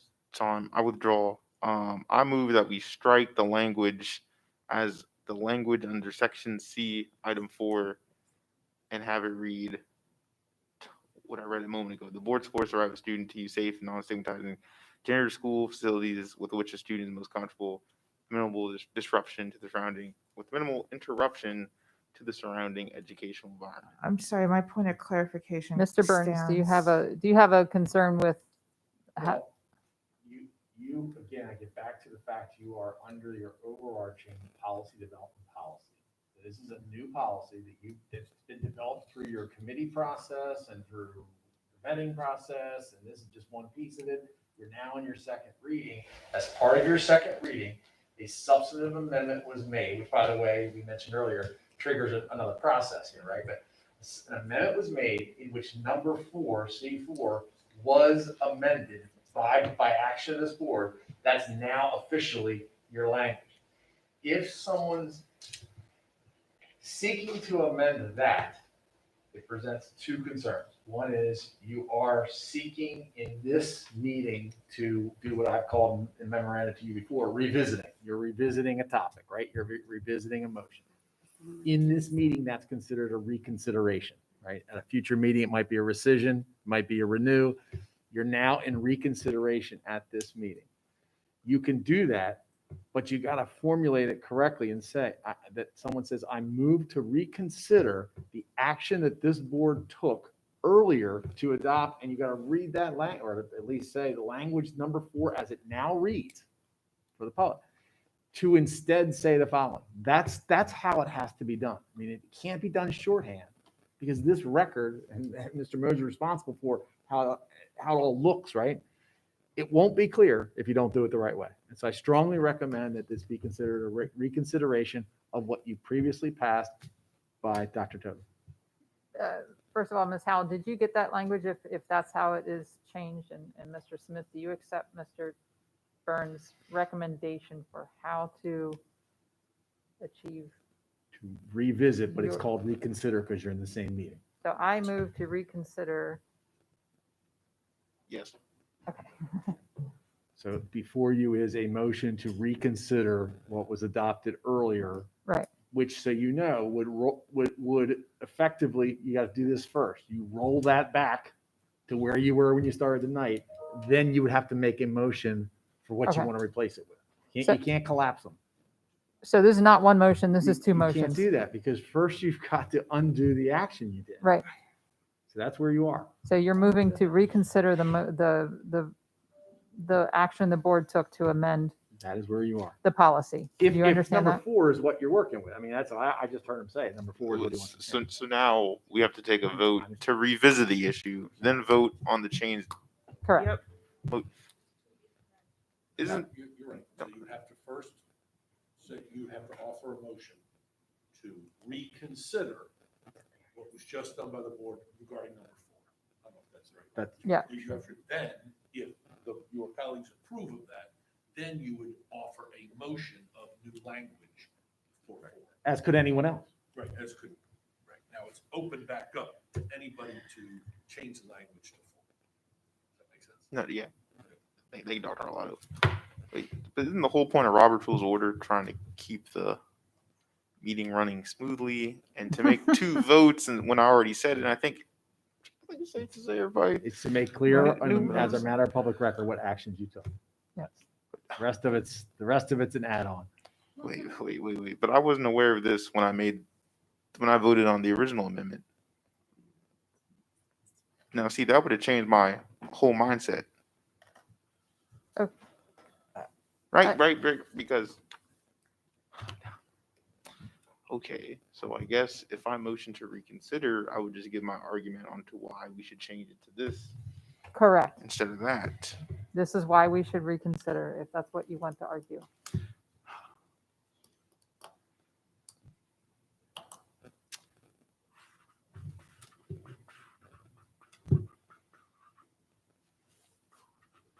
Would you like me to come back? I still have a couple of lights.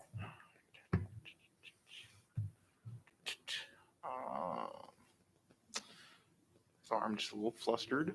I understand. That's why I'm giving you a moment to, someone might just have a question. and- Yeah. Yes, please come back. Okay, sure. Ms. Frank. I have a motion if, Yeah, yeah. if Mr. Smith wants more time. Yeah, yeah. Yeah, okay. We'll do that. Okay. Ms. Frank. I move that AACPS's decision regarding a student's participation in interscholastic athletics shall be in accordance with the applicable bylaws, orders, and guidelines of the Maryland State Board of Education, Maryland State Department of Education, and the Maryland Public Secondary Schools Athletic Association. Second. And this was sent out a couple days ago. Can we, Madam Chair, can I just ask that the movement, at least for the discussion purposes, for the record, indicate where they think this might go? I mean, in other words, is it one of the numbered position items? I think so. I just want to make, this way, it can be clarified number-wise I later, think but, it's number 14. okay, Yeah. thank you. Where? Under position. So it's a position, one of the Dr. Otto number had an items under opinion that position. It would Ms. Frank? become number 14. Yeah. Okay, So number 13. if I may, I wouldn't just because we get into kind of like complaints and stuff, but maybe a thought could be, either like after number 7, because number 7 is talking about student organizations, and then we're talking about There you go. athletics, or before number 7, so it could be the new 8 or the new 7. Yeah. You think? Not till this hour. You're But you kind of can a- see why referring to numbers matters, right? Because you just had a conversation about numbers, and Yeah, that's so why if- I bring this up. Yeah. Let's go with lucky number 8. So the new number 8. Okay. Insert it between 7 and 8. All right. Yeah. I'm sorry, Ms. Frank. I wanted to make sure it was clear. Okay, the new 8. So after number 7, we add that language.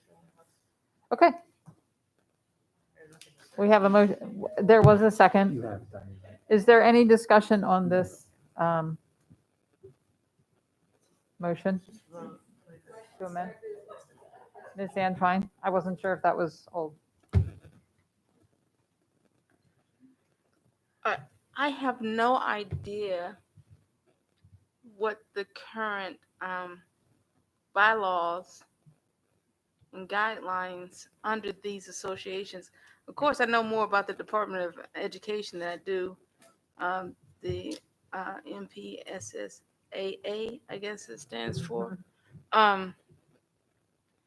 And so that's going to make it difficult for me to say, hey, yeah, let's go with that, because I'm not familiar with what their bylaws are, or their, even in some cases, their guidelines. I would have to know what those are in order to say, okay, yeah, let's totally align and not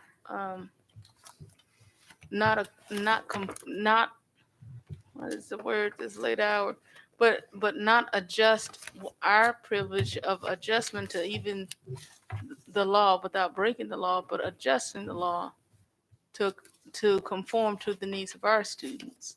I just don't know what those are. Accordance means. And I do go in with the assumption that we're already aligning to this because of the entities that were mentioned in this motion. So I'm not sure why we need this in here, if that makes sense. We, just to respond to the piece about, we currently follow the guidance and guidelines of MPSSA now and have. So we are in full compliance with our athletic programs.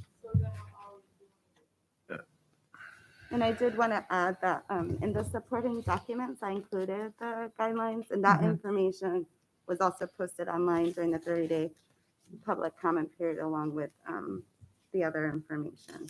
So this language, yes, we're already doing this, and there's language in the regulation to this as well. So, okay. Is that all, Ms. Antoine? Okay. Yeah, I support this because I think it's making a statement that we're not seeking to do something different than what's already in place. So I think we can. Ms. Antoine. Oh. that was kind of what I was getting at. Right now, what kind of views, sometimes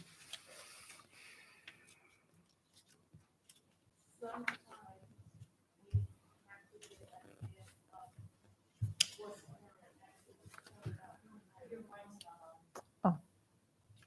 Sometimes it's necessary to put a foot forward, right, in order to influence law and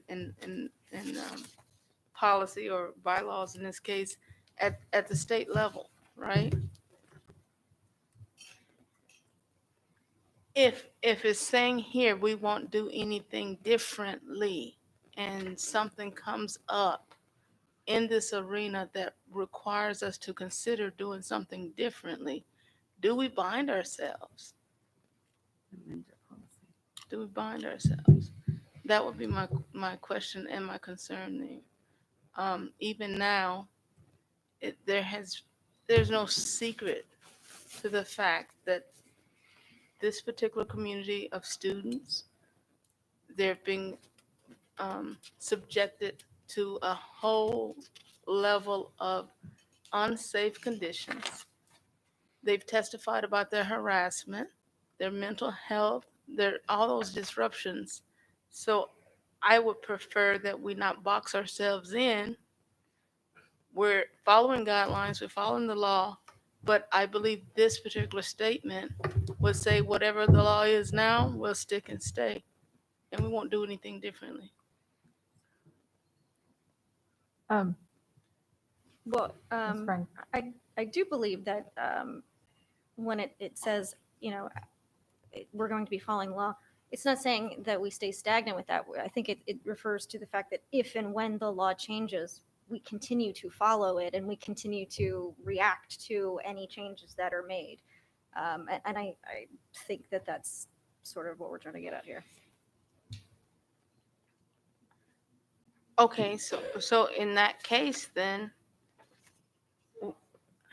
in that case, then we should just not have this here, because that's our practice, right? To me, as it's reading now, if it means we'll just stick and stay whatever the current law is. And I have to tell you that that gives me a bit of heartburn as I sit here, right? Because the law is slow to change. I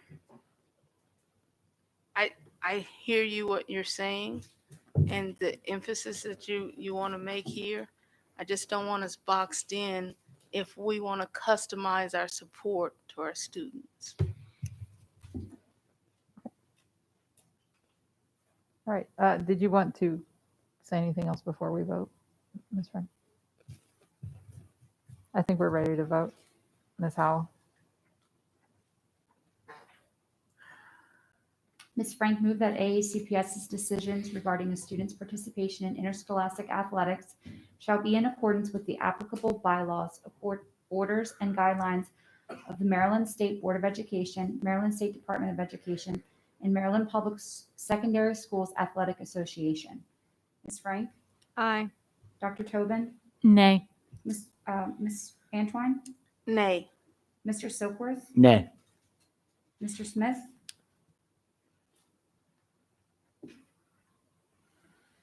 Aye. Ms. Schallheim? Nay. Ms. Ellis? Aye. 3 in the affirmative and 4 in the negative. Motion fails.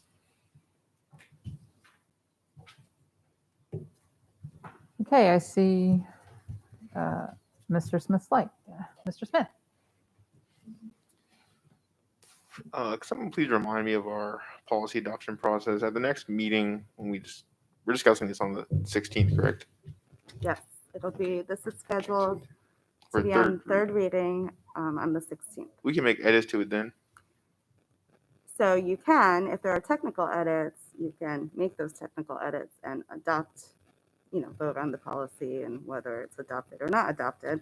If you make substantive edits on third reading, pursuant to policy BF, your policy setting policy, it goes back out for another public comment period until your next meeting, which I believe is July 7th. And that would be like a second, third reading. Okay, great. I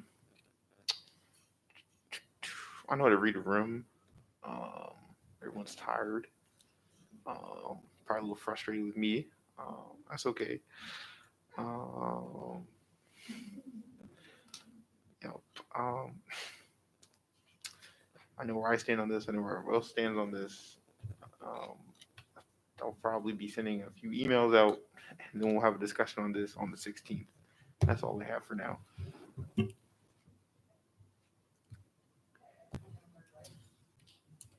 And so just as a reminder, if we're done here, there were a couple of substantive amendments in addition to some technical amendments. So again, in accordance with policy BF, your policy setting policy, tomorrow I will host this online for another public comment period that will last until the next board meeting, which is scheduled for June 16th.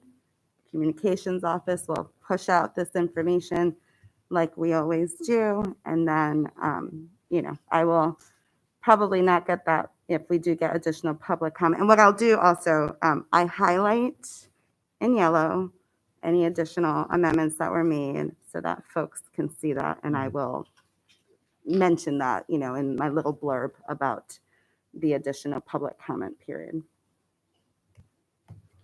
Thank you for Thank that you. important clarification. Item, and thank you so much for, my goodness, you answered lots of very. I'm just a in-depth little questions. hungry, so Yeah. I'm gonna go get a Big Mac or something. Item 7.01, award of contracts. Any I'll bring you one, Dr. concerns? Alana. What? Did you order a pizza, Dr. What? Thank you. Yes. My favorite characters. Reference. Always. Okay, so our next board meeting, general meeting, June 16th, 6 p.m. Policy Committee, June 1st, 3:30. Budget Committee, June 15th, 3:30. Oh, I mentioned that I asked if anyone had any. I didn't. Yeah, you have things you want to talk about, Dr. Alato? Yeah. Do I hear a motion? Move to adjourn. Second. Consensus? Right.